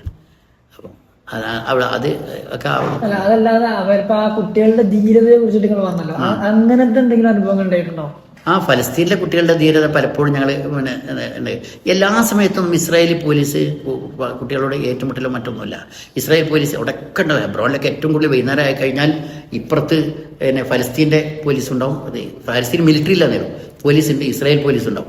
എന്നിട്ട് ഞങ്ങൾ ഈ ഇബ്രാഹിം നബിയുടെ പള്ളിയിലേക്ക് കയറണമെന്നുണ്ടെങ്കിൽ ഈ ഇസ്രായേൽ പോലീസ് ചെക്കിംഗ് ഒക്കെയാണ്. ചില സമയത്തൊക്കെ ഒരിക്കൽ മസ്ജിദ് അക്സയിലേക്കാണ് കയറുന്ന സമയത്ത് ഇസ്രായേൽ പോലീസ് എൻ്റെ കൈ പിടിച്ചിട്ട് ചോദിച്ചു, ഇന്ത്യനാണോ അങ്ങനെ തിരിച്ചത്. അതിൽ മറ്റേ ഇവിടുത്തെ ഫലസ്തീൻകാരൻ അക്സ എന്നാണ് വലിച്ചു. ഇവനോടൊക്കെ സംസാരിക്കാൻ നിൽക്കും. അക്സ നമ്മളെ അധികാരത്തിൽപ്പെട്ടിട്ട് എന്നിട്ട് അവൻ്റെ പ്രതികരിച്ചിട്ട് ഇസ്രായേൽ പോലീസുകാർ അതുപോലെ ചില കാറ് പരിശോധിക്കാൻ വേണ്ടിയൊക്കെ ഇസ്രായേൽ പോലീസ് ഇവരോട് ആവശ്യപ്പെട്ടാൽ എന്ത് ചെയ്യും, അവർ പുകവലിക്കാത്ത ആളാണെങ്കിൽ പോലും ആ ടിക്കും ബോണറ്റൊക്കെ തുറന്നു വെച്ച് കൊടുത്തിട്ട് ഒരു സിഗരറ്റ് കത്തിച്ച്, എല്ലാം അധികം ആൾക്കാർ വലിക്കാറുണ്ട്, പക്ഷെ ഞാൻ വിൽക്കാത്തവരും കൂടി ഞാൻ നിന്നെ ഒരിക്കലും റെസ്പെക്ട് ചെയ്യുന്നില്ലടോ, ഒരു ബഹുമാനമില്ല എന്ന് കാണിക്കാനും ഇങ്ങനെ വലിച്ചിട്ട് അളക്കണം. അങ്ങനെ ശരിക്കും ഒരു നല്ല ശക്തമായ രൂപത്തിൽ തന്നെ ഒരു പ്രതിരോധം, അതുകൊണ്ട് തന്നെ അവർക്ക് നിന്ന് പോകാൻ കഴിയുന്നത് ശരിക്കും. പക്ഷേ എല്ലാ ഈ പറയുന്ന അർത്ഥം ജൂതന്മാരൊക്കെ ദുഷ്ടരാണെന്നല്ല, എത്രയോ മുസ്ലിങ്ങളായിട്ട് നല്ല ഇതുണ്ട്. ഇടകലർന്ന് വീടുണ്ടാവില്ല, ഈ സൈഡിൽ ജൂതന്മാർ, ഈ സൈഡിൽ മുസ്ലിങ്ങൾ ആരും ഇത്ര നല്ല നിലക്ക് വർത്തിക്കുന്ന ആൾക്കാരുണ്ട്. അവിടെ സ്റ്റേ ചെയ്തത് ഫലസ്തീനിൽ എപ്പോഴെങ്കിലും താമസം ഫലസ്തീനിൽ സ്റ്റേ ചെയ്തിട്ടുണ്ട്. ഫലസ്തീനിൽ ഞങ്ങൾ പോകുമ്പോൾ ഗൈഡായിട്ട് യാത്ര പോകുന്നതിലൊക്കെ ഫലസ്തീനിൽ തന്നെ സ്റ്റേ ചെയ്യില്ല. കാരണം ആ കിട്ടുന്ന പൈസ രണ്ട് കാരണത്താൽ, ഒന്ന് ആദായം ഫലസ്തീനിലാണ്, വാടക കുറവാണ്. ബത്ലഹേമിലാണ് ഈസാ അലൈഹി ഇസ്ലാം ജനിച്ച ബത്ലഹേമിൽ, അത് ബൈത്തുൽ ഹെം എന്നാണ് ബത്ലഹേമിലൊക്കെ. അവിടെ സംസാരിക്കുക, ആ ബത്ലഹേമിലെ ചർച്ചിനകത്തുള്ള കന്യാസ്ത്രീകളും പള്ളിയിലച്ചനും ഒക്കെ അറബിയിലാണ് സംസാരിക്കുക. കുർബാന പോലും അറബിയിലാണ് അവിടെ, കാരണം അവരുടെ ഭാഷ അതാണ്. പക്ഷേ ജൂതന്മാരുടെ ഭാഷ ഹിബ്രു. ഇസ്രായേലിലുള്ളവർക്ക് ഹിബ്രു അറിയും മാത്രം, ജൂതന്മാരുടെ മതഭാഷയാണ് ശരിക്കും ഹിബ്രു. പക്ഷേ ഇസ്രായേലിനകത്തുള്ള മുസ്ലിങ്ങൾ, ഇസ്രായേലിനുള്ളിൽ തന്നെ 22 ലക്ഷത്തോളം മുസ്ലിങ്ങളുണ്ട് ഇസ്രായേലിനകത്ത് തന്നെ. പിന്നെ ഫലസ്തീൻ രണ്ട് ഭാഗമാണ്, വെസ്റ്റ് ബാങ്കും ഗസയും. ഞങ്ങൾ ഗസയിൽ ഇതുവരെ പോയിട്ടില്ല, ഇത്രയും പ്രാവശ്യം പോയിട്ടില്ല. പക്ഷേ വെസ്റ്റ് ബാങ്കിലാണ് ധാരാളം പോയത്. വെസ്റ്റ് ബാങ്ക് ഇത് രണ്ടിൻ്റെ ഇടയിലാണ് ഇസ്രായേൽ. ഒരു ഭാഗത്ത് ഗസ, മറ്റേ ഭാഗത്ത് വെസ്റ്റ് ബാങ്ക്, അതിൻ്റെ ഇടയിൽ ഇസ്രായേലാണ്. അത് രണ്ടും ഫലസ്തീനാണെങ്കിലും സെപ്പറേറ്റ് കൊടുത്തത്. നമ്മുടെ പാകിസ്ഥാനും കിഴക്കൻ പാകിസ്ഥാനും പറഞ്ഞ 2 രൂപത്തിലെ പണ്ടുണ്ടായിരുന്നു, പിന്നെ ബംഗ്ലാദേശായത് ആ രൂപത്തിൽ. അതിൻ്റെ ഇടയിൽ 100 കിലോമീറ്ററോളം രീതിയിൽ ഇസ്രായേലുണ്ട്. പിന്നെ എന്നിട്ട് അവിടുന്ന് എന്താ ചോദിച്ചത് എന്നൊക്കെ താമസിക്കുന്ന ഞങ്ങൾ ഫലസ്തീൻ്റെ താമസിക്കാം. രണ്ടാമത്തെ കിട്ടുന്ന വാടക ഇസ്രായേൽ കൊടുക്കേണ്ട, അതിൽ കുറച്ച് പൈസ മാത്രമാണ് വിസയ്ക്ക് വേണ്ടിയുള്ള ഒരു 4000-ഓളം ഇത്ര കുറച്ച് ഡോളറുണ്ട് അല്പം, അത് മാത്രമേ ഇസ്രായേലിന് പോകുള്ളൂ. ബാക്കി ഞങ്ങൾ ഫുഡും താമസമൊക്കെ ഞങ്ങൾ ഇതിൽ നിന്ന് എടുക്കല്, ഫലസ്തീനിൽ തന്നെ എടുക്കല്. ഞാൻ ഇത്രത്തോളം കേട്ടപ്പോൾ മനസ്സിലാക്കി പ്രാർത്ഥനകൾ ഭയങ്കരമായിട്ട് പഠിച്ചവന്റെ ഓരോ കാര്യങ്ങൾ ഭയങ്കരമായിട്ട് വിശ്വസിക്കണം. അപ്പോൾ പ്രാർത്ഥനകൾ എപ്പോഴും പ്രാർത്ഥിക്കുന്ന എന്തെങ്കിലും കാര്യങ്ങളുണ്ടോ, അല്ലെങ്കിൽ ഇനി യാത്രകൾ ചെയ്യണം, അല്ലെങ്കിൽ അങ്ങനെ എന്തെങ്കിലും ചെയ്യണം? എനിക്കങ്ങനെ ഇനിയും ധാരാളം യാത്ര ചെയ്യണം എന്നുള്ളത് ജനങ്ങൾക്ക് കാണിച്ചു കൊടുക്കുന്നതിലാണ് എനിക്ക് താല്പര്യം. എനിക്ക് ഇത്രയും പ്രാവശ്യം പോയതുകൊണ്ട് ഈ രാജ്യങ്ങളിലൊക്കെ പോകാനോ പ്രത്യേകിച്ച് തോന്നുന്നില്ല. പക്ഷേ ഞാൻ പോകുമ്പോൾ ഓരോരുത്തരും ചോദിക്കും, ഇങ്ങനെ ഫ്രഷായിട്ട് വരുമ്പോൾ തോന്നുന്നില്ല, ഇത്രയും കൊല്ലം യാത്ര ചെയ്ത് ഇങ്ങനെ തോന്നുന്നു. അതെന്താ വെച്ചാൽ ഈ ഇതിൽ വരുന്നവരൊക്കെ ഒറ്റ പ്രാവശ്യം വരുന്നത്. അപ്പോൾ അവർക്ക് ഒരു സ്ഥലം നഷ്ടപ്പെടാതിരിക്കണം എല്ലാം പറയണമെന്ന് ഞാൻ അമ്മാനിൽ വിമാനം ഇറങ്ങി തുടങ്ങിയിട്ട് ബസ്സിലേക്കാണ് കയറുന്നത് മുതലേക്ക്. അമ്മാൻ്റെ വിമാനം ഇറങ്ങുന്നത് ജോർഡാനിൽ. നമ്മൾ ഗൾഫ് പോയി, അവിടുന്ന് ജോർഡാൻ തലസ്ഥാനത്ത് പോയി 2ാമത്തെ ഫ്ലൈറ്റിന് ഇറങ്ങി അവിടെ നിന്ന് പോയി തിരിച്ച് വരുന്നവരെയും വിശദീകരിച്ചു കൊടുക്കലാണ് ഗൈഡായിട്ട് പോകുമ്പോൾ എനിക്കുള്ള ജോലി. 2007 ശേഷമാണോ ഈ യാത്രകൾ, ഗൈഡായിട്ടുള്ള യാത്രകൾ? 2007 അതെ. അതിനുശേഷം കോളേജിൽ വർക്ക് ചെയ്യുന്ന സമയത്ത് പോയിട്ടുണ്ടോ എന്ന് എനിക്ക് വൃത്തി ഓർമ്മയില്ല, ഇല്ലെന്ന് തോന്നുന്നുണ്ട്. 2007 ശേഷമായിട്ടാണ്. അതെ. അപ്പോൾ 2007 ശേഷം പിന്നീട് ഗൈഡായിട്ടുള്ള യാത്രകളൊക്കെ തുടങ്ങി. അങ്ങനെ ഒരുപാട് പ്രാവശ്യം ആൾക്കാർ വിളിക്കും, പല ട്രാവൽസുകാരും വിളിക്കാറുണ്ട്. അപ്പോൾ അങ്ങനെ ആണ് അതിലൊക്കെ യാത്ര ചെയ്തത്. അപ്പോൾ എല്ലായിടത്തും ഈ ഫലസ്തീനികളുടെ ധീരതയും ഇതൊക്കെയാണ്. ഇപ്പോഴും ഇത്രയും അധികം കൊന്നൊടുക്കിയിട്ടും ആ ജനതയുടെ ഒരു പ്രാവശ്യം ഇവിടെ ആരും ആത്മഹത്യ ചെയ്തിട്ടില്ല, ഇസ്രായേൽ കൊല്ലന്നല്ലാതെ. മാത്രമല്ല ഇതിൽ അള്ളാഹു എന്നല്ലാതെ ഒരു വിളിയും വേറെ ഒരു പടപ്പുകളെയും വിളിച്ചിട്ടില്ല, ഒരു തേട്ടം അവർക്കില്ല, അള്ളാഹുവിനോട് മാത്രം. അത്രയും ധീരതയും വിമാനമുള്ള ആൾക്കാരാണ്. ചിലരെ കുറിച്ചൊക്കെ പിന്നെ ഗസയ്ക്ക് ഞാൻ കയറിയിട്ടില്ല ഇതുവരെ, പക്ഷേ ഗസയിൽ ഷിയായിസത്തിൻ്റെ സ്വാധീനത്തെ പറ്റിയൊക്കെ പറയാറുണ്ട്. ഹമാസിനെ പറ്റി അടിച്ചു നോക്കിയാൽ കാണുന്നത് സുന്നി എന്നാണ് കാണുന്നത്. ഇനി ഹമാസിൽ ചില ആൾക്കാരൊക്കെ ഷിയ ബന്ധമുള്ളവരുണ്ടായിരിക്കാം, എന്നായിരുന്നാലും ഞാൻ ഇല്ല എന്നുള്ളതല്ല പറയുന്നത്. അങ്ങനെയൊക്കെ ഷിയായിസം പറഞ്ഞ ആൾക്കാരൊക്കെ ഉണ്ട്. എന്നാലും അവിടെ ഇതുവരെ ഒരു ദർഗ ഒന്നുമില്ല. ഷിയാക്കളുണ്ടെങ്കിൽ ഏറ്റവും ഇറാനിലൊക്കെ പരക്കെയാണ്, അതൊന്നുമില്ല, ഒക്കെ പള്ളികൾ തകർന്നുണ്ട്. അപ്പോൾ ആ നിലയ്ക്ക് മാത്രമല്ല അവരുടെ ധീരത. അത് വെസ്റ്റ് ബാങ്കിലും അങ്ങനെ തന്നെ. പലരും ഗൾഫിൽ വന്നിട്ട് പറയാറുണ്ട് ആ പലസ്തീനുകൾ മഹാമോശമല്ലേ സ്വഭാവം, പക്ഷെ ഞങ്ങൾക്ക് ഇത്രയും പ്രാവശ്യം പോയിട്ടും പലസ്തീനുകളെ കുറിച്ച് നല്ലതല്ലാതെന്ന് പറയണ്ടായില്ല. അതിൽ ഒരു ഉദാഹരണമാണ് പിന്നെ ഇവിടെ ഒരാൾ ഹെബ്രോണിൽ വെച്ചിട്ട് ഞങ്ങളുടെ കൂട്ടത്തിൽ ഒരാൾക്ക് നെഞ്ചുവേദന, പെട്ടെന്ന് ഹോസ്പിറ്റലിൽ കൊണ്ടുപോയി. പ്രായമുള്ള ആളാണ്. അവരോട് ഇപ്പം തന്നെ ഓപ്പറേറ്റ് ചെയ്യണം, $5 ലക്ഷം വേണം. മക്കൾക്ക് ദുബൈക്ക് വിളിച്ചപ്പോൾ പറഞ്ഞു, മക്കൾ മരിക്കണമെങ്കിൽ മയ്യത്തിൻ്റെ അയച്ചാളേ, നിങ്ങൾ യാത്ര തുടർന്നോളേ, അവിടെ വെച്ച് ഓപ്പറേറ്റ് ചെയ്യേണ്ടതാണ്. അപ്പോൾ ഒരു രാത്രി അഡ്മിറ്റ് ചെയ്യേണ്ടത്. അപ്പോൾ ഡോക്ടർക്ക് ഇയാൾ പറയുന്നതും ഇയാൾ പറയുന്ന അങ്ങോട്ടും ഇങ്ങോട്ടും ട്രാൻസ്ലേഷൻ ഹെബ്രോണിലെ ഹോസ്പിറ്റലിൽ. ഇബ്രാഹിം നബി ഇറാഖിലെ ഊർ എന്ന സ്ഥലത്ത് നിന്ന് ബാബിലോണിയയിൽ നിന്ന് വന്നിട്ട് പലസ്തീനിൽ പിന്നെ 3 സ്ഥലത്ത് താമസിച്ചിട്ട് അവസാനം താമസിച്ചിരുന്ന 170 വർഷത്തോളം ജീവിച്ചിട്ടുണ്ട്. 100 വർഷത്തോളം ജീവിച്ച സ്ഥലമാണ് അത്. ആ സ്ഥലമാണ് ഈ പള്ളി. അതാണ് അതിനു വേണ്ടി എബ്രോഡിൽ പോകുന്നത്. അവിടെ പള്ളി ഇപ്പോഴും ഉണ്ട്. ഇബ്രാഹിം നബി വാങ്ങിയ സ്ഥലത്ത് ഇബ്രാഹിം ഉണ്ടാക്കിയപ്പോൾ ആ പള്ളി പുതുക്കി പണിത പള്ളി. അപ്പോൾ അവിടുന്ന് ഇയാളോട് സംസാരിച്ച് അത് കഴിഞ്ഞപ്പോൾ അപ്പം അയാൾക്ക് വേണ്ടി പലസ്തീനുകൾ കേട്ടു ഇന്ത്യക്കാരൊരാൾ സുഖമില്ലാതെ കിടക്കുന്നുണ്ട്, എന്നിട്ട് അവർ ഭക്ഷണം കൊണ്ടുവന്ന് രോഗിക്ക് മാത്രമല്ല ജസ്റ്റ് ഭക്ഷണം അവിടെ കിട്ടുള്ളൂ, ബാക്കിയൊക്കെ എന്നിട്ട് ഇവർ കൊണ്ടുവന്ന് അങ്ങനെ ആശ്വസിപ്പിച്ച് പ്രയാസപ്പെട്ടോ എന്നൊക്കെ പറഞ്ഞു കഴിഞ്ഞ് പിറ്റേന്ന് ഞങ്ങൾ ടിപ്സ് കൊടുത്തു. എന്തിനാ ഇന്ത്യയിൽ ഇത്ര ഒരു മുസ്ലിം ഇവിടെ വന്നിട്ട് പിന്നെ പലസ്തീനിലെ മുസ്ലിം പിന്നെ ഞങ്ങൾ സഹോദരനെ സഹായിച്ചതല്ല, എന്തൊരു ടിപ്സ് എന്ന് വെച്ച് അത്ര നല്ലത്. ഒരു പൈസ വാങ്ങില്ല, അവർ ആവശ്യമുള്ളവരാണ് അവർ, എന്നിട്ട് വാങ്ങിയില്ല അവർ. അത്ര നല്ല സഹകരണം. ഒരിക്കൽ ഞങ്ങൾ പിന്നെ ഇത് ക്യാമറ വെച്ച് മറന്നു ജെറൂസലമിൽ നിന്ന് പോയി വരുമ്പോൾ. പക്ഷേ എവിടെയാണ് ഇന്ത്യക്കാർ താമസിക്കുന്നത് ആ ഹോട്ടലിൽ കൊണ്ടുവന്നവർ, അവർക്ക് വിറ്റൂടെ? പട്ടിണി ഉണ്ടല്ലോ ഇപ്പൊ ഗസയിൽ വെസ്റ്റ് ബാങ്കിലെ പട്ടിണി ഈജിപ്തിനെ പറ്റി പറഞ്ഞ സമയത്ത് അവസാനം ഇപ്പൊ വല്ലാതെ ഇസ്രായേൽ ഭക്ഷണം വരുമ്പോൾ എവിടെയെങ്കിലും ട്രക്കൊക്കെ വരുമ്പോൾ ഒന്നായിട്ട് കയ്യിൽ കിട്ടണവനും ചാടി എടുക്കണമൊക്കെ തുടങ്ങി. അതായത് അത്രയും പട്ടിണിയായിട്ടാണ്. അതിൽ കളവ് മറ്റും മറിച്ച് ചെറിയ ഒരു ചതി ഒന്നുമില്ല. വെസ്റ്റ് ബാങ്കിലെ പല സ്ഥലങ്ങളിലൊക്കെ നിസ്കാരവും സൗകര്യം. പിന്നെ അവരൊക്കെ പരമാവധി ഒരു ചിലത് ജീൻസ് ഉണ്ടാവും, എന്നാലും ഇതുവരെ ഇറക്കുണ്ടാവും സ്ത്രീകൾക്ക്, മഫ്തടും. അങ്ങനെ ഒരു അഴിഞ്ഞാട്ടം എന്നൊരു സ്വഭാവം നമ്മൾ ഒരു കൾച്ചറിന് അവിടെ ആ കൾച്ചർ പൊതുവെ അവിടെ കാണാനുണ്ട്. ഒരിക്കലും കുത്തുബയിൽ പങ്കെടുത്തിട്ടുണ്ട്. അവിടെ ഉണ്ട് ഈജിപ്തിലും പലസ്തീനിലൊക്കെ 30-ലധികം പ്രാവശ്യം അസിൽ അക്സയിലെ കുത്തുബയ്ക്ക് തന്നെ പങ്കെടുത്തിട്ടുണ്ട്. നല്ല ഉജ്ജ്വലമായ കുത്തുബ നടക്കുക. മുസ്ലിങ്ങളെ രണ്ടാമത്തെ കുത്ത് എപ്പോഴും അക്സയെക്കുറിച്ചും പലസ്തീനികളെ ഉറപ്പിച്ച് നിർത്താനുള്ള ധൈര്യത്തെക്കുറിച്ചുണ്ട്. ചിലപ്പോൾ ഇസ്രായേലിനെ വിമർശിച്ചുകൊണ്ടുള്ള കുത്തുബ ഉണ്ടാവാറുണ്ട്. ഇത് ശരിക്കും ഇസ്രായേൽ പോലീസ് ഈ അക്സയുടെ ഡോറിൻ്റെ പുറത്ത് ആ കോമ്പൗണ്ട് 35 ഏക്കറാണ് ആ കോമ്പൗണ്ട്. അവൻ്റെ പുറത്തൊക്കെ ഉണ്ടാവും, അവിടെ ഒക്കെ കേൾക്കുന്നുണ്ടാവും. ഭയങ്കര സ്പീക്കറിലൊക്കെ വെച്ച് കേൾക്കുന്നുണ്ട്. അവർക്ക് അറബി അറിയുന്നവരുണ്ടായിരുന്നു, ഹിബ്രു ഭാഷയാണെങ്കിലും. എന്നാലും അവരതിന് കീഴടങ്ങിയിട്ടൊന്നുമല്ല. അങ്ങനെ നല്ല ധീരമായിട്ട് കുട്ടികളൊക്കെ എങ്ങനെയാണ് വിദ്യാഭ്യാസം, അവരുടെ വിദ്യാഭ്യാസം ഹൈലി എഡ്യൂക്കേറ്റഡ് ആണ്. അവിടെ നല്ല സൗകര്യമാണ്. വെസ്റ്റ് ബാങ്കിലൊക്കെ നല്ല കോളേജുകളും സ്കൂളുകളും ഒക്കെ ഇംഗ്ലീഷ് ഫ്ലുവൻ്റ്. എബ്രോണിലൊക്കെ കുട്ടികൾ നല്ല ഫ്ലുവൻ്റായിട്ട് ഇംഗ്ലീഷ് സംസാരിക്കും, അറബിക് സംസാരിക്കും, നല്ല ഉഷാറായിട്ട് നല്ല ആണ്. ഒരിക്കലൊരു കുട്ടി കാണിച്ചു തരാണ് മുറി, എന്താ ഒരു മുറി. അതെന്താ വെച്ചപ്പോൾ പറഞ്ഞു ഇസ്രായേൽ പോലീസ് അടിച്ചിട്ടുണ്ടായിരുന്നു. എന്താ അടിക്കണം ഞാൻ ചോദിച്ചു, നീ ഇസ്രായേൽ പോലീസിന് എറിഞ്ഞിരുന്നു വെച്ചു. ഒരു 7ാം ക്ലാസ് പഠിക്കുന്ന പ്രായമുള്ളൂ. എറിഞ്ഞിരുന്നു. അവിടെ കാരണം അവരുടെ നാട് അധിനിവേശം നടത്തി വന്ന് നിൽക്കുന്ന പോലീസിനെ അവരെറിയും. അവന് ഇന്തിഫാദ എന്ന പേരിലൊരു ഭയങ്കര കല്ലെറുകയാണ് അതൊക്കെ നടന്നത്. ഒരിക്കൽ ഞങ്ങളുടെ കൂട്ടത്തിൽ അവിടെ ചെന്ന് ഇറങ്ങിയ സമയത്ത് ഞങ്ങളുടെ കൂട്ടത്തിൽ ഒരാൾ ഒരു കല്യാണം വന്നിട്ട് അയാളെ നെറ്റിക്കണം കൊണ്ടു. അപ്പോൾ കാരണം ഇവർ പോലീസിന് തരുന്നതാണ്, ഇസ്രായേൽ പോലീസിനെ പലസ്തീന്. അത് പിഴച്ച് വന്നിട്ട് ഞങ്ങളുടെ കൂട്ടത്തിൽ അയാൾ എന്നിട്ട് പേടിച്ചിട്ട് പിന്നെ ബസ്സിൽ നിന്ന് പുറത്തിറങ്ങിയാണ്. ഹെബ്രോൺ പള്ളി അങ്ങനെ പോകും, അയാൾ പള്ളി തന്നെ ബസ്സിൽ തന്നെ ഇരുന്നു. അപ്പം അങ്ങനെയൊക്കെ അപൂർവം സംഭവം ഉണ്ട്. പക്ഷെ അവരുടെ അടുത്ത് നിന്നും പിന്നെ ചില സമയത്ത് ഞങ്ങൾക്ക് പോകാൻ പറ്റണില്ല. അല്ലാത്ത സംഭവമുണ്ട് ഹെബ്രോണിലേക്ക്. അതിന് കുറച്ചിപ്പുറത്ത് വന്നിട്ട് ഇസ്രായേൽ പോലീസും പലസ്തീനികളും തമ്മിൽ ഏറ്റുമുട്ടൽ നടക്കണം ഹെബ്രോണിൽ. അപ്പോൾ കുറച്ചിപ്പുറത്തും ദൂരത്ത് കണ്ടിട്ട് നിങ്ങൾ പോണതിന് വിരോധമൊന്നുമില്ല, പക്ഷെ നിങ്ങൾക്ക് പ്രശ്നം അഥവാ വെടി പഴിച്ചു വന്നാൽ അപ്പം നമ്മൾ പരീക്ഷണത്തിന് ഉണ്ടല്ലോ അങ്ങനെ. പക്ഷേ ഈ ജനങ്ങൾക്ക് ഒരിക്കൽ ഒരു പ്രാവശ്യം അവർ പോകണം കാണുള്ളൂ, അവർക്ക് ഹെബ്രോൺ കാണാൻ കഴിഞ്ഞില്ല എന്നുള്ളതൊക്കെ അൽ ഖലീൽ എന്നാണ് പിന്നീട് പേര് മുറുവനത്ത വന്ന ശേഷം. ആ ഹെബ്രോൺ പള്ളി പിന്നെ അൽ ഖലീൽ എന്ന ആ സ്ഥലത്തിന് പേരിട്ട് മുറുവനത്താമാണ്. അതൊക്കെ അനുഭവങ്ങളുണ്ട്. ഈ ഫലസ്തീനിലെ കുട്ടികളും അല്ലെങ്കിൽ പ്രായമാരൊക്കെ ഈ പറഞ്ഞ പോലെ ഭയങ്കര ഹൈലി ക്വാളിഫൈഡ് എഡ്യൂക്കേറ്റഡ് ആണോ? അല്ല, കുറച്ചൊക്കെ നാടന്മാരുണ്ട്, എങ്കിലും സാക്ഷരത വളരെ കൂടുതലാണ്, നല്ല വിദ്യാഭ്യാസമാണ്. അത് ഗസയിലുണ്ടായിരുന്നു അങ്ങനെ തന്നെ. അതായത് അവർക്ക് സ്കൂളിൽ നിന്ന് അല്ലെങ്കിൽ സ്കൂളുകളും കോളേജുകളും യൂണിവേഴ്സിറ്റികളൊക്കെ ഉണ്ട്. സ്കൂൾ കഴിഞ്ഞാൽ +2 12ാം ക്ലാസ് വരെ സ്കൂൾ, അത് കഴിഞ്ഞാൽ പിന്നെ ജാമ്യ എന്ന് പറയാം, യൂണിവേഴ്സിറ്റി എന്ന് പറയാം. അതിലൊക്കെ നല്ല വിദ്യാഭ്യാസം, ടെക്നോളജി, എഞ്ചിനീയറിംഗ്, ഇങ്ങനത്തെ കാര്യങ്ങളൊക്കെ പഠിപ്പിച്ചിരുന്നത്. ഒക്കെ ഇസ്രായേൽ തകർത്തിട്ടാണ് ഗസയിൽ. വെസ്റ്റ് ബാങ്കിലൊക്കെ ഇപ്പോഴും ഉണ്ട്. വെസ്റ്റ് ബാങ്കിലും ചില സ്ഥലത്തൊക്കെ ഇസ്രായേൽ തകർത്തു. എങ്കിലും നല്ല വിദ്യാഭ്യാസം. അറബ് ലോകത്തൊക്കെ പലപ്പോഴും ചിലപ്പം റാങ്ക് കിട്ടിയിരുന്നൊക്കെ പലസ്തീനി കുട്ടികൾക്കാണ്, അവിടെ ചെന്ന് താമസിക്കുന്ന ആൾക്കാർ. അപ്പം അറബ് ലോകത്തുള്ള ആ പലസ്തീനികളെ കുറിച്ച് ഈ മലയാളികൾ പറഞ്ഞ അഭിപ്രായങ്ങളല്ല യഥാർത്ഥത്തിൽ ഇസ്രായേൽ ഫലസ്തീനെ അനുഭവിക്കുന്നത്.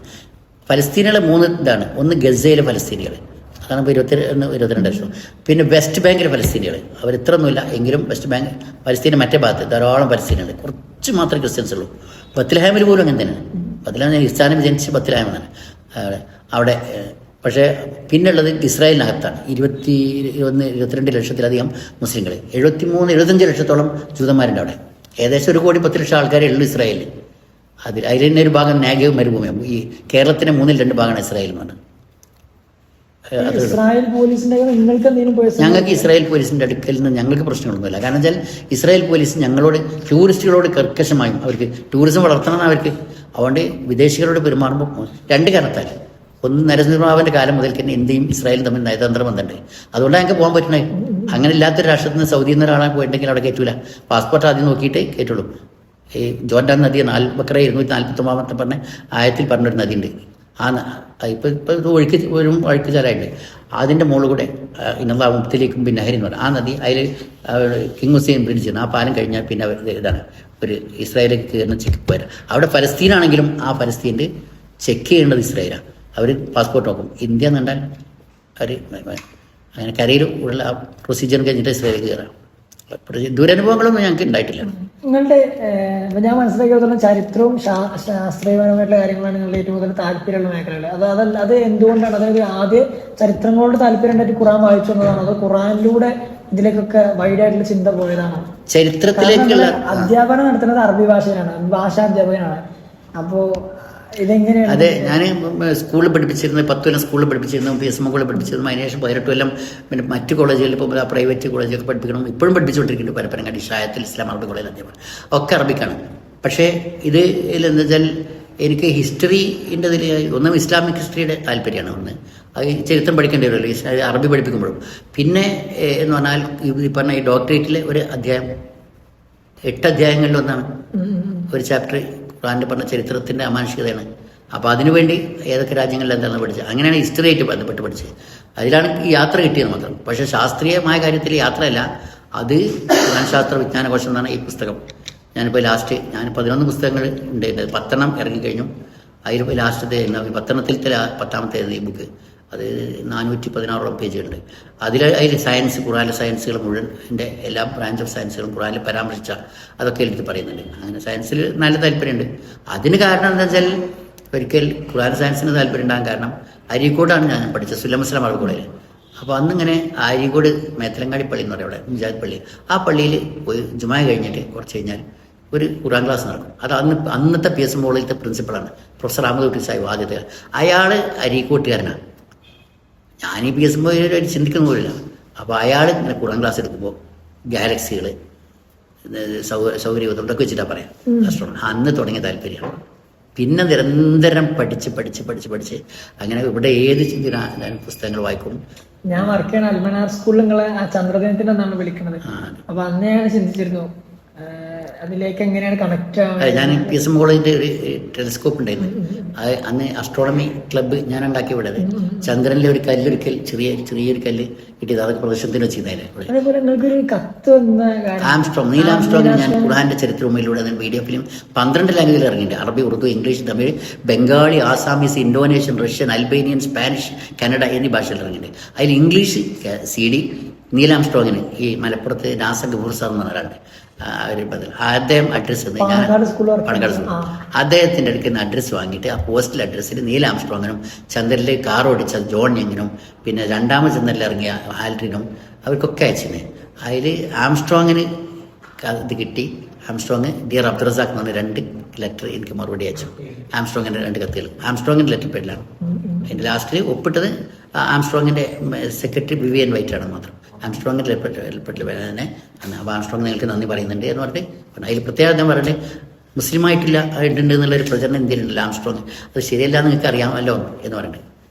ആംസ്ട്രോങ് മുസ്ലിമായി എന്നൊരു തെറ്റാണ്, അത് തെറ്റാണ്, അത് വെറുതെയാണ്. ചന്ദ്രനിൽ വെച്ച് ബാങ്ക് കിട്ടുന്നത് ഞാൻ വായില്ലാത്ത ചന്ദ്രനിൽ എങ്ങനെ ബാങ്ക് കേൾക്കുക. എന്നിട്ട് ഈ ഭൂമി ബാങ്ക് കേട്ടപ്പം ഇത് മുസ്ലിങ്ങളുടേതാണെന്നാണ്.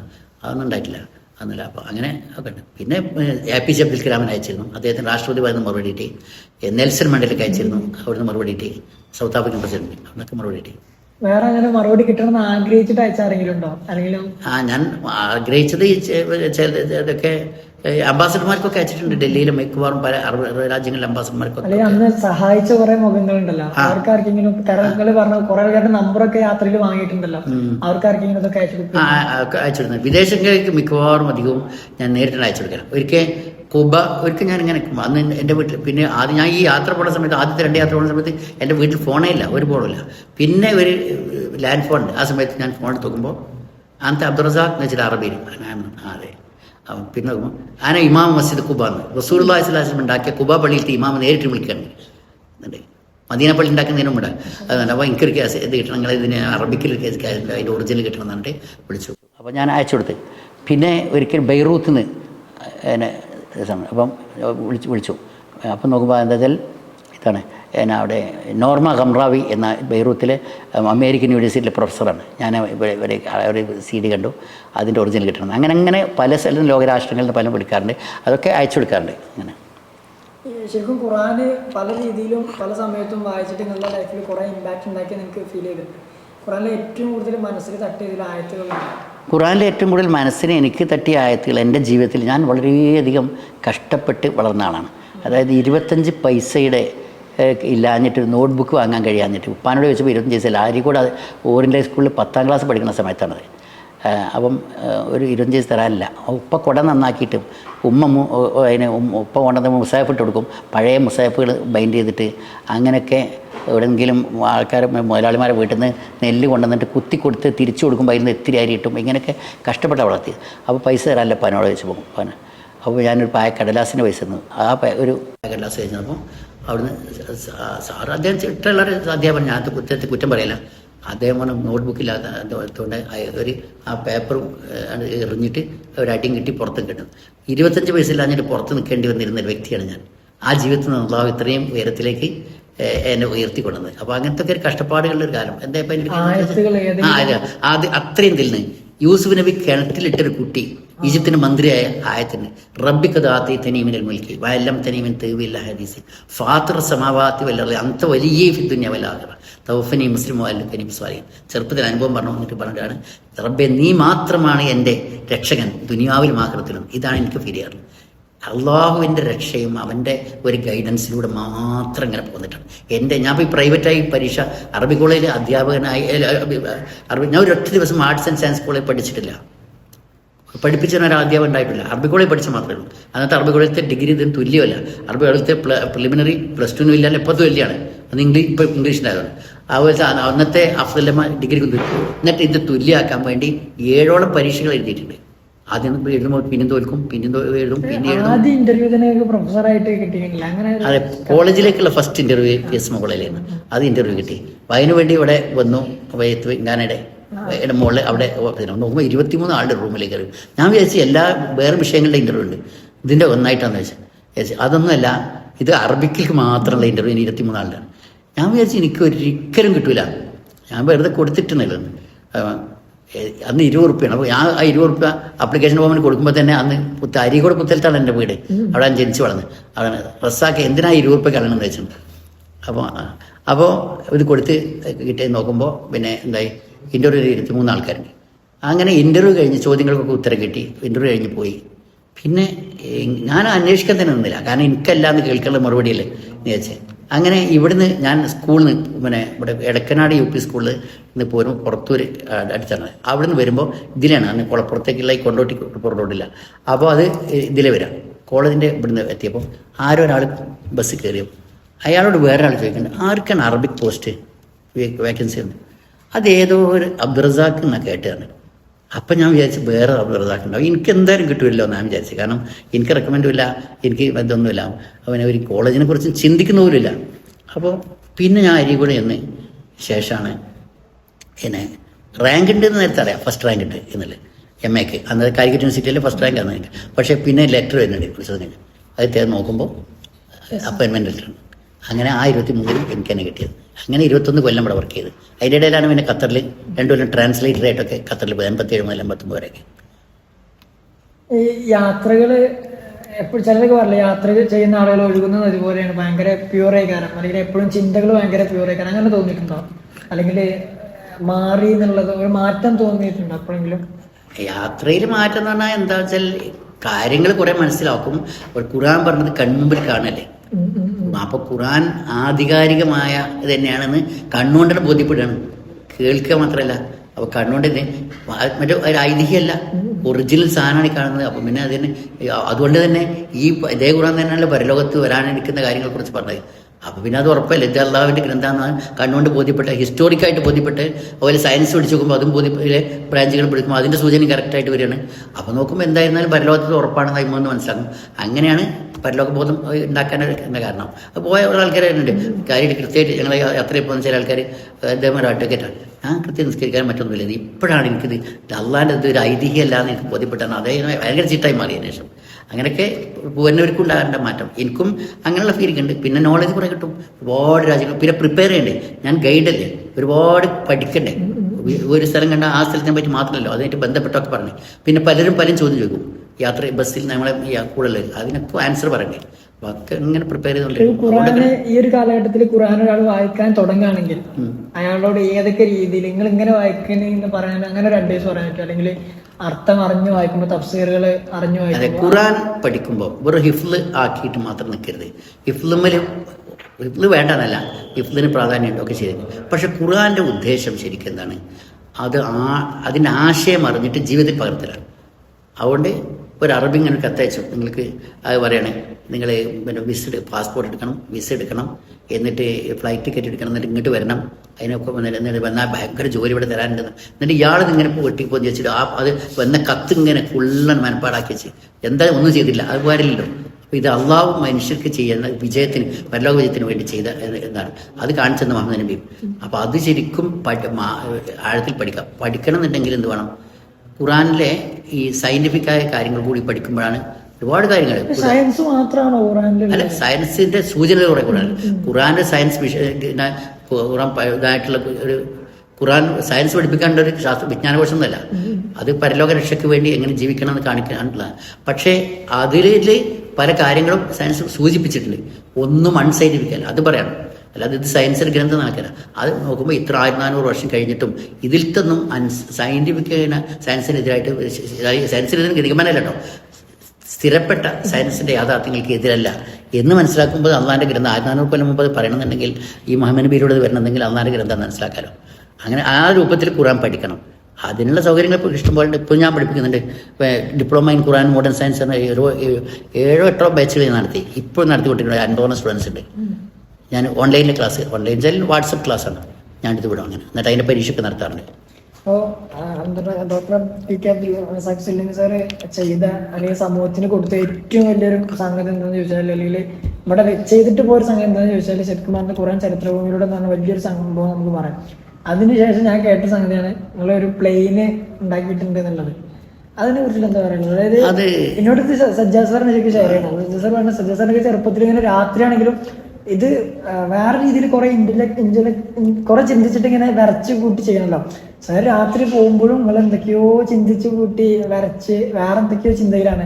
കാരണം ജീവിതത്തിന്റെ വലിയൊരു സമയം കുറെ ചിന്തകൾക്കും കുറെ യാത്രകൾക്കും വേണ്ടി മാറ്റി വെച്ച ഒരാളാണ്. ഒന്നാമത് ഖുർആൻ സയൻസ് വിഷയം ഡീപ്പായതുകൊണ്ടും ഞാൻ ഒരു BSc അല്ലല്ലോ, ഞാൻ അറബിക്കിൽ കൂടെ വന്നല്ലേ. അപ്പം ഇതൊക്കെ ഞാൻ പഠിച്ചുണ്ടാക്കണം. ഒരു പിന്നെ സയൻസിൽ ആകെ SLC വരെ സയൻസ് പഠിച്ച വിഷയമുള്ളൂ. പക്ഷെ ഇത് പഠിക്കണം എന്ന് കുറേ അറിയില്ല, പല കാര്യങ്ങൾ. അപ്പോൾ ആ നിലയ്ക്ക് കുറേ പഠിക്കേണ്ടതുണ്ട്, ആ നിലയ്ക്കും പഠിച്ചിട്ടുണ്ട്. പിന്നെ പ്ലെയിൻ്റെ കാര്യം എന്ന് പറഞ്ഞാൽ ഒരു നോട്ട്ബുക്ക് മേൽ നല്ല പ്ലെയിൻ്റെ ഒരു ചിത്രം കണ്ടപ്പോൾ എനിക്ക് ഇതുപോലെ ഉണ്ടാക്കിയാലോ. അപ്പോൾ എൻ്റെ ഒരു വിദ്യാർത്ഥി ഉണ്ട് ഇവിടെ തിരുങ്ങാടി തന്നെ, അവന് ഇതിൻ്റെ ഫ്ലൈറ്റ് എഞ്ചിനീയറാണ്, PSC പണ്ട് പഠിച്ചിരുന്നതാണ്.